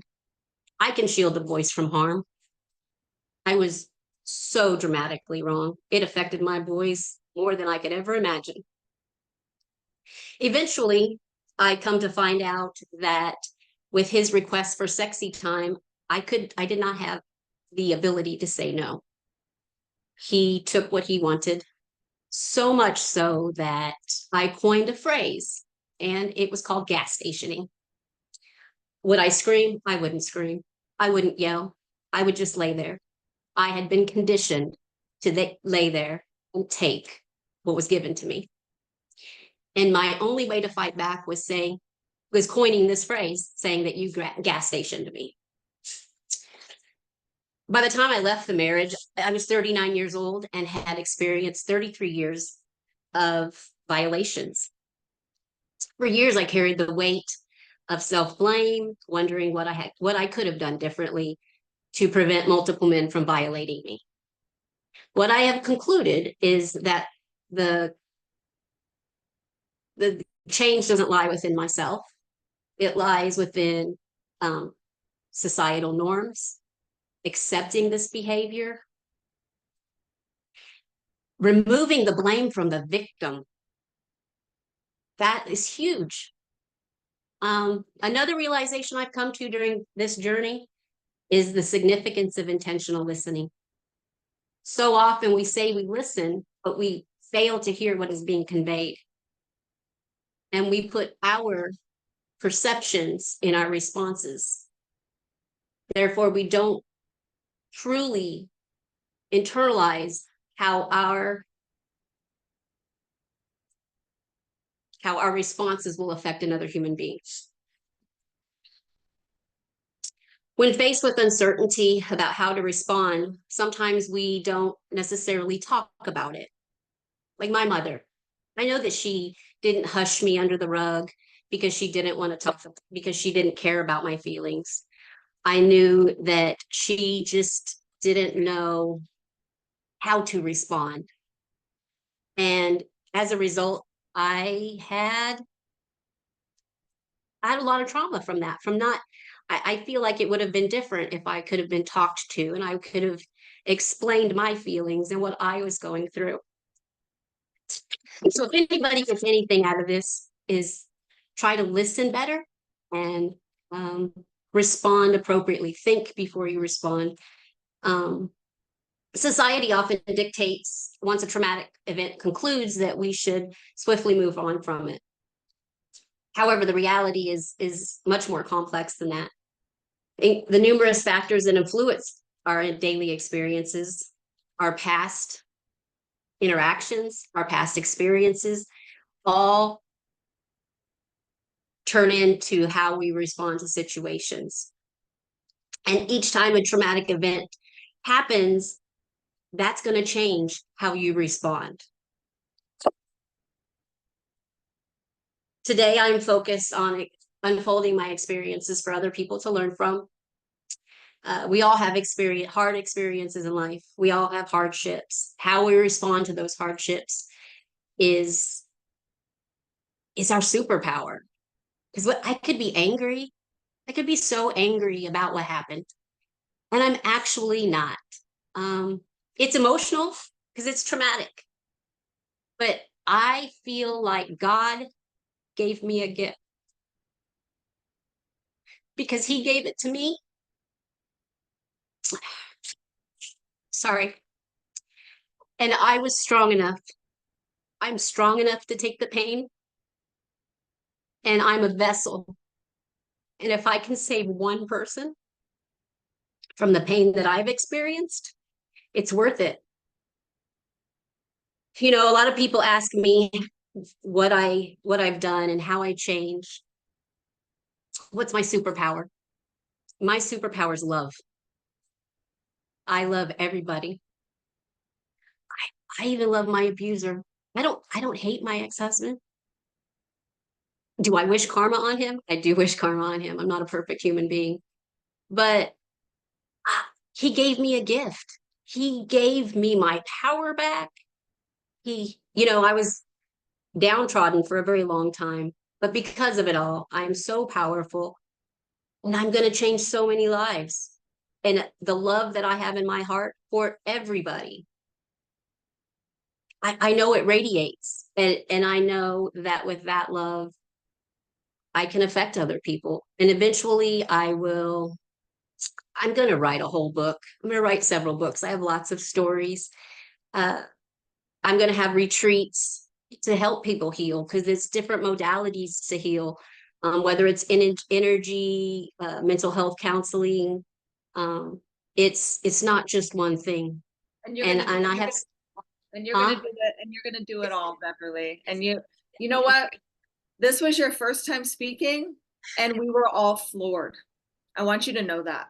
I want you to know how powerful you are on stage, how amazing your story is, how impactful your story is. You did a great job.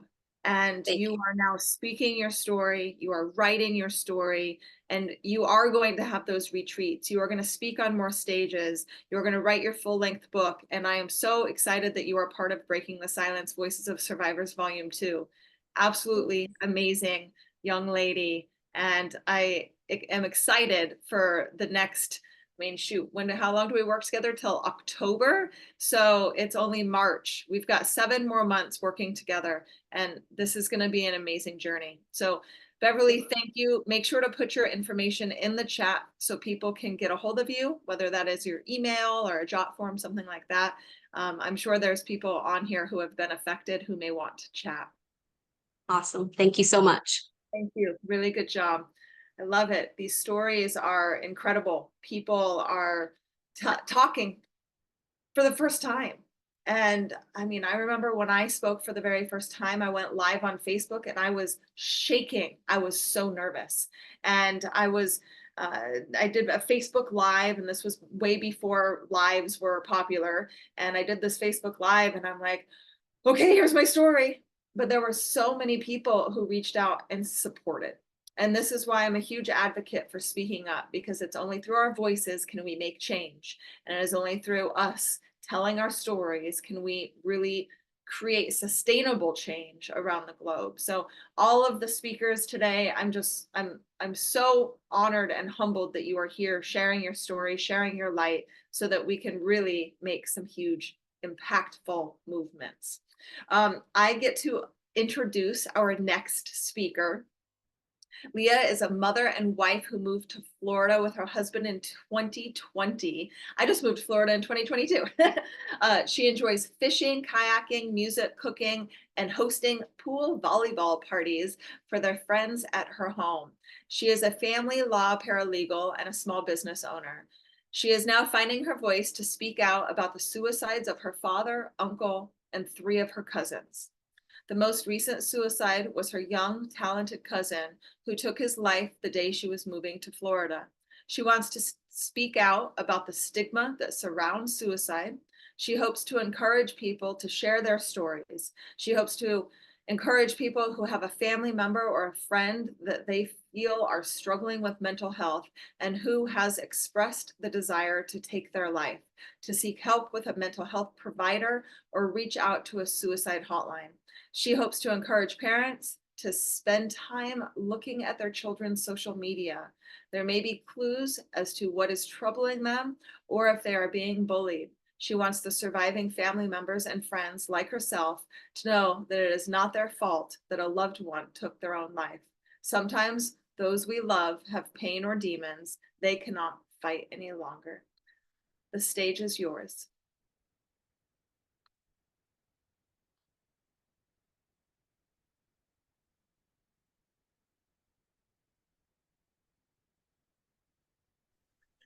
Okay, can you hear me now? Yep, you're all good. I was so trying to make sure the video was off in case I was working in the background or my dogs were going crazy. Thank you again for allowing us to have a place and a platform to share our stories. I'm really glad I had the video off because some of these stories have just hit so close to home. We all could write a book about different traumas that have happened to us in our life. I mean, yours resonated with me, abuse. I still flinch when somebody raises their hand too close to me or makes a loud noise or screams or or in anger. I still flinch. I was listening to you thinking about that. We all have their stories to share. But mine, this time is about the suicide because we're seeing it more, especially among young adults, in the news because they're being bullied. They're I don't, maybe it's not the parents. Maybe the parents are trying to stay abreast of what's going on, but there's so many outside forces that affect young people. And, my dad's, it started when I was young. I'll just kind of go a little bit in chronological order. So the first one was my cousin Billy Jack, and one of the first memories I have of Billy Jack was at our lake house. I was about 9 years old. The song by the J. Giles Band came out, and Calendar Girls or something, and he was jamming. He was riding around in his muscle car, and he's playing the song, and I was thinking how cool he is. I can't wait to be a teenager and get my own car, and just loved him. And he was always upbeat and never saw him down. And then he grows up and drugs, alcohol, things like that take over. And we get a phone call one day. My brother's at my aunt's house. My aunt's living in my grandma's house now. And they have a big, huge barn type structure in the back. And my brother calls and said, Billy Jack hung himself while everybody's in the house. Just kind of out of the blue. And I remember it being so tragic and heartbreaking. My brother Russell called me and he was devastated because my brother is 10 years old, 10 or 12 years older than me, and him and Billy Jack were close to the same age. And it's, it was like, how could he do it? Well, nobody saw the signs. We didn't think of anything like that. Then my uncle Kenneth was living in Florida. I'd moved when I was young, about 25. Wanted to fish and live the Florida life, go to the beaches, and was loving it here and having a great time. And then I get a call from my dad, and he's inconsolable. His voice is, you can tell he's crying, and you can tell he's just heartbroken. And he said he found, his brother who had basically ate a shotgun, and it Uncle Kenneth was where we were at for the lake house, where, you know, my cousin Billy Jack was riding his, you know, muscle car, and we always had good memories. And it was a shock because Kenneth was a very happy man and always just this wonderful, positive person and successful, run a successful career, run a successful business, and he had a beautiful family. And why does somebody like that take their life? And I remember talking to my dad. You know, I moved back from Florida back to Texas, and I remember telling my dad, you know, don't you ever do this to me. I mean, you come and talk to me. Don't. The kids were so upset. His wife Robbie was so upset. They couldn't go to the house anymore. They couldn't go back to the house. They ended up putting the house for sale. I ended up staying for weeks to put their house on the market, or jump them on the market, but to go through their items to put for sale for an estate sale because nobody wanted to be there. And I remember being in the house alone and feeling like this presence, and just, I don't know, it's just hard to describe. And that stays with you. It does. I really should have set a timer. So Michelle, you're gonna have to just but anyway, you know, it's talking with his daughters and just everybody around it. I still feel this sad pressure, and you know, I talked to his daughter Lacey Bug on his birthday, and her dad and my dad birthdays were 2 days apart, or I'm sorry, 3 days apart. But then my dad in 2012, I was supposed to go to his house that morning to take him some money for his prescriptions, and I had a car accident the weekend before. Me and my boyfriend at the time, he's now my husband, we had wrecked our car, and so I called my dad that morning. I said, look, I'm gonna be late getting over there this morning. We had a car accident over the weekend. I kind of got whiplash. I'm just gonna lay back down for a little while. I'll bring you some money and bring you some lunch, and I'll probably be there around noon. And you know, me and my son had been living with my mom and stepdad so I could go back to school to get my paralegal degree. And we get a knock at the door, and it's a police officer. And I'm thinking it's because of the accident. You know, he's coming to talk to me. I'm wondering why an Irving police officer is coming to talk to me when you know, the wreck was in Grapevine, but nothing, you know. So I go outside and ask him what he needs, and he asked me my name, and I said yes. And then he asked me if I knew Richard Slaughter, my dad, and I'm like, yes, I do. And he goes, we need to come in, and he came in, and he told me my dad called them. My dad called the police department and told them what he was going to do, and wanted them to get there fast. Wanted them to you know, make sure I didn't get there and find him. And you know, suicide note and everything. It just that's the part about the demons. People don't know. People don't know what's going inside someone's soul and what they're living with, and the things they have done that they can't live with any longer, or things they've experienced they can't live with any longer. And I'm luckily I have a wonderful husband and a wonderful father-in-law, because I was going to that house. I had to go be with my dad. You know, I had to go be where he was at, and just it's hard to get over. You know, there's stages of grief. I'm not quite over the anger part yet. I got so mad at him, I stuck his ashes in a liquor cabinet for 3 years. I was still angry. And it's tough because I crawled into bed, you know.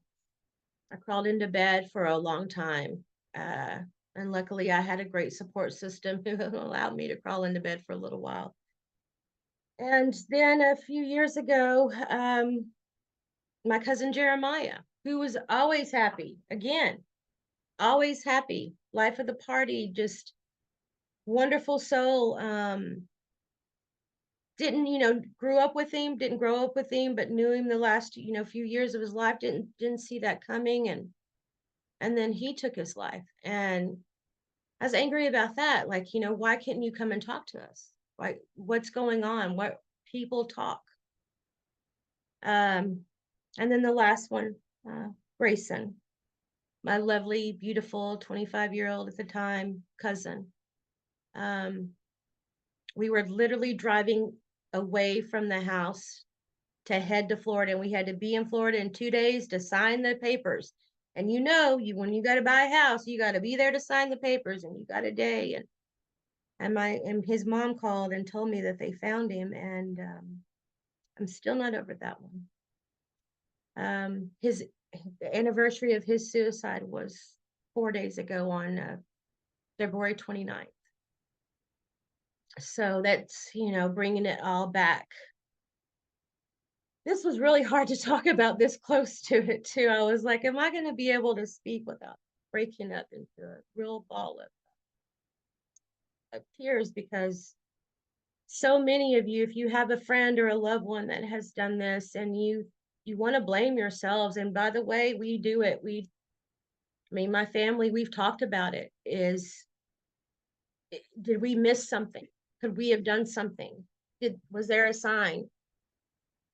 And sometimes yes, but Grayson was being treated mentally for mental health. My dad I didn't see signs other than what he left in the letter, but I want people to know that it's the look, I think, that I get when I tell somebody that my dad committed suicide. There's a look. It's a stigma to it. I don't believe there should be. It happens.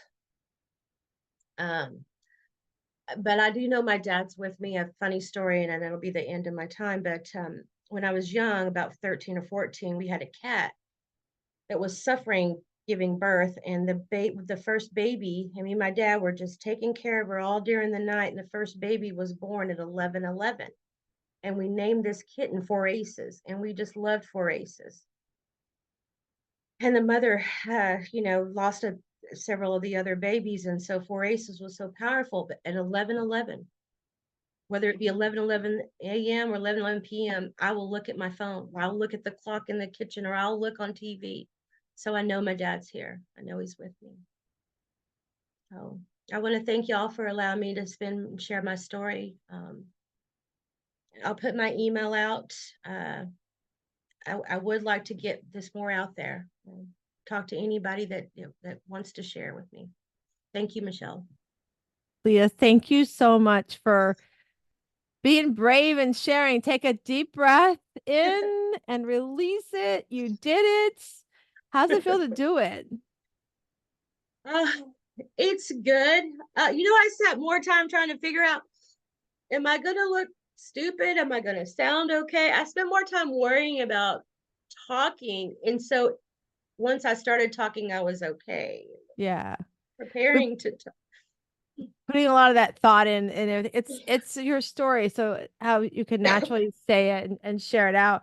And I, one of the last things you said was the stigma.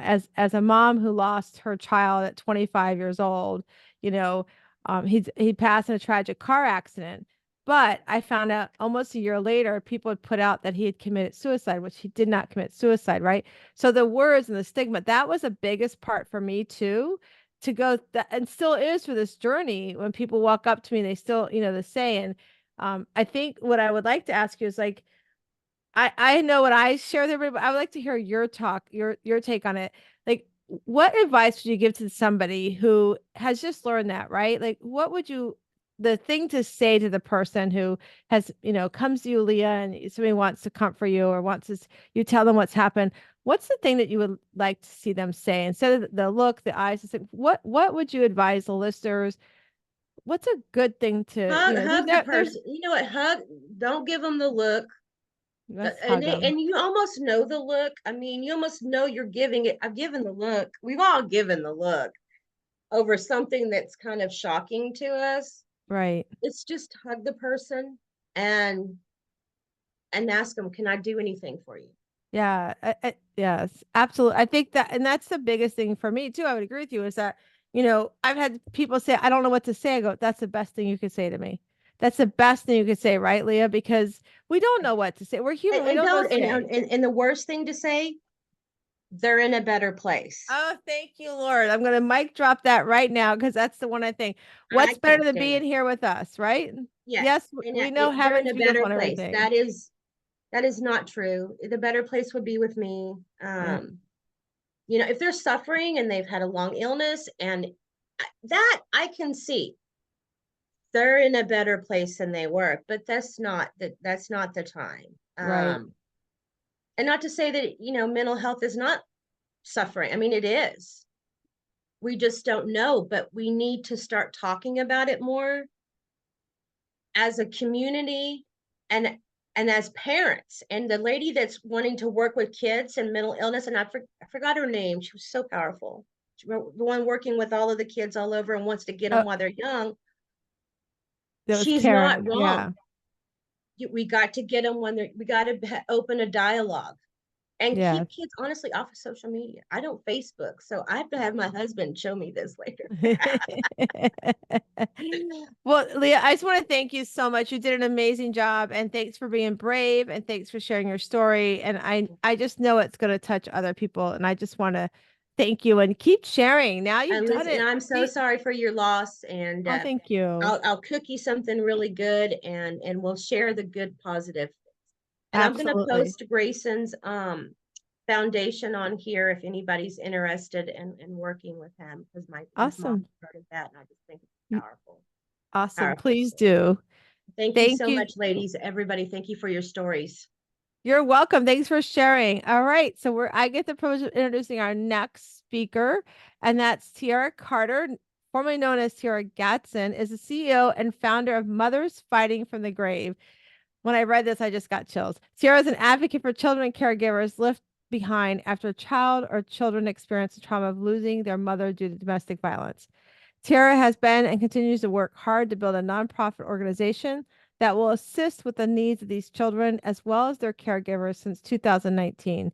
She became a founder of such an organization out of her own traumatic event of losing her mother at the young age of 4 due to domestic violence. She continues to work hard to build this organization through partnership and speaking up about her experience through social media and countless of other opportunities and platforms. Tiara hopes to make more awareness of how children such as herself and her sibling and her caregiver, her grandmother, need mental, financial, education, and support for extra activities as a form of the outlet due to this trauma, our great need in the communities across the world. This hidden issue that she desires to reveal through her organization to empower the voices of the mothers who continue to fight even beyond their graves. Thank you so much, Tiara, for coming and sharing your story. Thank you. I thank you for the opportunity. Okay. I just wanted to talk a little bit about from a standpoint of a child that has experienced domestic violence as a result of losing their parent. My mom, as you can see up above me, she lost her life at the early age of 25 years old.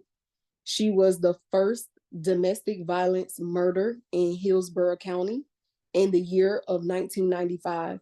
So if you Google my name or her name, Tiara Gatson or Michelle Gatson, you will see a lot of publications, not only from the Times, but you'll see from every newspaper article. It's all online. She went through a series of domestic violence with my dad, and she attempted to flee. And because my dad was a truck driver, so he came home to an empty home.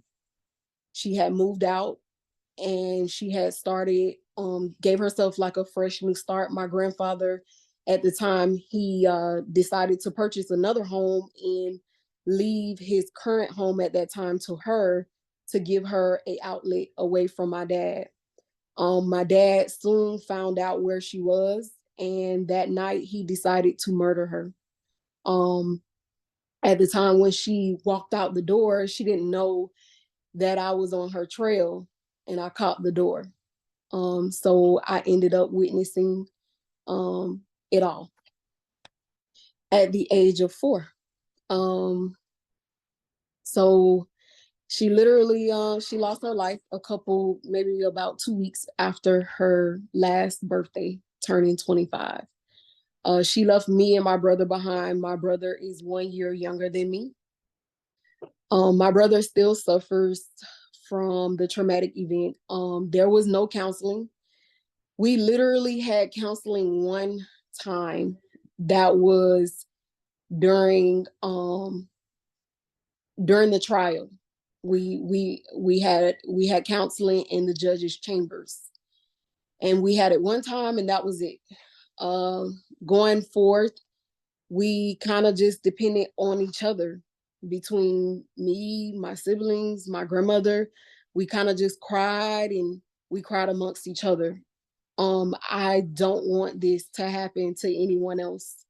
A lot of situations, a lot of resources that are available to other children are not so much prevalent towards survivor children, because of course they receive a survivor benefit from the Social Security Administration if their parent had earnings. So I just want to help out other children like myself. I want to make sure that they are mentally stable, financially stable, and if they want to do extracurricular activities. My grandmother at the time, she had retired, she had raised her children.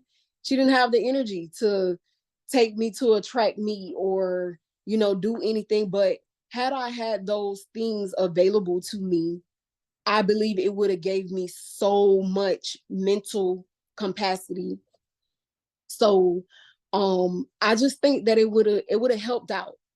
And so I want to be that person that connects the dots for these children. I want to be able to come in and maybe give the caregiver a break, that day, that weekend. Take the kids off to Strawberry Festival, like Strawberry Festival is coming up. Take the children off so that the caregiver can have a time to themselves to just consume. As my grandmother, I mean, this was her eldest child, her first child. And so, she never had a real chance to grieve. And so I just want to make sure this doesn't happen to any other children. There's a lot of children out here that are like me. And it's not, we don't get the awareness that this issue needs. So yes. But yes, so I just basically, I just want to be there for other people, like myself. Just want to be there for other people, such as like my grandmother. My grandmother ended up losing her home because of this financial burden. And even now, I mean, my grandmother, thank God, she's at the young age of 74 years old, and I still have the pleasure to show her my appreciation, even to this day. But I just definitely want to be there for other people.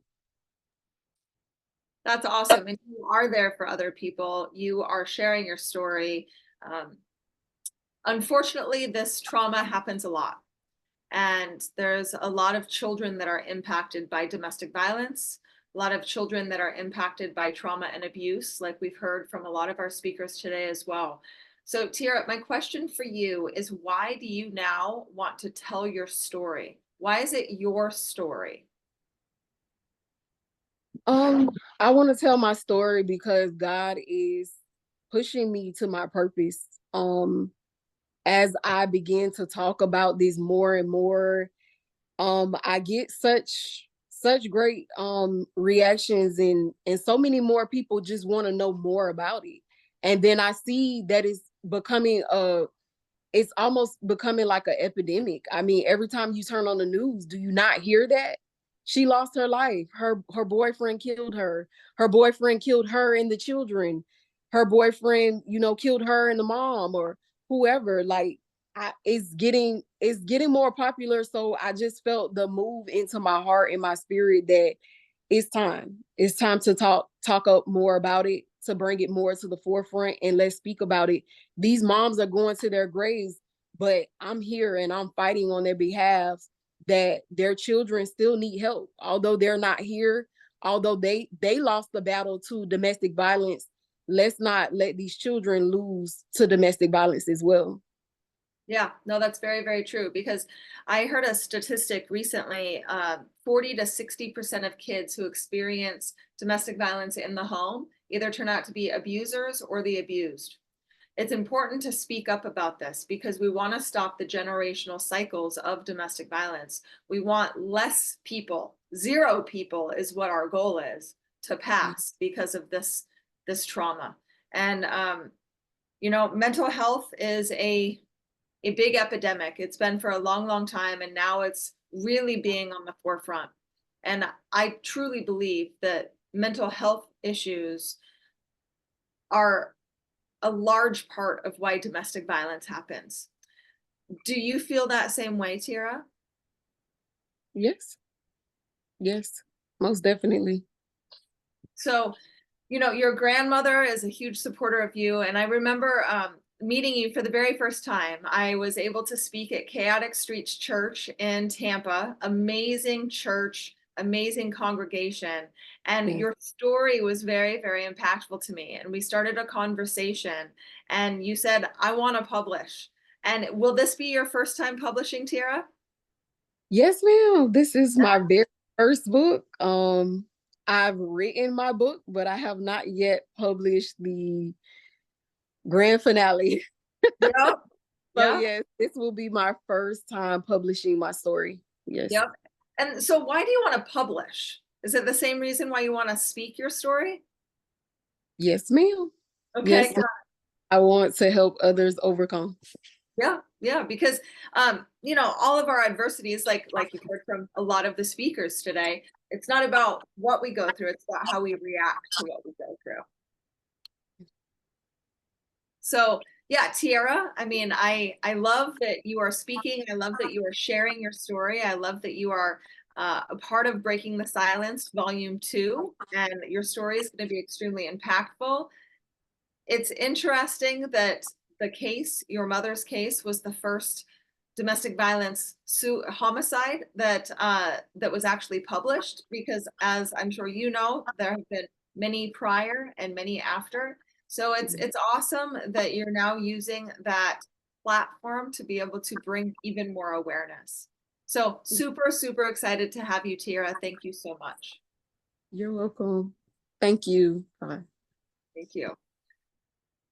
Oh, heavy stuff, guys. So before we move on, I want to kind of loosen everybody up. So we're talking a lot about some heavy things, whether it's disease, homicides and suicides, domestic violence, sexual abuse, child abuse. There's a lot going on here. So I want everybody to kind of take a deep breath and exhale loudly. Right? Do it again. Take a deep breath and exhale. So these speakers that we're hearing from, they've experienced extreme adversities, extreme traumas, but they're able to overcome. They're able to now use their stories to empower, impact, and make a difference. And I think that we need to join together, the people live on the Zoom, the people who are watching live on Facebook, and the people who are watching this after we've already recorded. We need to come together as a collaboration. So I'm going to talk briefly about human trafficking. Human trafficking, like I said in my speech, is a $300 billion a year industry. With AI and the technological revolution happening, traffickers are gaining access to our kids even quicker. Ray Kurzweil, who works with Google, he predicted that AI is going to be as intelligent as the human mind by 2029. That is 5 years. AI is now also going to be 1 billion times more intelligent than the human mind by 2040. The one access point that traffickers are using is games and gaming systems. So being a parent and being at home watching your kids, I want you to encourage your children that if they get DM'd or start conversations with other friends in games or online, that you have open dialogue with them so that you can actually determine if that is an actual friend or a perpetrator trying to gain access to your children. Human trafficking is something that has been heavy on my heart for a long time. And unfortunately, 100% of human trafficking victims experience domestic violence. They go hand in hand, unfortunately. And the one thing that traffickers do very, very well is collaborate.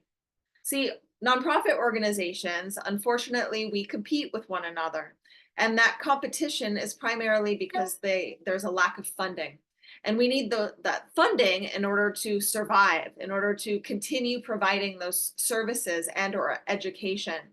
So I encourage us, all of us who are on and all of us who are watching, to learn to collaborate with one another. Despite our differences, despite if we are voting for Trump or Biden, despite our inner beliefs, we can work together and create sustainable change surrounding this. Human trafficking is something that should never happen and has been happening since the beginning of time. Our children are being abused and our children are being forced into situations that they don't want to do. Like Beverly talked about earlier, they are now accustomed to saying yes and doing things that they may not want to do. It's up to us to take that stand. So the parents on right now and the parents watching, have open dialogue, talk with your students and your children so that we can change child abuse and that we can really encourage our kids to continue living a wonderful, lovely life as a child and be a Toys R Us kid until they get old. Man, I remember my mom used to tell me that stay young as long as you can. And when we're young, we want to get old. And turning 40, I know that's not old, but it is middle of my life now. I'm now realizing how short life is. And it's all about the legacy and the impact that we can leave behind. And by speaking up and sharing our stories is how we can leave that legacy. So I am so excited to bring up our next speaker.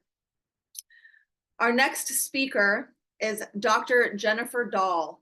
She is a neurodivergence grief specialist for women with ADHD who have lost partners to suicide.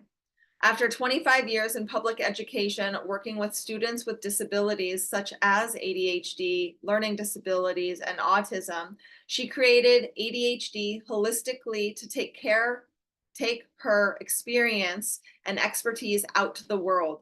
Jennifer's path has been shaped by losing her partner to suicide and her own struggles with being a neurodivergent woman in a world that may not always understand either.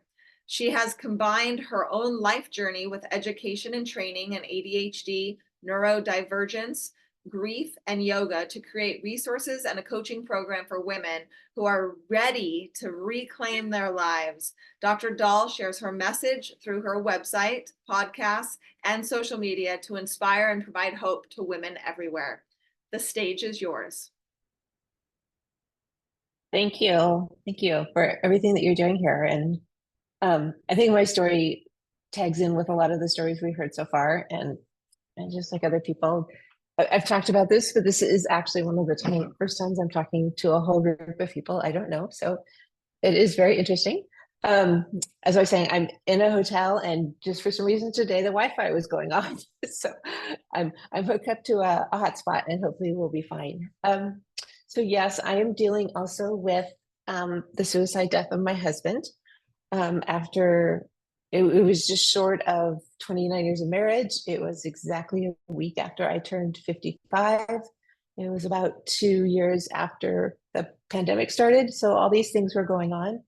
And I came home from a yoga class and I had absolutely no idea. And I couldn't find him. And my dog and I were looking around and I went to look out in the garage because maybe he had taken his bike and I found him. And that that was just a day that has started so much going on.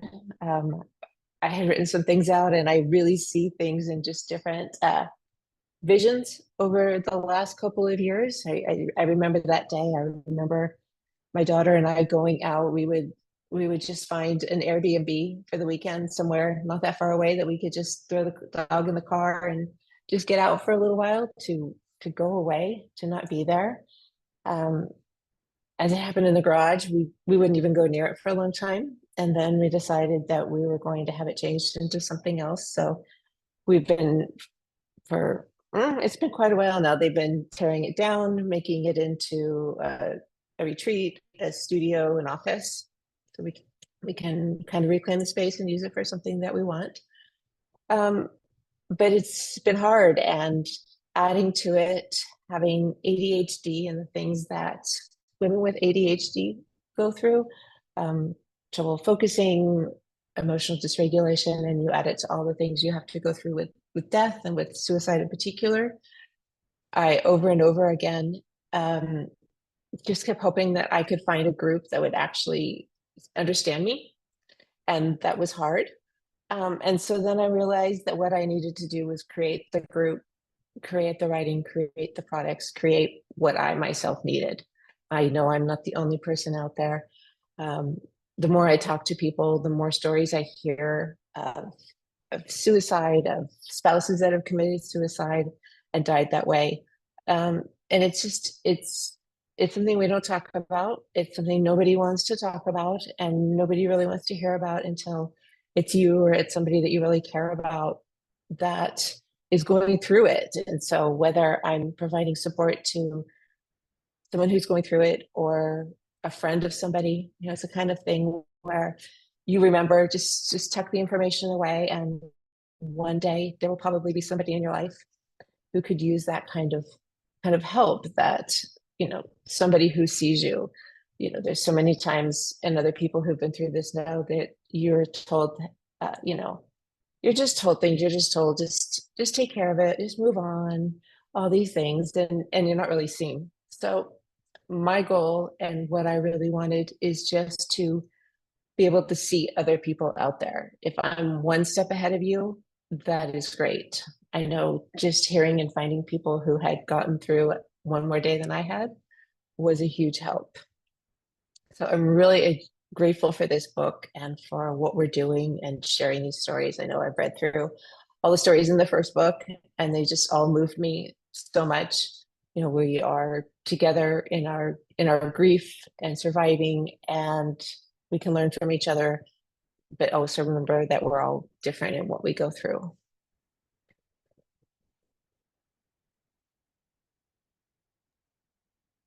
So, Jen. Yes. Hi, Pearl. Hi, beautiful.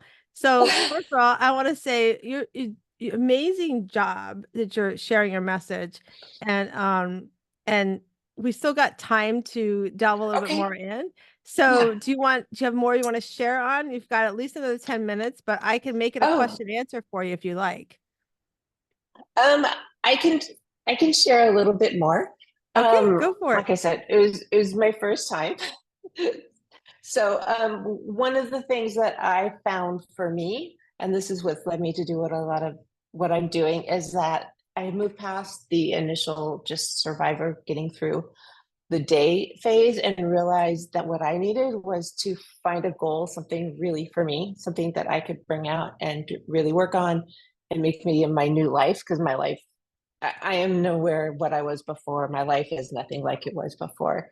The people I know are different. The people I knew, a lot of them don't understand.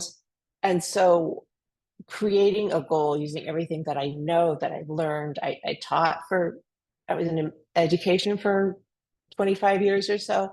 Everything I know about learning and ADHD and grief and goals, and helping myself and then helping other people really find a goal that they can really, really work on. Because with ADHD, we might tend to pick a really big goal, and that's not going to happen. So helping people move it on in, move it down, get a goal that will help you, because you're still going through all this. You're never going to stop going through this, but you can reclaim a part of your life that maybe through everything that was going on, you've kind of pushed down and haven't seen.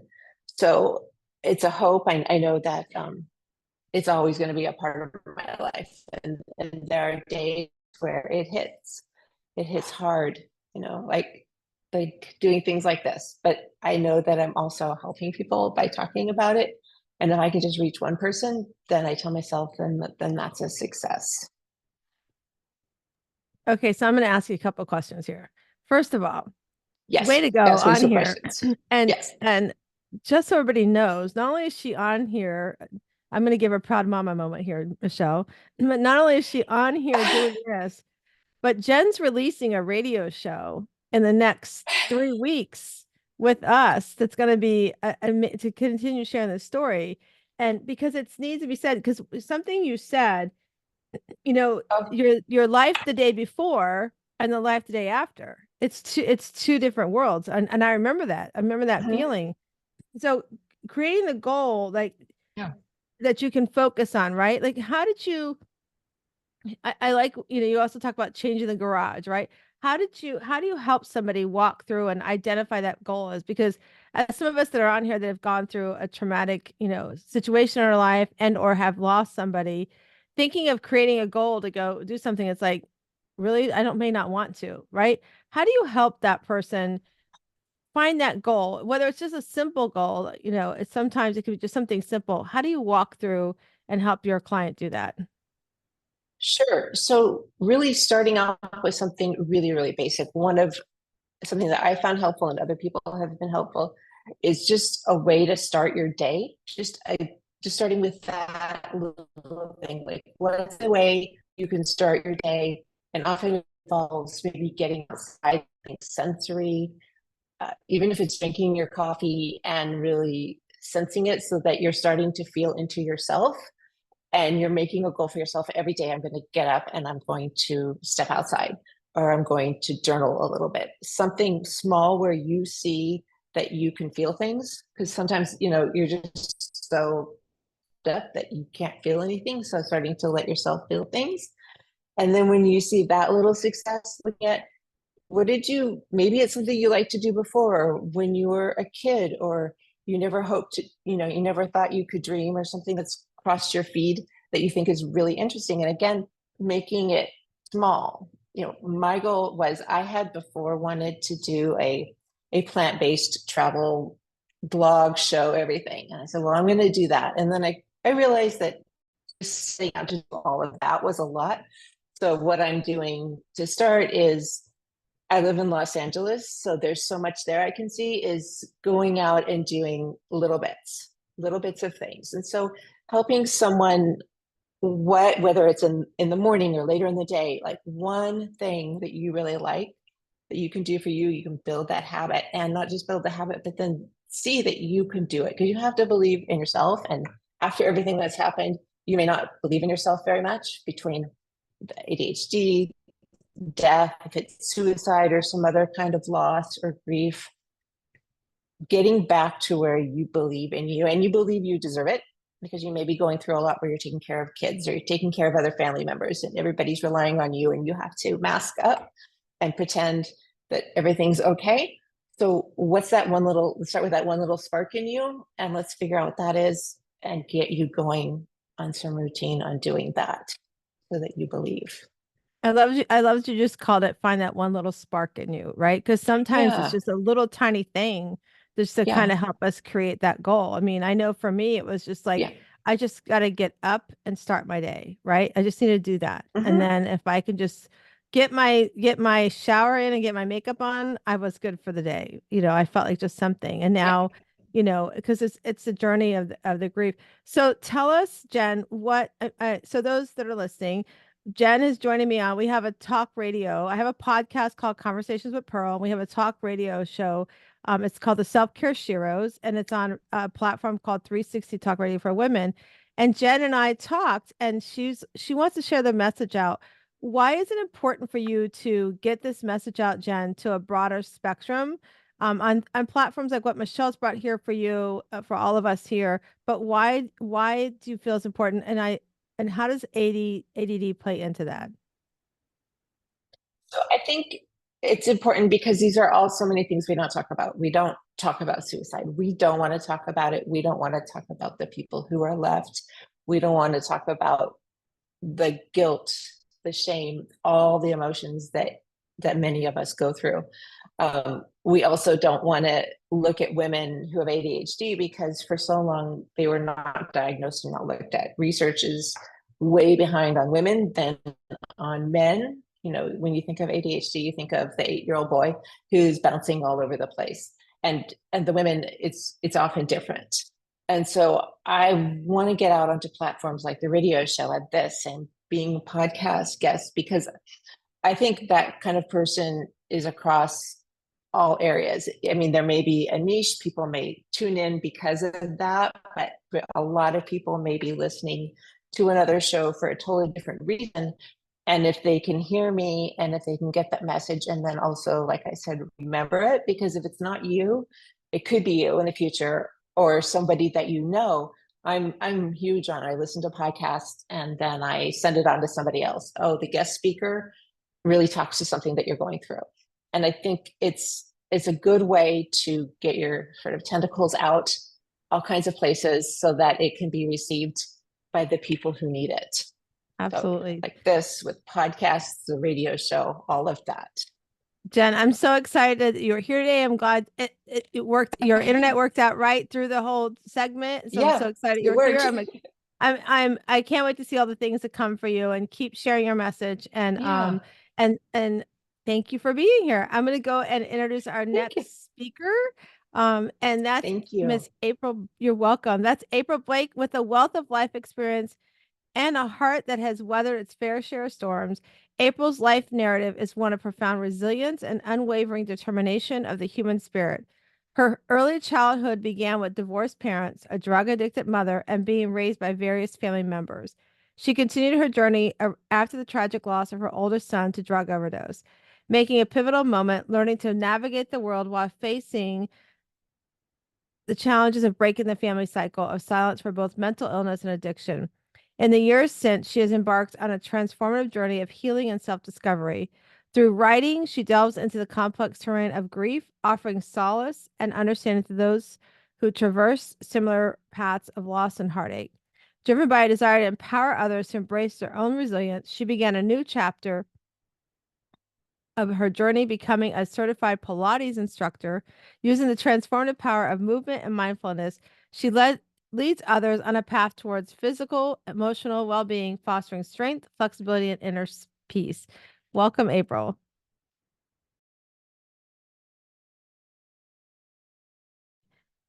I can't hear you, April. We can't hear you. Check your microphone on your computer. Make sure you've got the right microphone picked.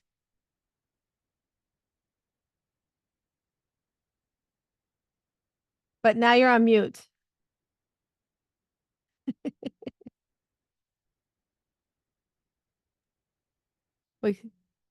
No. So on the microphone, it should be the speakers for your computer. Okay, is it working now? There you go. Yay! It's just, listen, I'm not exactly technical, okay? All right, well, thank you, Pearl, for the introduction. I appreciate that. I just have to tell you, I've learned so much in preparing for this day. This is the first summit that I've done with Michelle, so I'm a little bit green. Last week I started writing the presentation, and I would write a little and leave, come back, write a little more. And during this time, I just wasn't sure the direction that I wanted to go, kind of what I wanted to emphasize. So when it was nearly complete, I lost the document. And it was very devastating to me. And that night I stayed up way too late trying to find it, spent time online with tech professionals and friends who were tech professionals. And so I finally went to bed, and then I woke up in the night and did the same thing. And when I woke in the morning, I knew I had two choices. I could either continue spending time trying to find the document or start again. So I took my dog for a walk, and took a breath of fresh air. So writing this presentation has been very emotional, both the first time and the second time. It comes from the heart, and there are so many times that you can share what I'm sharing with you now. And why didn't I say the document? Because I didn't know what to name the document. And I've learned that if you can name the problem, then you can begin to tackle the issue. And I didn't name it because I didn't know what to call this. So where I am now, I want to share with you a little bit about myself. My name is April Blake. I've been married too many times, and I've been blessed with 4 boys. Ranging in age, all completely different boys, ranging in age from 30 to 11 years old. Excuse me. Everything, my boys were tight based on the age gap and range. It was awesome. And it wasn't until 6 years ago when I lost Cameron to a drug overdose. It was tough. It was really tough. So was I surprised when this happened? I don't know. I don't think so. Was anyone in my family surprised? Probably not. I grew up with a mother who was addicted to drugs since I can remember, and no one spoke of it ever.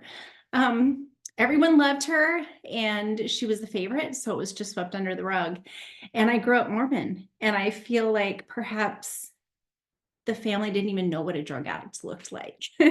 So they just kind of thought, oh, there was a lot of mental illness in the family. So I think perhaps they made that excuse. I had great family members who would step up to help raise me, feed us, give her a place to stay, us a place to stay, just to keep everything okay. But never a word was uttered about why. So as a kid, I would look around and I would think, am I crazy? Because I don't think this is how a mother should be. And yet no one is saying anything. My grandmother should not be raising me, and my mother should not be allowed to step in and disrupt my life whenever she wants to. So when Cam, my son, began his struggles, I believed it was part of the cycle of life. Keeping my boys from the drug abuse was something that I had tried to do since they were born. But seeing their grandmother never being criticized or confronted with her addiction, they thought that this was an acceptable part of life. So today I want to share with you an overview of what I will be writing in the upcoming Volume 2 book, which will be released this fall. It's about my journey of loss, resilience, and ultimately healing, a journey that many of us find ourselves on or know someone who has. The journey of grief after losing a loved one to a drug overdose or mental illness and the stigma attached. I will also talk about the importance of giving ourselves self-love, taking care of you and loving you, because you are so important, and it is essential that we care for ourselves so that we can care and love our family and loved ones. So several years ago, I experienced the most unimaginable pain and heartbreak from the devastating loss of my son to a drug overdose. And losing a child is a pain like no other. So it was compounded with the shame associated with the stigma of his addiction and then ultimately his overdose. So as I tried to make sense of this, I found myself not only with the sorrow of his passing, but with the harsh reality of addiction within my own family.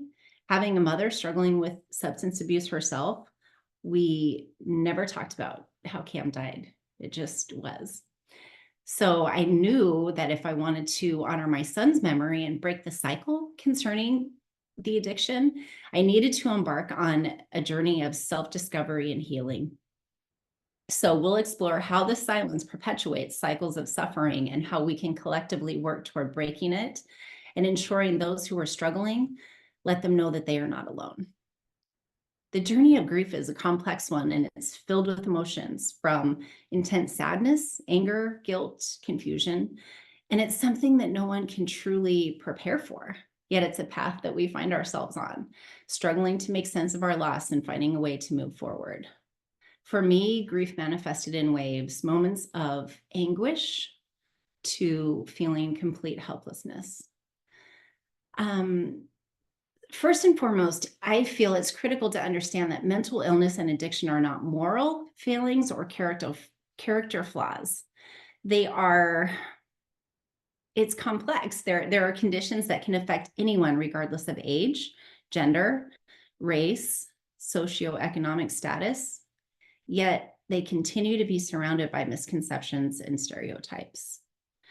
Breaking the silence begins with empathy and understanding, and we must recognize that mental illness and addiction are not choices, and we need to offer compassion, support, and acceptance to those who are struggling. Just as we wouldn't blame someone for having cancer or diabetes, we shouldn't blame them for struggling with mental health or addiction issues. By reframing the conversation and promoting empathy and understanding, we can create a more compassionate society where individuals feel safe when they seek help without fear or judgment. We need to empower individuals within families to speak up when help is needed. This means providing education about mental health and addiction and destigmatizing treatment options and fostering a culture of support and acceptance. No one should ever feel ashamed or alone in their struggles. And by normalizing these conversations, we can ensure that everyone feels seen, heard, and valued. So reach out to trusted friends, family members, or professionals for support. And don't let shame or fear hold you back from getting the help you need. So this leads me to creating a safe space for dialogue. And creating a safe space within families where open and honest dialogue is encouraged and supported. It means creating an environment of acceptance and compassion. And finally, it is essential to recognize that vulnerability is not weakness. It is a strength. It's the strength to open up about our own struggles and encourage others to do the same. We can create a space for healing and connection. And it's okay to not be okay. And it's okay to ask for help. And remember, it's not you that is crazy. It's the stigma and the silence surrounding mental illness and addiction that are truly crazy. So I knew I had to confront the harsh reality of addiction with my family. I knew that if I wanted to break the silence of addiction and honor my son's memory, I needed to confront my own struggles head on. And this meant seeking help and support, whether it was through therapy. I had a support group and friends, whether they wanted to hear it or not, they were going to hear it because I needed to speak, you know? So it meant facing my demons with courage and resilience, and it was not easy. And sometimes it requires professional help. Therapists, addiction specialists can provide invaluable support for individuals and families navigating these challenges. I will preface that with an underlying, find those who are addiction specialists or grief specialists, because there's a lot of people out there that don't understand what you're going through. So they can help with the difficult conversations and address the underlying issues of this and help with coping strategies with your family for managing the mental illness and the addiction issues. And counseling should be thought of as a privilege, not a punishment. It's very important. So bringing education and awareness in breaking the cycle of silence, we have to challenge the misconceptions and the myths and promote accurate information and understanding. It includes destigmatizing the language and advocating for mental health and addiction resources and sparking community and conversations. By doing this, we break down the barriers and create a more supportive and inclusive society. Did you know that 50% of individuals with mental disorders also abuse drugs and/or alcohol? 1 in 8 children age 17 or younger have a household that have at least one parent with a substance abuse disorder. And that could be from your friends down the street to, like I'd said earlier, it affects every socioeconomic, it's everywhere, and no one should be labeled for it. 4 out of 10 female alcoholics have a co-occurring eating disorder. And that's kind of what I want to point out about this, is that it's not just about drugs and alcohol. There are other addictions, and addictions look different in every single family. And whether it's gambling or, an eating disorder, it's there and it's everywhere. And we really need to start talking about it. So as I was grieving, I came to realize the critical importance of self-care. Remember, Cam was the oldest, so I had 3 younger ones that I had to function for. So I learned that I needed to prioritize my own physical, emotional, and mental well-being to heal and honor the memory of him. It didn't come easy, because as a mother, I had spent so much time caring for others that taking care of myself almost felt selfish and indulgent. But I soon came to understand that self-care isn't selfish, it's essential. So it was not an act of selfishness, rather an act of survival. A recognition that I could not pour from an empty cup. So I began to carve out moments of peace, whether it was through mindful practices, walking, Pilates, even having a healthy meal, or simply allowing myself to rest and recharge. So I know Michelle already did this, but I feel like we've been here all day. So let's just take a moment to just take a deep breath and just kind of roll our shoulders back and just spread our spine a bit and twist and breathe. And it just feels so good to just move just a little bit. And we need to love ourselves for being here today and learning from one another and improving our well-being, because it's okay to do that. So I want to close with this. The journey of grief after losing a loved one to a drug overdose is one of the most challenging journeys anyone can take, but it also offers the opportunity for growth, resilience, and transformation. So breaking the familial silence surrounding mental illness and addiction is essential for fostering understanding, empathy, and healing. And by challenging the stigma, creating safe spaces, empowering individuals within families, and finding strength in vulnerability, we can ensure that no one feels alone in their struggles. So let's commit to prioritizing self-care and finding strength in community. We can honor the memory of our loved ones and break the cycle of addiction for future generations. Just remember, healing is not a destination, it's a journey, and it's one that we're all capable of embarking on together. There's a quote, as I walk through life, I love this one and I remember this often. It's from Frederick Douglass, and he was a freed slave and statesman. And he said, "It is easier to build strong children than to fix broken men." And he made that quote in 1855, and it still rings true today. I think probably now more than ever, because there's so much mental illness and addiction, and it's not going away. It's not going away. So everything that you just heard is a brief overview of how I will be contributing to the upcoming book. And I wanted to thank you for listening today.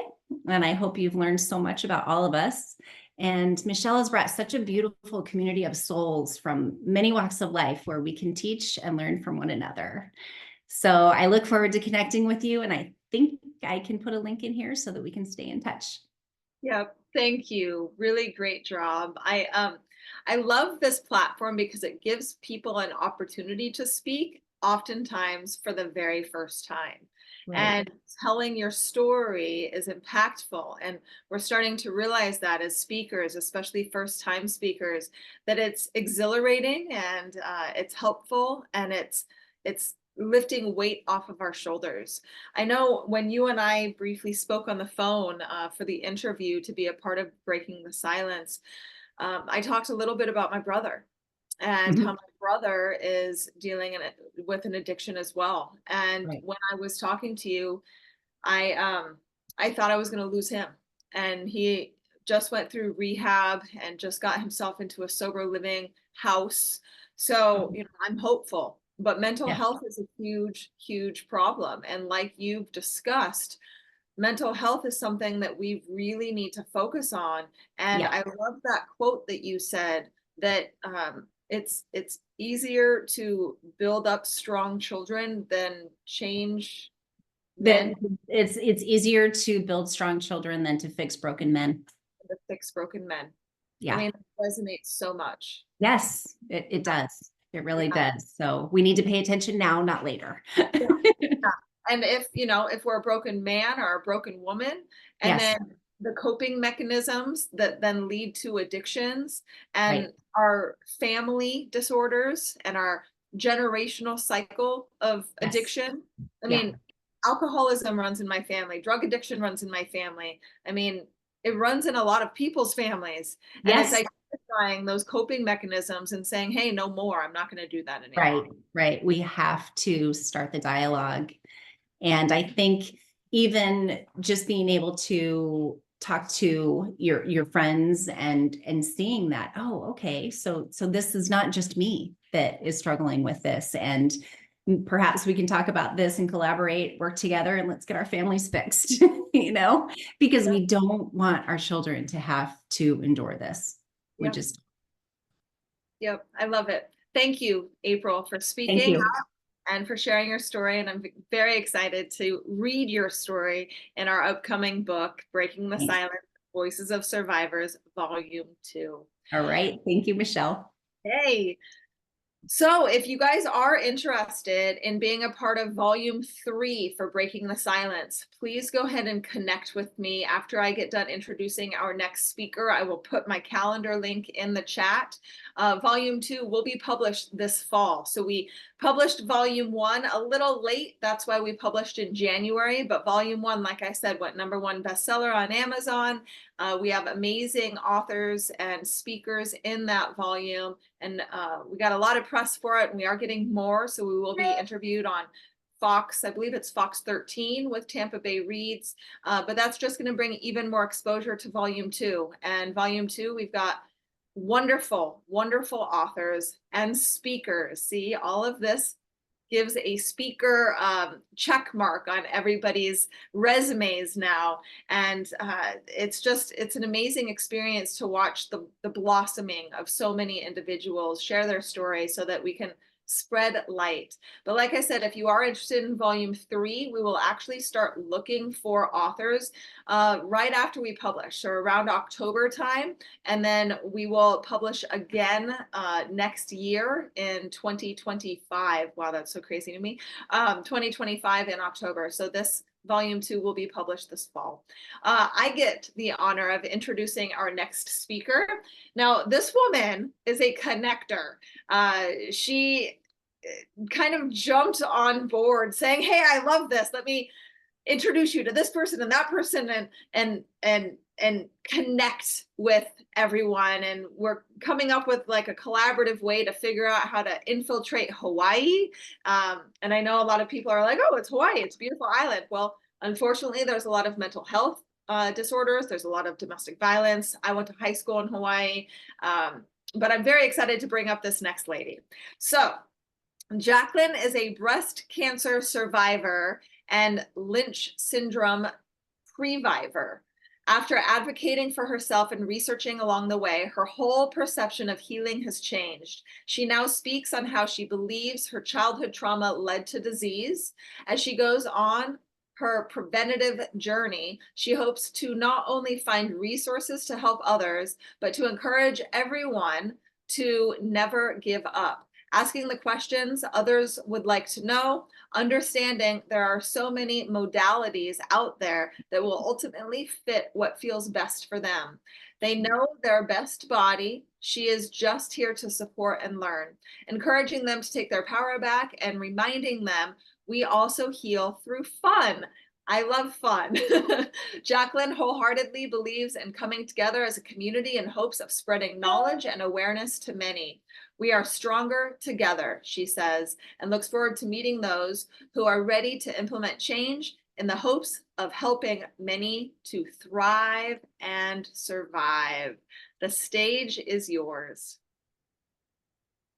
Thank you so much, Michelle. Can you hear me? Yeah. Oh, amazing. That was so nice that you threw that out because I'm just so excited with what you're doing. And I actually wanted to kickstart this with something that I put into practice daily, and that is just taking a moment to look around at everyone who is on stage, for the bravery that it took for the stories to be brought up, and everyone that's in the audience as well who showed up for themselves. I think that what you've put together here is beyond incredible. And as you already have seen, your mission is very, very close here. So I hope that you guys will take a moment and just soak in this beautiful space. But as mentioned, I am a breast cancer survivor and a Lynch syndrome survivor. And survivor is just me now being preventative to not get multiple additional cancers. And I have to go back to this group as well, because you've brought a space together where you can listen to stories. So you are feeding only what I hope to do, which is connecting on a larger level as I jump into nonprofits and different businesses. That's actually a big passion of mine, is everyone knows their path. I'm just here as a guide to empower them and to get them to the correct resources and encourage them to keep going, because I understand a lot of the roadblocks that have gotten me into this space and how I've gotten out. But I want to ask permission. Are you guys okay with me sharing a little bit of like my personal life here? And if so, you can give me like a raise the roof or like a woo woo yeah in the chat. Awesome. So I'm one of those people, I'm just gonna lay it out there. I love dark humor, I love sarcasm, and I'm all about fun. And I will never change that. I'm just putting it out there.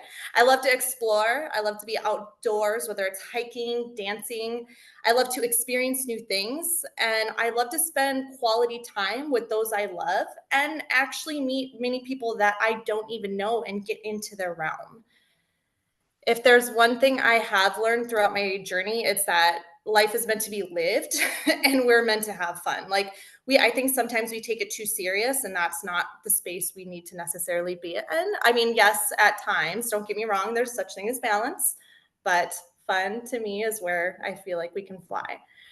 So you're probably sitting here thinking, like, what do you do? And of course, I love to, like I said, work with survivors and empower them to continue to go, getting them the resources they need. So that's near and dear to my heart.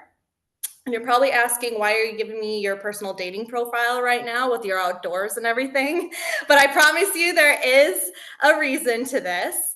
As I spoke of everything that I'm into, I realized throughout my journey that lifestyle and some of the things that I do is exactly what pushes me currently and previously to keep moving on in those really dark moments. And I'm not going to sit here and pretend I've not had those dark moments, because I have.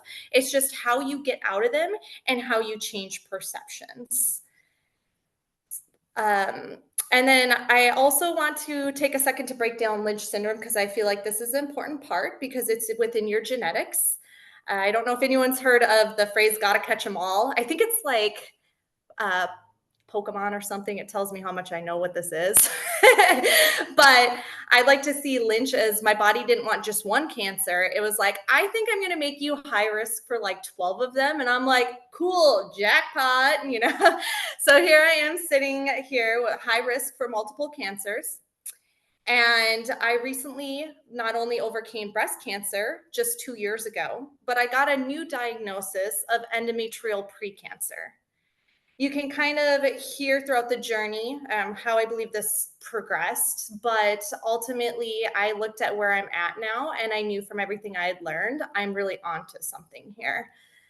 So let's rewind a little bit if everyone's okay with that. And I'll go ahead and once again, true to my heart, I believe trauma led to my disease. And so as I looked back and reflected, I started to see why this made sense. I got put on cancer research program where it showed these different modalities that were popping up. And I went, we're onto something here. Start talking to survivors, because I think the power's also in survivors and the bodies and the way they come out of it. And I started thinking, okay, I don't think I'm really wrong, because now I'm hearing this story repeat. So I grew up witnessing domestic violence between of course, my parents. And when they got divorced, I ended up living with my mother. My mother abused me from a younger age. And I also need to, well, I'm just going to say this right now.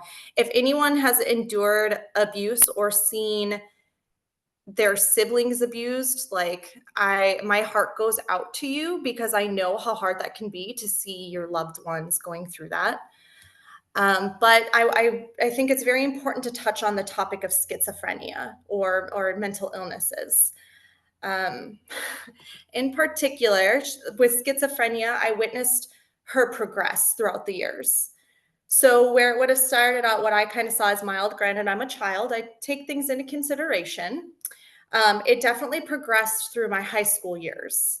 I started to see her hear voices, rocking back and forth on chairs. I would wake up and she'd be standing over my head, just big eyes, spewing things I just can't even tell you. And so what ended up happening was when my dad found out we were abused, he had to fight so hard in the court systems to get custody of us. And this is another point that I'd like to make.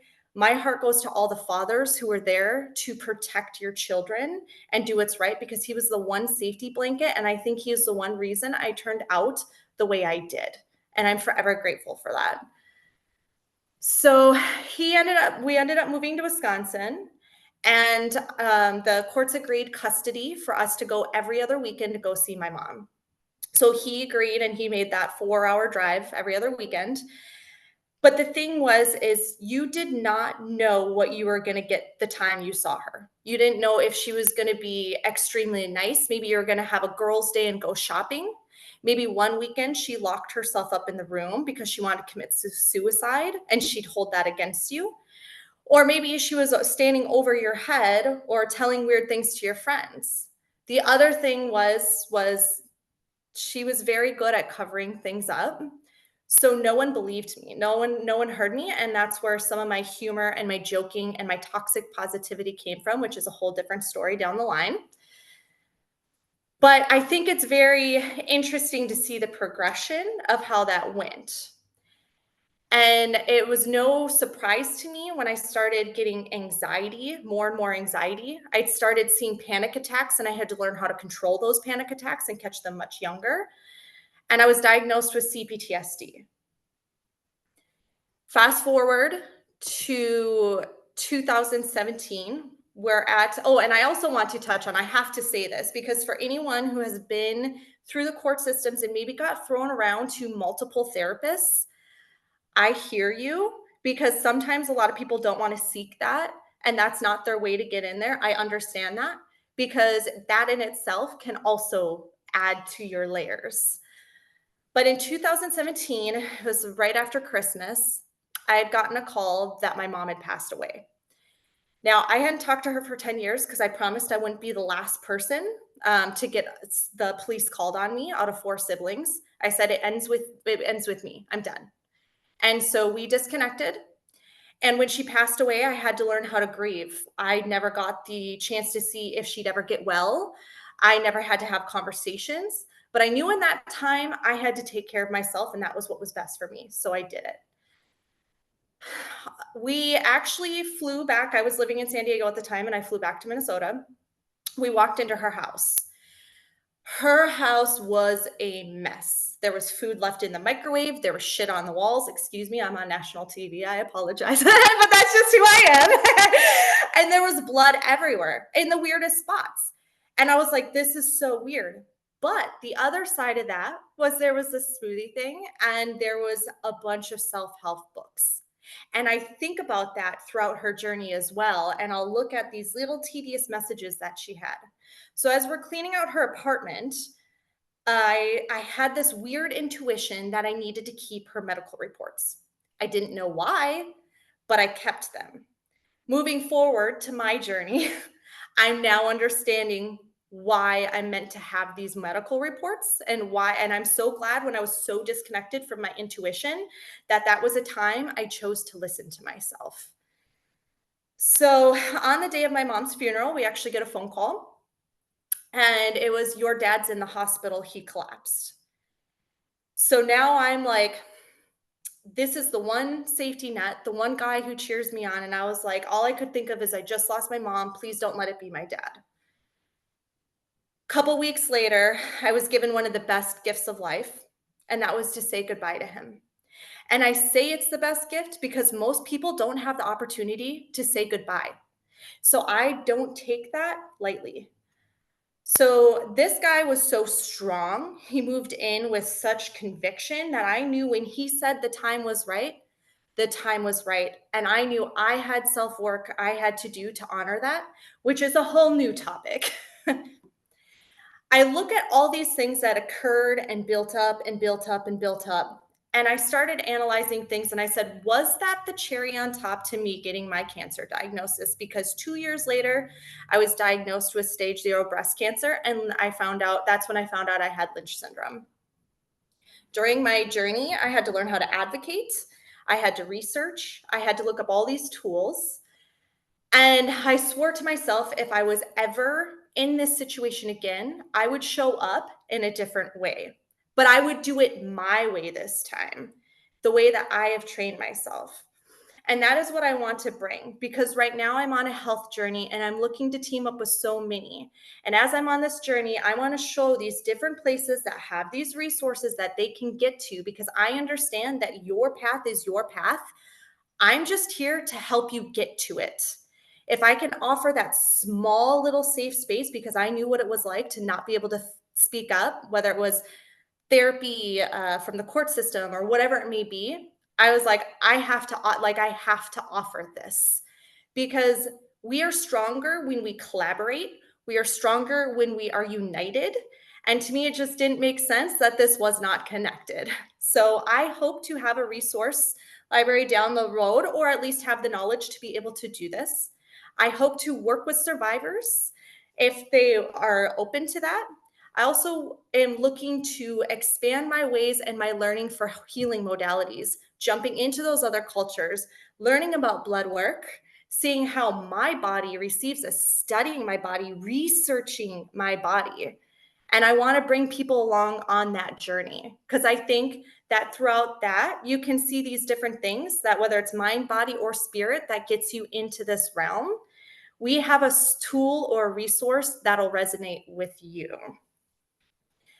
I'm going to say this. I'm going to go ahead. I will drop a link in the chat if you do want to talk with me. I would love to talk to you, whether you are a survivor or whether you're even a professional and you're like, hey, this would be really cool to see, or maybe you should come experience this here. But most importantly, I'm looking for survivors, and for a good reason. We are meant to be stronger together. And I get it. So I'll drop that. And if you want to follow me, I'll have an Instagram as well. But I wanted to also end on one note here. Everybody knows their body. It's just very, very important that we learn how to get back into it. Maybe you've been disassociated from a traumatic event. And I use an example. I used to look at 2 spoons and I'm like, which spoon do I want today? And people are like, you're dumb. And I'm like, yeah, it is kind of dumb. Also, it's my intuition and I'm here for that. So I would always pick that one spoon that I wanted. And that was a trickle effect. So the smallest little moments can make a difference. I would like to personally challenge you today to reflect on what is one thing I could give to myself through lifestyle or through anything that would feels right for me, and implement it. And remember, we are stronger together. And if you want to come along on my wellness journey, I would love to bring you with. And I am just so grateful for this space. Thank you, Jacqueline. That was so, excuse me, sorry, so amazing. And I love that what you told me, think of one thing that you can give to self. Health is such a most, it's the most amazing thing, but it's also one of the biggest things we don't take care of in our lives too. And so that's so important. I just want to go back to your dad. I can see a lot of your dad in you just by you describing him.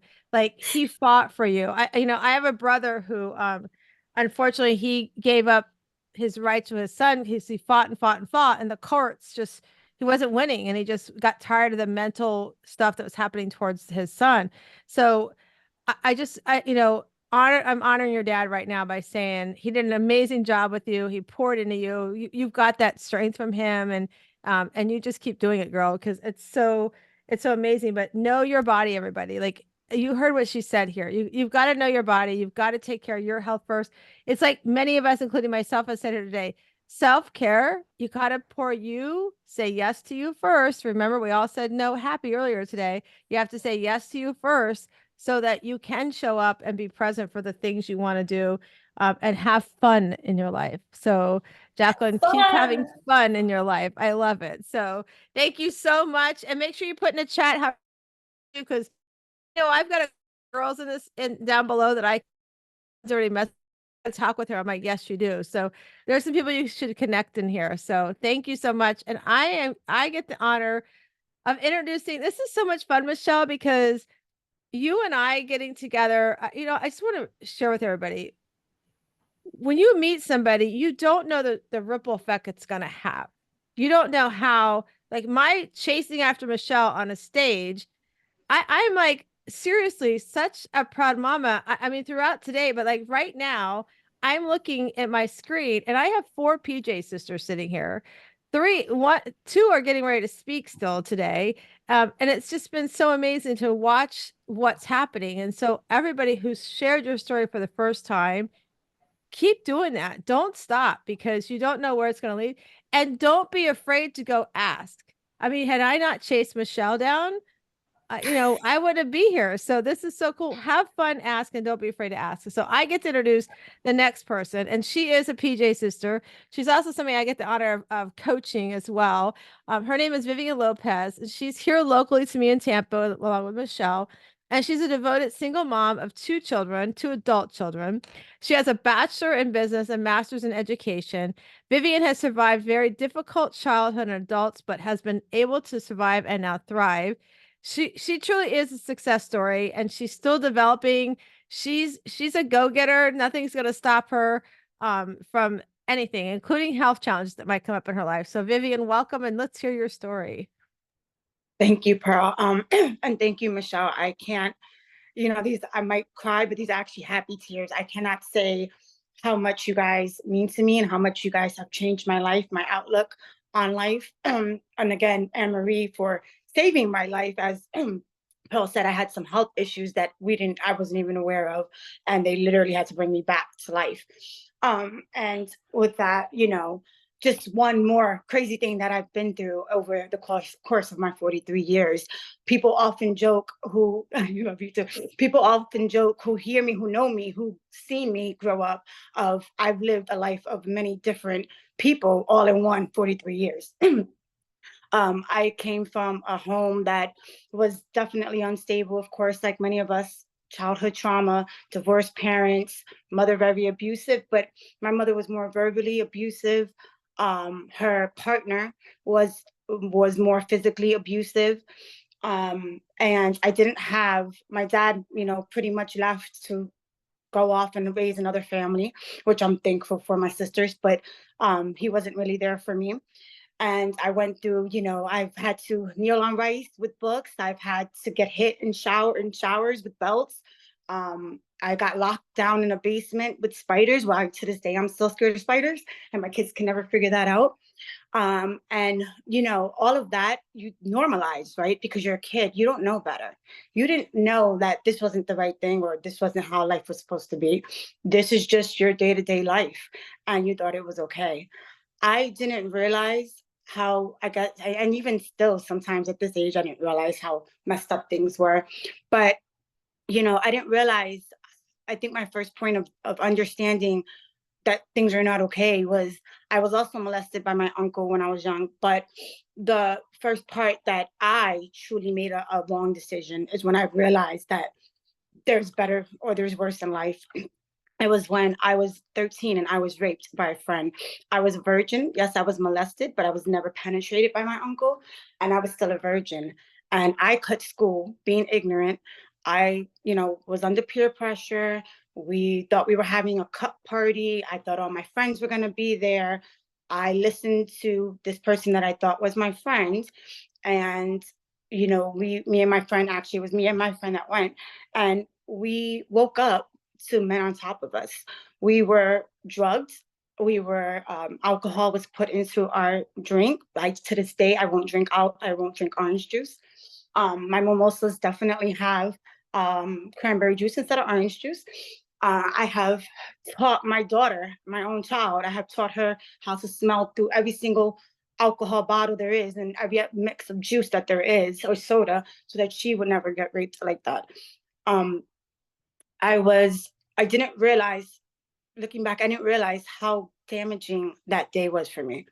I completely changed. I didn't let my mother hit me anymore or her partner.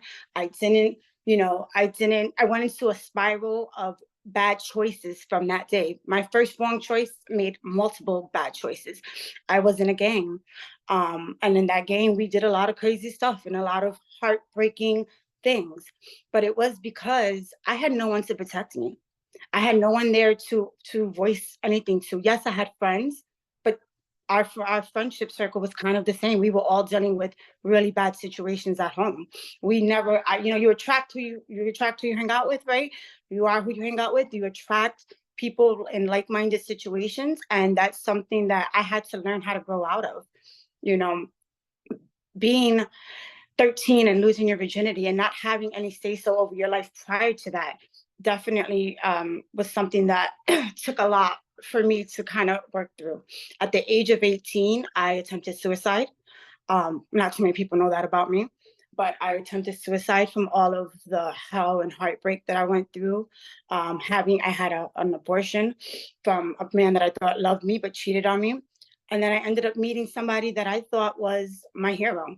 I didn't love this man, but I was so infatuated because he told me he can save me. And I believed him, right? He's an older man, a lot older. He's actually 13 years older than me.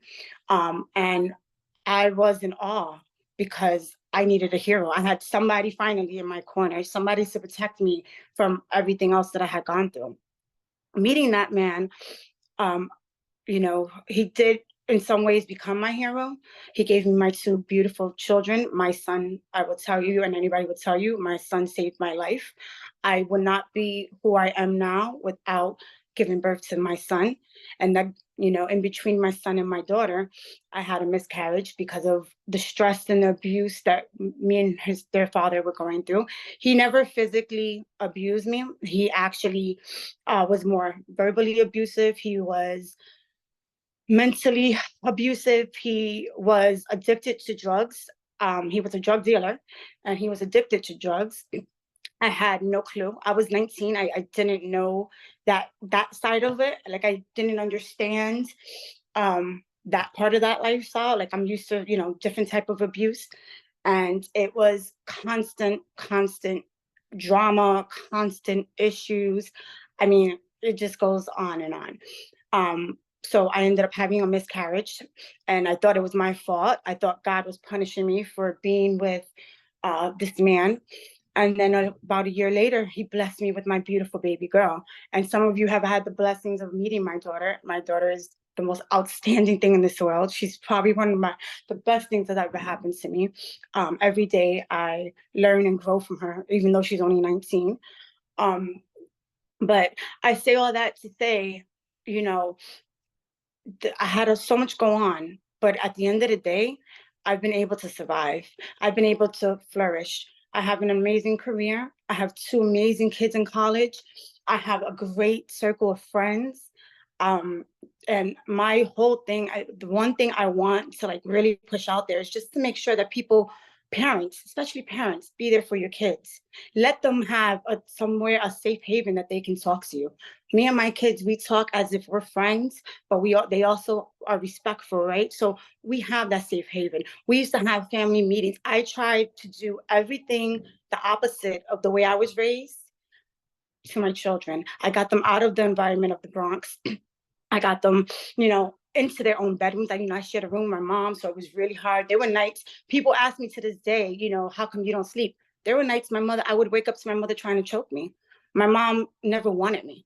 And she made it very clear she never wanted me. She had me and married my father to cover up from our West Indian family that she was actually gay. So she put me through a lot of abuse. And honestly, and Pearl can tell you, honestly, up until July of last year and really setting boundaries, meeting Pearl, my mother still had a lot of abuse over me for many years. So when I say I'm still a work in progress. I've changed so many things, but I still enabled my mother because, you know, she's my mother and she was the only one who stuck around to raise me, right? When my father left me. You know, I felt like it was my obligation. But waking up and not knowing whether or not your mother's going to be choking you or trying to suffocate you with a pillow was no way to really grow up. There are days, even as I took care of her for 11 years, there are days I locked my door in my own house that I pay for, and I would lock my door just so she couldn't come into my room, and not knowing what day she's going to go through what. I don't blame her. I know she didn't have all the tools in her toolbox. I know she went through a lot of trauma as well, and I love my mother to death, but I had to learn how to set boundaries, you know, and I had to learn how to develop with like-minded people who not only want, you know, success for your children, but success for you. You know, there's a lot of people that love my kids. My son is, you know, a football player, so everybody loves my son, my kids. My daughter is amazing. She will be the president of this free world in 2043. But you know, who loved me, right?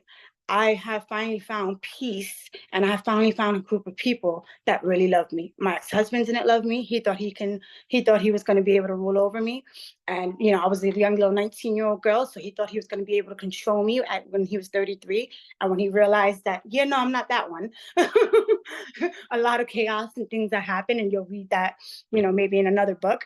But you know, he ended up getting locked up, and I had to raise these two kids by myself. He was locked up for 8 years. He still has no real communication with his children, even though I've tried. But who loved me is what I really come back to. And I had to realize I had to love myself because of everything that I went through. I didn't love myself. I self-loathed sometimes in alcohol. I had to stop. You know, I had to, and again, with help.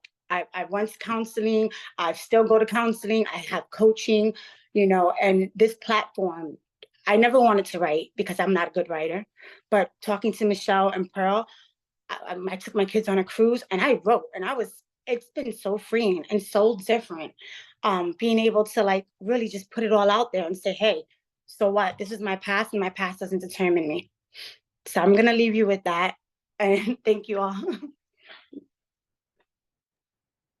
I love it that you were on the cruise and you started to write and you realized, hey, I can write. Look at this. So Yeah. we've got a couple extra minutes. So I'm just going to follow up with you a little bit. It's amazing, right? What you've experienced and the generational trauma that we go through. This is our priority. This is our mission to stop that generational trauma. And by you speaking up, Vivian, you are now stopping that cycle of abuse. And you experience this dramatic child abuse early on, which then translated into emotional and mental health and disease you briefly talked about with Anne-Marie, right? And now it's freeing to tell your story, to speak up. I am so proud of you. Pearl just wrote, I'm a proud coach, so proud of you and the work you are doing and what is to come. Right? So Vivian, I am honored that you are part of Breaking the Silence. You're part of this summit. You're sharing your story and you're sharing your story in the book as well. So much love, girl. Thank you so much. Thank you, Michelle. Thank you, Pearl. Thank you all. Love you, Anne-Marie. Love you, Sarita. I love it. We're creating a community and community matters. So creating a community means that we work in collaboration with one another. I mean, Pearl and I may disagree on things, but we still love one another and we work in collaboration. Same thing with everybody else on this summit, right? We can use our voices to empower others despite our discrepancies, right? Despite if we agree or disagree about things that, you know, may matter, may not matter, COVID, politics, you name it, right? But it's all about coming together to stop a lot of these injustices, the generational traumas, the mental health disorders. That has been a common theme throughout the entire day is mental health. And I think that when we start using our voices, then we could start making a difference. Now, I am so excited about this next speaker. So she was also part of volume 1, and she then connected me with about 4 other individuals who are speakers and authors in volume 2. Elise will be interviewed with me on Fox 13 on Tuesday, which is going to be amazing for Tampa Bay Reads. And I just got that confirmation today, by the way, Elise, that everything's all locked in. So we're good. But you are somebody who I saw you write it in the chat when Pearl was talking about, chase after those individuals. You've chased, right? Mia introduced us, and now, we're working together. You're part of our legacy camp right now, giving you homework. You're now going to be using your voice. You've got trauma that you experienced and now you're overcoming. So let me give you your proper introduction. I have to pull up my phone though, because I think that you actually text it to me. So here we go. Elise Howard is an integrative transformational specialist, 13 years in health and wellness, owner of Massage Nerd Integrative Health in St. Petersburg, Florida, where they have been open for 4 years, serving the community to help re-educate about the balance of conventional and functional medicine practices. She holds many licenses, and with over 47,000 hours of hands-on experience, is a master of her craft. They have been able to cancel over 35 surgeries that were on the books by re-education, lifestyle change, and supplemental support. Her passion for helping others began early in life, watching her mother suffer in pain that could have been prevented. Elise herself has been the patient, is a cancer warrior, has lost over 100 pounds, and completely rebuilt her body from the inside out. She was tired of being the victim, so she became the victor, and now helps others to do the same with her blueprint for transformation. All right, baby girl, stage is yours. Hello, hello, Michelle. Thank you so much for that introduction. I guess I should say some good things now. Oh, amazing. The day that you guys have already had. Thank you again, Michelle, for that introduction. Thank you for this platform. Thank you for this community that you're building. Pearl, you guys have co-hosted these. I've been on these, and the transformation that happens with this, and just like Michelle, you were saying, the relativity of the mental health and the physical and how we keep ourselves in these chains are just profound. Every time I hear anybody speak about these, and when I read the stories that you all do, it is it's heartwarming. And I know that that's not something that everybody's looking for, because these are traumas and it's real. But it is, because so many people are silenced. I had a phone call today, and this is going to change what I was going to say today, but I've had a phone call today from a woman that I helped get out of a really bad abusive relationship some years back. And she saw one of the posts that I made today for the summit, and she said, I don't know what you're doing, but I want to be a part of it. I was silenced my whole life. I was gang raped by an early age, put me in a body cast. And my mother told me not to talk about it. My mother told me we don't discuss these things. We push it under the rug. She said, and I've had marriage after marriage of domestic violence and abuse and broken bones and broken soul, and lost friends, and have lost very close people from not speaking out and from hiding. And this woman is in her 60s. She lived her entire life being ashamed, feeling that shame. And I feel that because we don't understand where the shame comes from. We don't understand that every time a phone rings, we're scared to pick it up because we feel like we did something wrong. We don't understand the relativity of how we all have those internal triggers that keep us from doing the things that'll get us of that other side of fear. But because of communities like this, because of speaking out like this, people are now feeling welcome. People are now feeling empowered, men and women. This is not just one sex that is off that has this issue.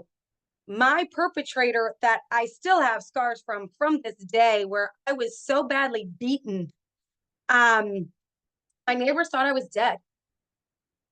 And it was 4 hours of beatings. The brick outside the apartments where we lived in is still broken from my skull and my body being thrown into it. I had a gun put in my mouth. stripped down, naked, beaten outside. My neighbors were so petrified that I was going to be dead that they were scared to call the cops. Nobody called the cops. Nobody called for support. I never even called the cops. I had work to do the next day. I didn't even think twice. I put ice on my face and did what I needed to do. However, I say that story in a little bit more detail to go into the next, because that gentleman was raped by a friend of his mother's, a woman, when he was 15 years old. And many men will hear this and say, oh, a 15-year-old boy was raped. No, he wanted it. This is what's wrong with our society in these days, thinking that everybody's just open to sex and wants sex, and boys just, if their penis gets hard, then you're going to want it. No, it's called a parasympathetic nervous system response. And just because a woman gets wet or just because a man gets hard doesn't mean that it's wanted. So this gentleman has gone on. I've gotten phone calls from many of the women that have gone and been with him afterwards, that broken bones, broken jaws, broken ankles, beating them while they're pregnant. This man has never served a day in jail, never has had to pay for any of the crimes that he's done. The officer that I ended up telling a week and a half later, because the chiropractor that I worked with knew my face couldn't get like that by falling down, because I lied to everyone. My face was irrecognizable, 4 times the size. And he made me go to get an MRI, and he said, Leach, you gotta do something about this. And I finally went to the police and made a report. And as they're taking pictures, and these are men taking pictures of scratches, I got them all across my face, nodule in my head that it's still not gone away in 12 years.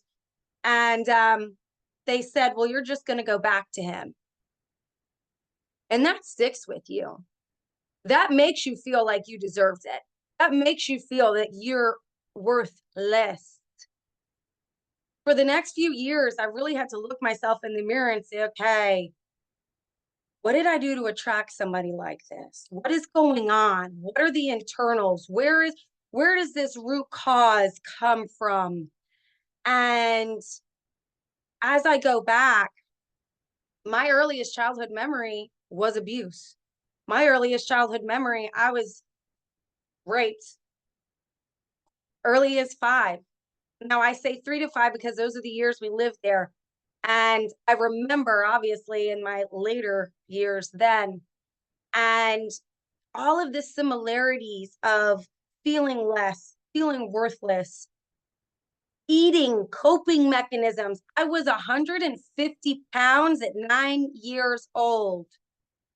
Bulging discs, degenerative disc disease, which your spine shouldn't have even been developed yet. And I had scoliosis because I was so overweight, because I constantly ate whatever I wanted, because my mother, who suffered major traumas in her childhood, never had it taken care of, never got educated on emotional intelligence, emotional regulation, that traumas happen, that this is normal, unfortunately, and this is how we work through it.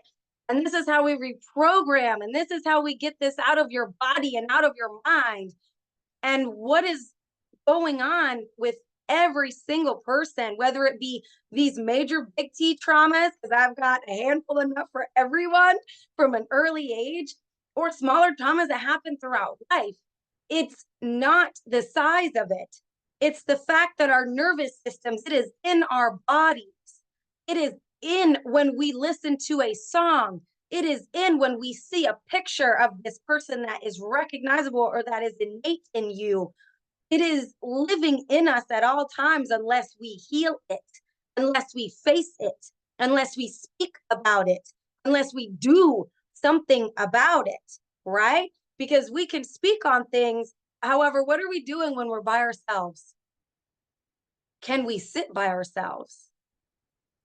That was one of my biggest hardships that I had to break through, was being able to sit alone without some type of noise, without some type of stimuli. And my beginning of meditation, of aiding in, I had to download an app, and it was neuroscience app, because I wanted the explanation of it, right? I wanted the scientific of it all. And I had to start with 1 minute, and I had to be coached through that 1 minute, because sitting still made my skin crawl. I had to get up, I had to do something, I had to be occupied, I had to avoid at all costs what was really going on. And when I listen to all of you, I'm just like, wow, what if I had this 10 years ago? What if I knew that this was so normal? What if I knew that every time you had that uncertainty about a person, you're right.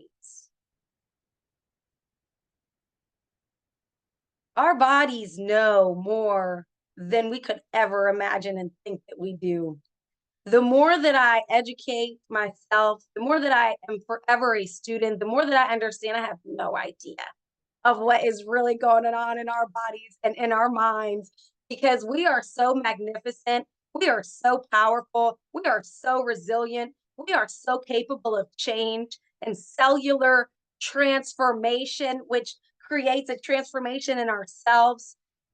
Dr. Joe Dispenza gets into the process of, if you're angry at someone from 10 years ago, now you've developed that personality, which that personality has developed your personal reality.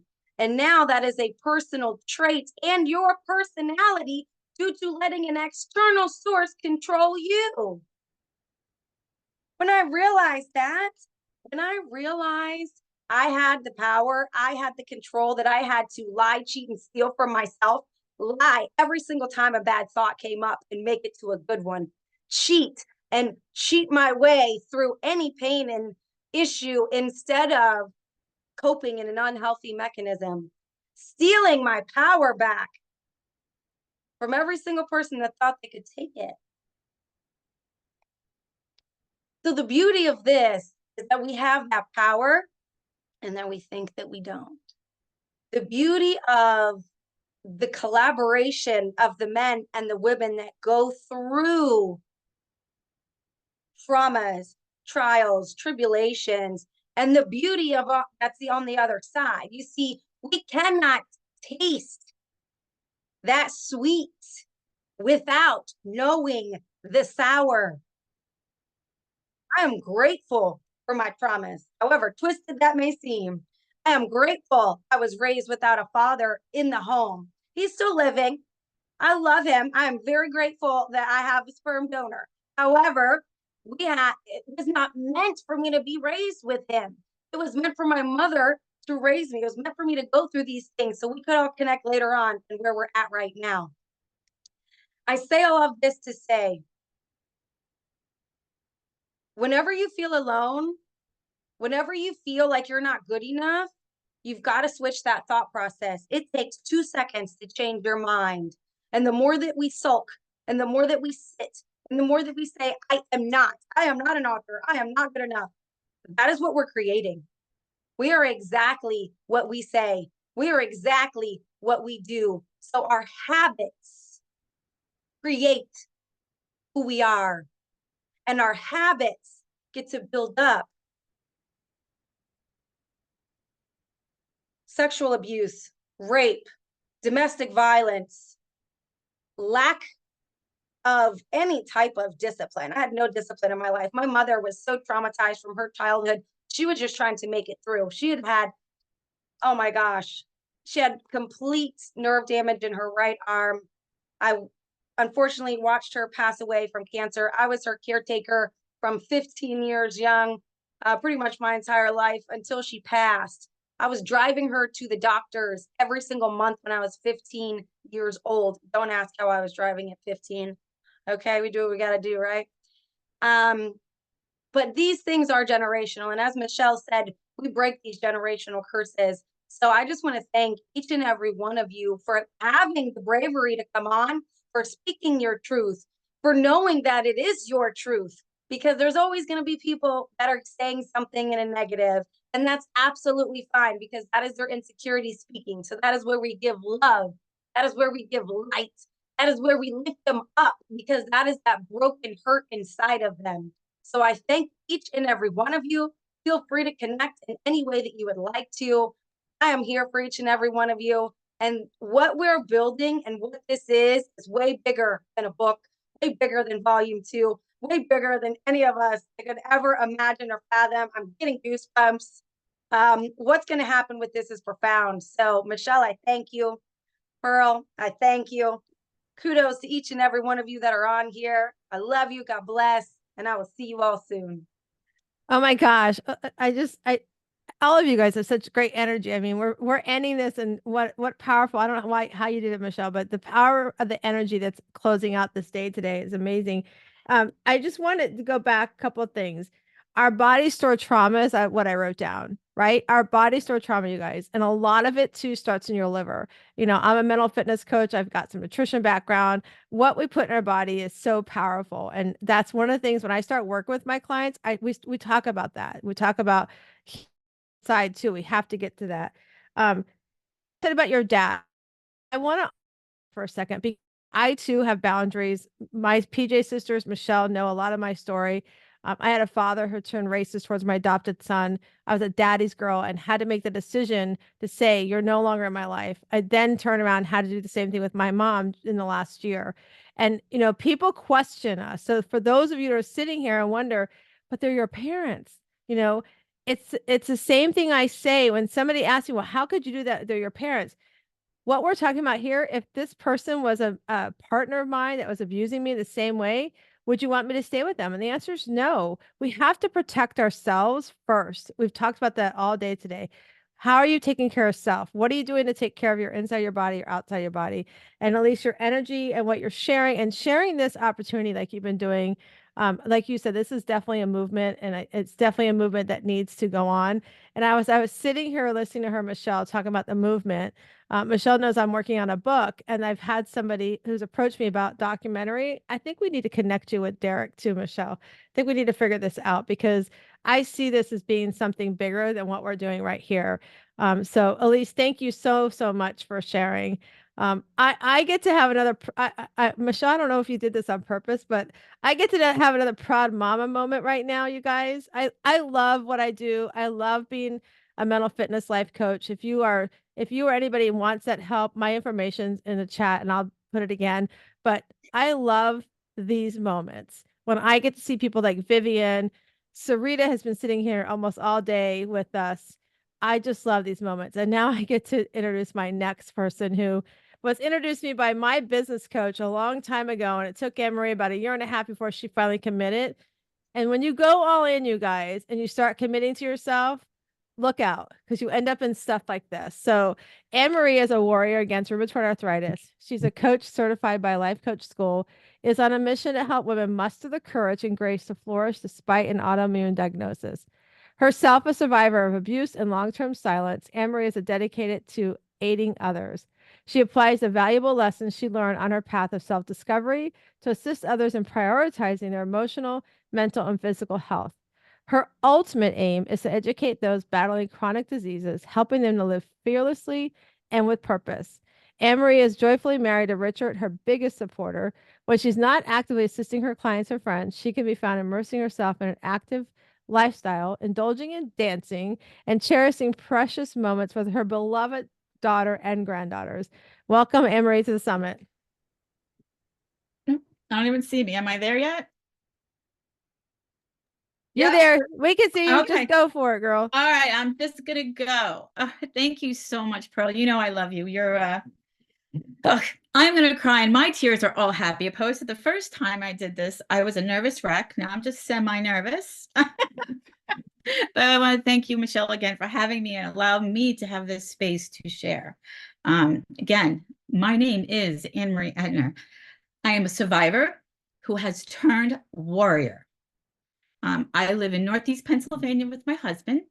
I have chosen these titles as wife, mother, and grandmother. I am a life coach, and I work with women that are diagnosed with rheumatoid arthritis and other autoimmune diseases. I officially was diagnosed with RA 4 years ago, which led me to the work with women that have RA and other autoimmune diseases. What my present journey has taught me today is that we are all survivors. But what changed in me was to be a warrior, and that is how I see myself today. Yes, I had a hard life and I existed for many years, and I started a journey of recovery. However, when I was diagnosed with RA, I figured out what a warrior meant. I fought for me to have the life I wanted. That being said, throughout my life, I had multiple traumas. I was 15 when I stopped living. You know, we all stop living, right? Trauma happens. And I was 15 for a long time. My family looked normal. My mom was a stay-at-home mom. My dad worked in the city. I had a brother in the army, you know, and my sister got married. That was 1983, a year that my life changed and changed my life and the trajectory of where I was going. My life had, my parents had issues with alcohol. And until then, I didn't know how bad it was. You know, sister got married. It's just now me living at home by myself. And these traumatic events would come to affect my life for many years to come. St. Patrick's Day, right? We're all Irish at some point, right? We all like to share that, you know, let's go have a drink, a green one. So my mom, who did her best, and she had her own demons at this point in her life, it was very, very active. And one thing led to another between my parents, and I called my sister for help. You know, last time when I spoke, I didn't mention her name. This is called growth for me because I'm not hiding anymore. Yeah, I called her and I asked her for help. And she said, nope, it is now your turn. I didn't know what to do. I was at a loss. And my mom was trying to get out of the house and I blocked her. And as hard as this is to say, it was the first time and the last time my mother choked me. I ended up calling the police, and that was the beginning of what I knew what abandonment was. I took the horrible disease and brought it out into the middle of the room. That elephant was big and pink and bright. And then shortly after that, I had a school hostage. You know, we had kids got shot. A teacher was shot. The guy killed himself, you know.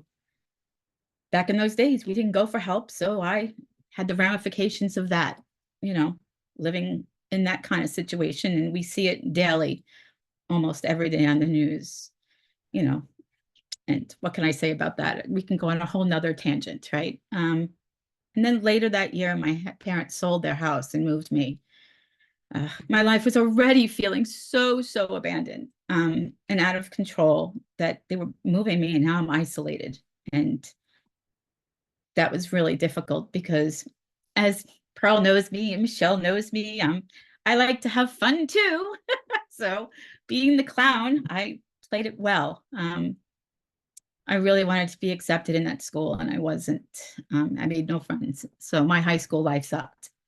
So there's another trauma of just being left alone in a life that was not what every teenage girl in high school is supposed to be, with the pretty dresses and the prom dresses and going out. It didn't happen. But as my life continued, you know, everybody in my house was living in chaos. I can imagine we've all been on this all day today, and I've heard a lot about chaos. How many of us lived in chaos? Can someone just anyone put a 1 in there to who relates to that knows what it's like to live with chaos on a daily basis? Yeah, I see them all going, life is rough. 1, chaos. So as that continues, you know, I graduate high school. I chose not to go to college because I did not think I was college material. And I go to work and I finally make a girlfriend, right? Did not have any. She was my safe place to go to. And I was at her house one time, and she had some friends over. And this is when I was jumped. 3 guys came into a room, and I knew them. These were boys that I hung out with. And I don't remember anything except holding my pants up and praying to God nothing was happening. I went completely numb and my brain went blank. What a blessing that is. What a blessing that gave me, you know. But our friendship changed that day. And I'm not even sure I thanked her for helping me, but we never spoke of it again. And neither did I out loud until recently. And I was 57. I believe you're never too late to talk about this. My mother didn't. And I believe she was also had stuff happen to her. But as my life continued, I felt very dirty, useless, and convinced no one was ever going to love me, especially being what happened to me. I met a man. I settled down with him. And, I got out of my house. Shortly after that, I got pregnant. I now have a daughter. Lord knows I'm still 15, I'm 20 something years old, and I'm still at the age of 15. So imagine trying to raise a child. But she was my saving grace until she wasn't, until the nightmares came again. And I wasn't able to breathe. And I failed her. I failed her being a mother, Her father hit me, and I found the strength to leave. How many of us don't find it? It happened twice. That second time, I don't know where it came from, but I'm just so grateful it did. But, where do you go? What do you know? You go back home. And here I am, already 15 in my head, emotionally and mentally, home. And they still treat me like I'm a 15-year-old. And I don't share anything with them, but I'm still so self-consumed with my life of what it was before, and now I have to hide more elephants of my own and hide from my elephants. I go to therapy for many, many years. As I've heard across all day today, we go to therapy. And I believe full-heartedly that I deserve a great life. And I get married to the man, he's the love of my life. And more lies I tell myself. And now I am the one using alcohol to numb the pain. I hate myself, the feeling of loss, the abandonment feelings that I am living with, pushing the two people that I love the most away, because, I'm broken. I feel like I am completely broken. I have become exactly who I swore I wouldn't be. So, what else seeps through into my mind? Let's talk about suicide, right? I have those deep thoughts. Again, I don't know how I muster the strength to push those thoughts away, but I do know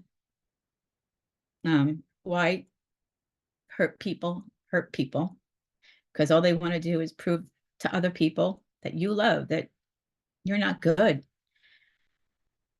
Years go by, and my daughter is now 17 years old, and she's fighting the fight for her life, and I am saved by her once again, only this time it sticks. I'm encouraged to do therapy and deal with my past life and my past traumas.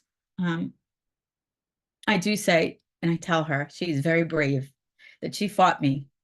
She fought me that day. I spend a lot of time with her now, and I don't waste 1 minute, because she was the only thing good in my life for a long time. And now I know God put her there for me to be this survivor that has turned warrior. I'm so full of gratitude, once I figured out and identified and accepted my past. Those actions of what other people did were not my fault. That was really a turning point in my life, a big turning point. Still, I realize I'm not reaching my potential.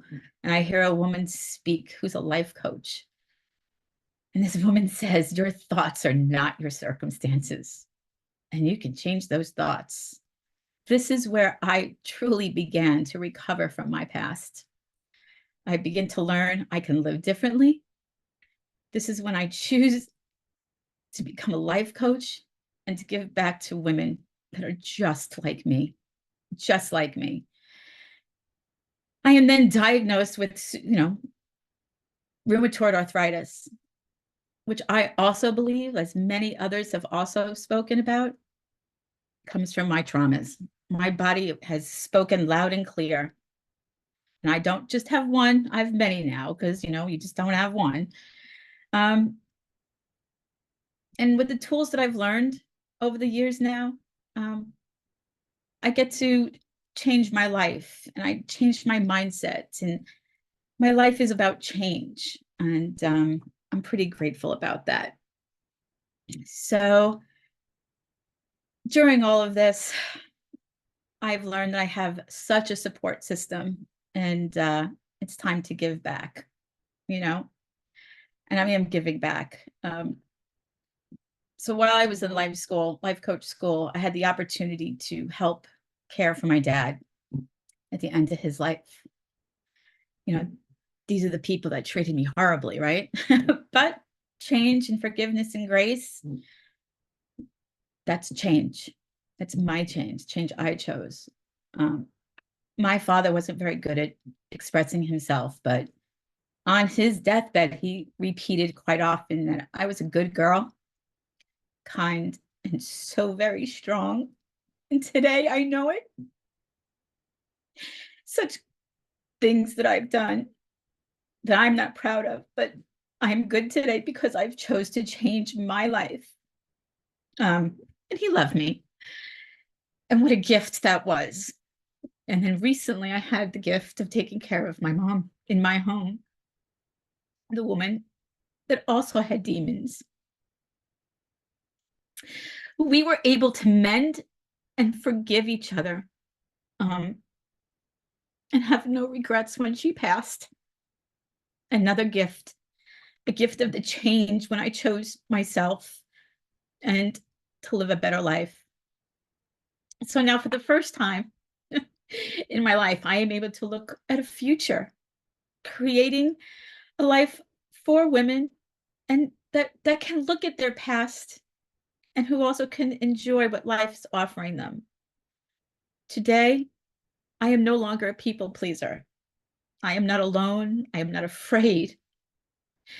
And I take care of myself, knowing the steps that I take today will create more as a rebound effect for my family, because they saw me.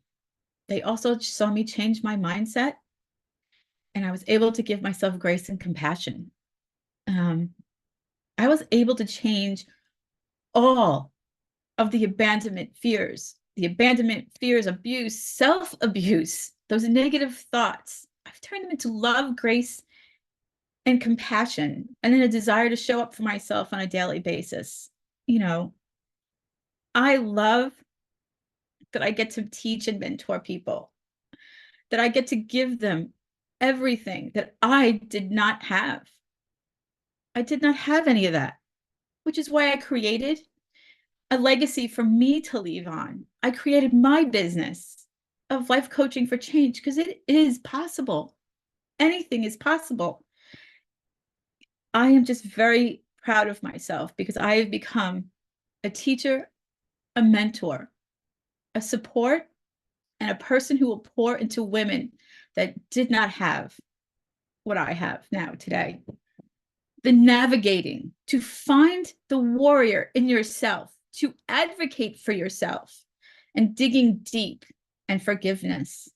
That is what I have learned. Michelle, Pearl, these women that are all here, you are all part of my journey, a journey that I never expected. I am so proud of. I wouldn't change my life. My husband is watching me. I mean, this is so out of a box, and I'm proud of myself.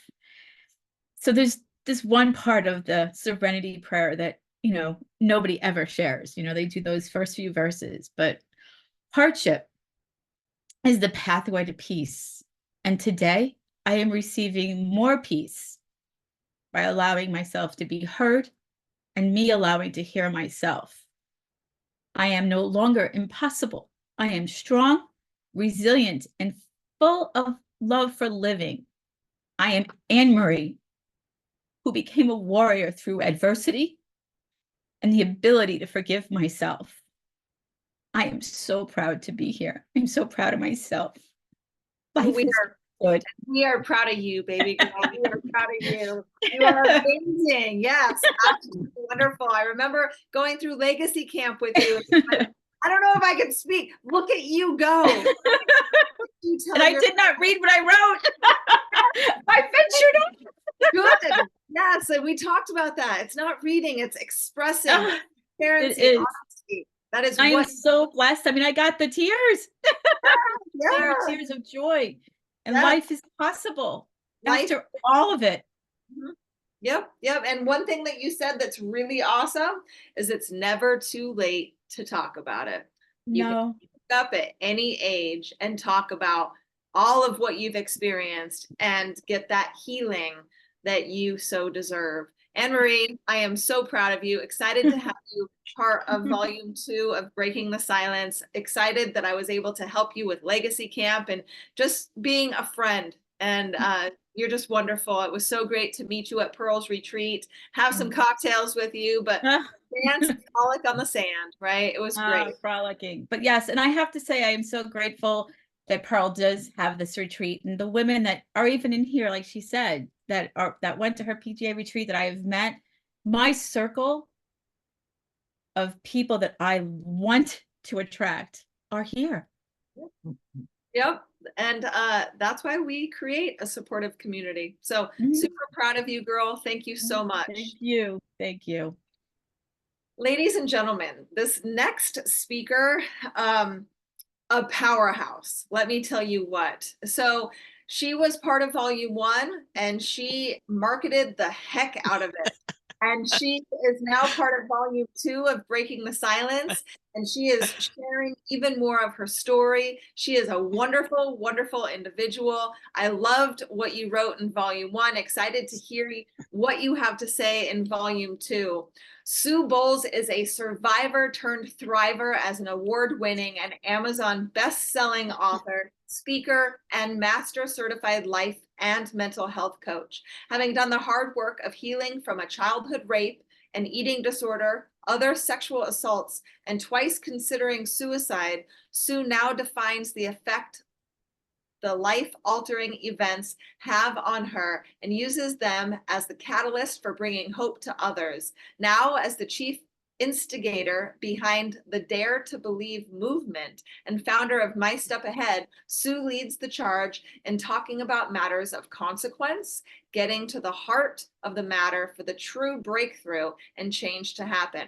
Through speaking, writing, coaching, she challenges others who feel stuck and disqualified due to life's circumstances to take the next step in their journey, walking with them along the way. All right, Sue, close us out, girl. Wow.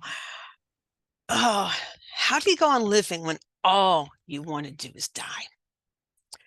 That was a question I asked in 2001. Actually, no, I'm getting all confused. 1991. Because I was at that point. And I'm going to come back to that in a minute because it's really important to share how I got to that point. As Michelle said, I'm a childhood rape survivor. I was raped by a classmate when I was 7 years old, first grade. And my perpetrator's last words as he left out the other side of the woods because mom was calling me from the other side was, "Don't tell anybody." And sadly, I didn't. And I didn't know the prison those words were going to put me in.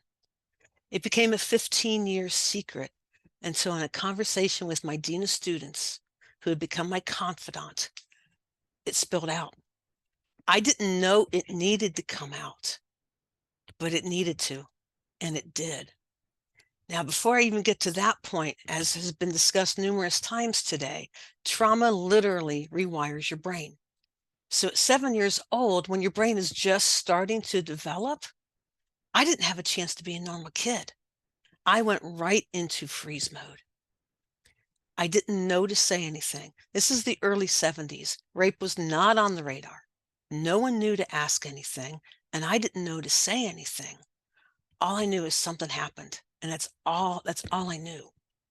My mom responded in a way that every mom would when your daughter is 45 minutes late from school and you don't know where the heck she is. My mom did nothing wrong. The only person who did anything wrong that day was my perpetrator. And it took many, many decades before I could say that. That was part of the hard work of healing. So 7 years old, I'm already starting off course. And the longer you go off course, the harder it is to get back. So by the time I get to middle school and high school, I'm an absolute mess. I struggled with depression, not knowing that. I was raised in an alcoholic home that particularly started getting more ugly in my teen years. And I just shut down. I literally remember the day walking into my house, stopping outside the door and going, okay. And I flipped the switch because nobody could know. Because at that point in time, don't talk, don't trust, don't feel, the rules of a dysfunctional home were alive and well. And I couldn't be found out. I didn't know how to interact. I didn't want to let anybody down because I had painted the picture that Sue was your go-to gal. Sue was good, Sue was golden, Sue had it all together. And I didn't want to let my parents down. So by the time I get through high school, yes, there are other things that happen with some of the high school guys that shouldn't have happened. And my eating disorder started. And then I got to college, and college is a hotbed of stress to start with. And then I brought all this baggage there. I went to a small college in Northwest Ohio called Defiance College. Absolutely loved it. Had one dining hall. And by the time my junior year rolled around in particular, I was feeling very insecure. I didn't have a lot of friends. I was involved in everything because, see, I felt I had value if I was seen. So I stayed busy so I could be seen, because if I stayed busy, I didn't have to think. And if I didn't have to think, I didn't have to feel. And if I didn't have to feel, I didn't have to deal with my stuff. And I knew there was stuff going on, but I didn't really want to deal with it. So I stayed involved, but I didn't have a lot of friends to sit with during meals. And because I'm not feeding my body correctly and my brain wasn't getting the nourishment that it needed, it wasn't interpreting things right. So the paranoia started kicking in that everybody was looking at me. Now, I may have very much enjoyed going up for another serving of food, normal body need, food. But in my eyes, my brain interpreted it that I'd be found out. You hear that theme in there? I'm going to be found out again.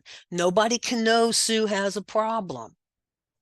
So instead, I got out of Dodge. I dumped my tray. I got out of Dodge. I started snacking in my room. I am now in recovery from an eating disorder called OSFED, other specified feeding and eating disorder. What that means is that I don't fit all the diagnostic criteria for any of the big eating disorders, anorexia, bulimia, binge eating, or whatever, but I still have disordered eating. Thankfully, I'm in recovery now, and we'll get to that in a few minutes. So by the time all this is going on, I'm just imploding until Ed Highland asked me that question. We were talking, and he knew he had a student that was not ready for the workforce. I was not ready in any way, shape, or form. And he gave me different homework assignments. So we're talking about it one day. And I'm looking at his car. I'm inspecting the weave of the carpet. And he asks me this question. I don't know what the question was anymore. All I remember saying is, oh, when society tells you not to say anything. And my voice just trailed off. And he asked me the pivotal question. He said, Sue, did your parents hurt? Did somebody hurt you? I said, yes. He said, your parents? I said, no. Somebody else? Yes. And I told my story for the first time, not knowing that I just opened my jail cell. It took me many more decades before I walked out of it, but the first step was taken. All of that, I was searching for identity, searching for meaning all throughout that. And I stayed busy. And it wasn't until 2008 that things started to change for me. I was in and out of counseling here and there, but with all that was going on, my parents divorced after 34 years of marriage. That was one of the times that I considered ending my life. And that was the time I asked my friend that question. I took a chance on love. I let somebody in. excuse me, I was imploding. So my friend Billy, we were on a ski trip, and he was talking with me. He had lost his fiance to a car accident. He was a Christian musician in the 80s and 90s. He was on tour, and his fiance was going to surprise him. And she swerved out to try to pass the bus, and she got hit and was killed instantly. He found out right before he went on stage. So he spoke as someone that had credentials, for lack of a better phrase, because he had considered ending his life as well. We had lost touch for a number of years. We reconnected right before the ski discipleship trip. And I asked to talk to him. And when I asked him that question, he said, "What's going on?" And I told him, and we talked for about an hour and a half. And at the very end, Billy shared a story of his story, how when he was in the airport, he had a friend that would challenge him to watch his steps. And each step in the airport, tell himself, "I'm one step closer, one step closer. I can do this. I'm one step closer." He had me, that was his last words to me before we went to the slopes last day was, "That's all I know to tell you, Sue, step by step." And he had me watch my feet going down to the ski slopes. And the first thought was, God, it is a long journey and I am not gonna make it. Here I am now, because I took a chance, because I let somebody in. Fast forward to 2005. A dear friend of mine passes away after a 5+ year battle with breast cancer. 3 years later, I'm grieving her as if it was yesterday. My pastor connected me with a woman named Amanda, and she has been my counselor ever since. Yes, April 5th, we celebrate 16 years of work. And I do not say that with shame or embarrassment or anything. I say that with power, because I am here because I cared enough about myself to pick up the phone and reach out for help. Now, did I get her overnight? Ain't no way. It was a long, hard journey, and we're still discovering things. But one of the first things that she and I had to work on were boundaries, because I didn't know how to stand up for myself. I didn't know how to communicate for myself. I let myself get manipulated.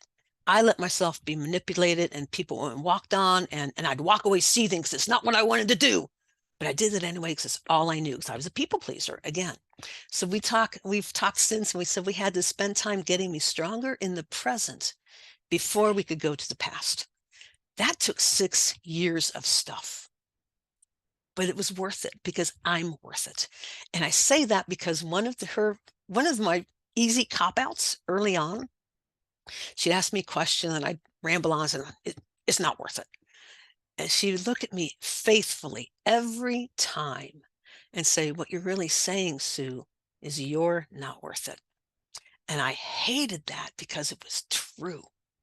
And that's a critical point for where I'm going with all this, because all throughout this, my phrase was, a manageable level of tolerable existence was no longer an option. If I was going to do this, I was going to do it until we're done. And I'm going to say that again, a manageable level of tolerable existence was no longer an option, because that's what I had settled for. And I was either going to be dead or I was going to make a change. I wasn't staying the way I was. So 2014 rolls around, getting strong enough, and there's a movie out about a late Christian musician named Rich Mullins. I'm a Christ follower, and I love Christian music.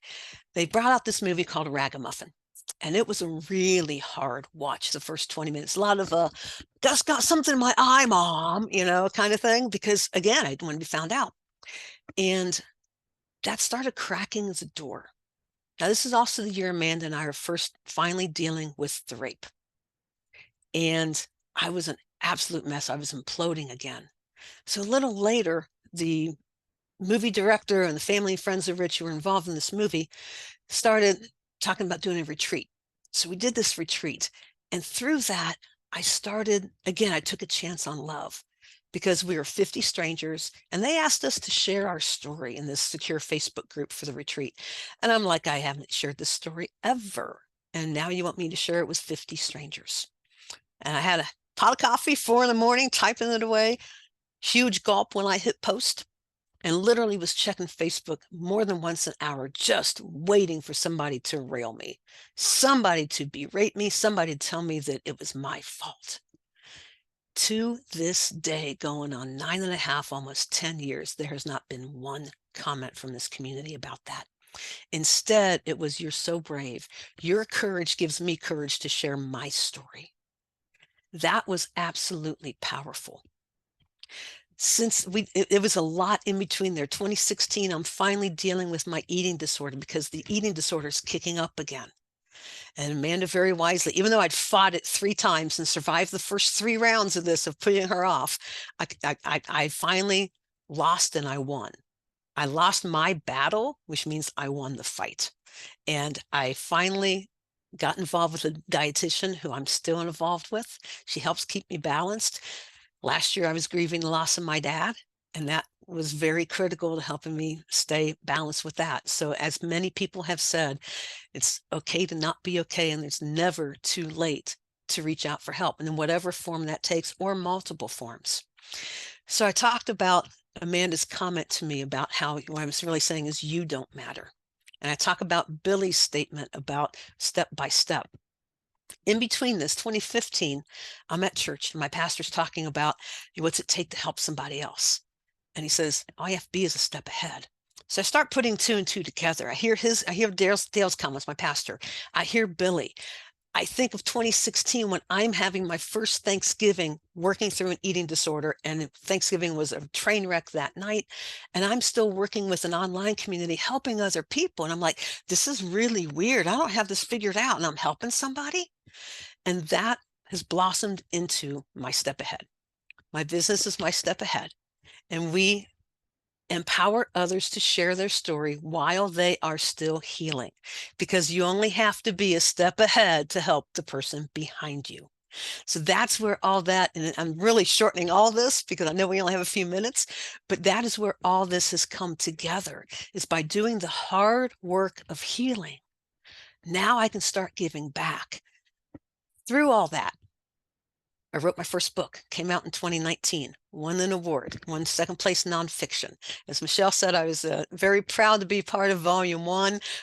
It went bestseller in 2 categories on Amazon, and I'm so stoked to be part of Volume 2, because now I'm going to be sharing more about the Dare to Believe movement.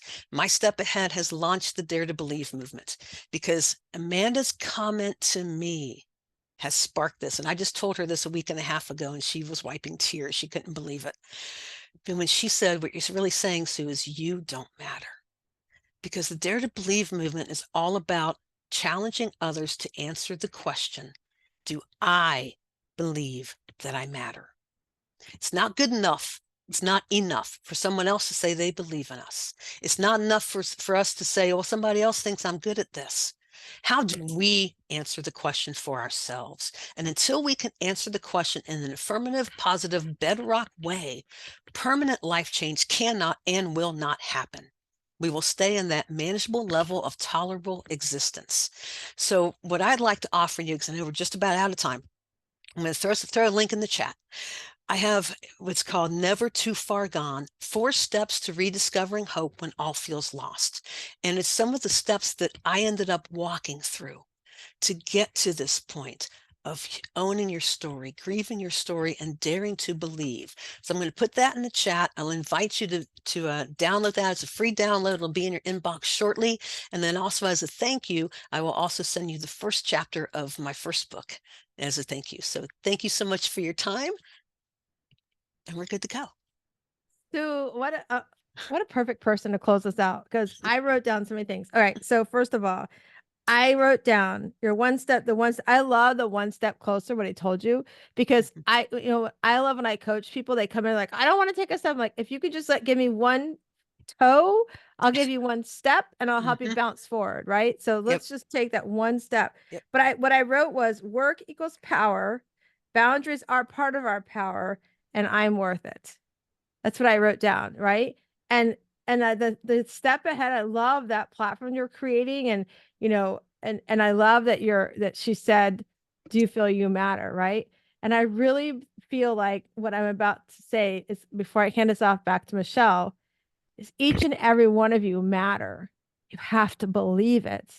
but you have to dare to believe. You Mhm. have to dare to believe. And each one of you are daring to believe because you're sitting here on this platform this entire day. And I don't even remember how many people we had today, but over 20 people's voices have been heard and put out on Facebook. And you matter. And the connections and comments and everything that you guys are sharing and uplifting one another, it's powerful. And go back to before I hand to Michelle, it's just imagine if she didn't take her story and go and do this one woman play that led to all these other step forward, like what Sue told us, she wouldn't help all of us here today to believe that we matter. So I hope each and one of I can't wait to read your stories in the books that are upcoming. You guys are amazing, and just keep sharing. Find the stages. Reach out to me. I'm going to put my stuff in here again. I have a podcast, so some of you have already booked on my podcast. I would love to interview you on my podcast as well. And your stories matter. So keep writing and keep sharing. Michelle, thanks for letting me be your co-host. Thanks for letting me be that mom friend to you. And thanks for letting me also call you my friend.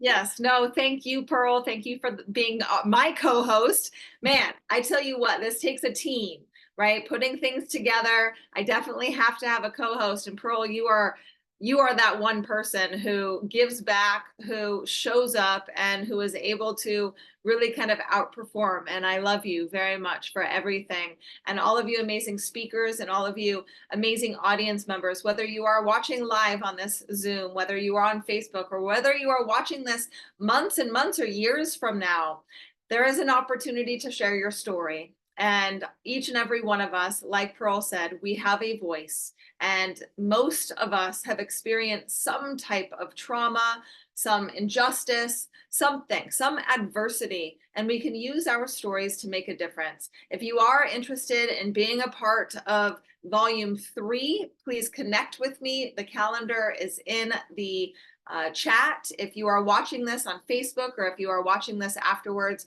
you can always connect with me if you go to michellejewsbury.com. Again, michellejewsbury.com. You can book an appointment with me there. You can download a free gift, and you can find out more about Legacy Camp, which our next Legacy Camp is in May 1st. And then we will be doing only 4 more this year and then moving to Legacy Camp next year. So thank you so much. Pearl, any last words? So I just want to remind each, Jacqueline just cracked me up.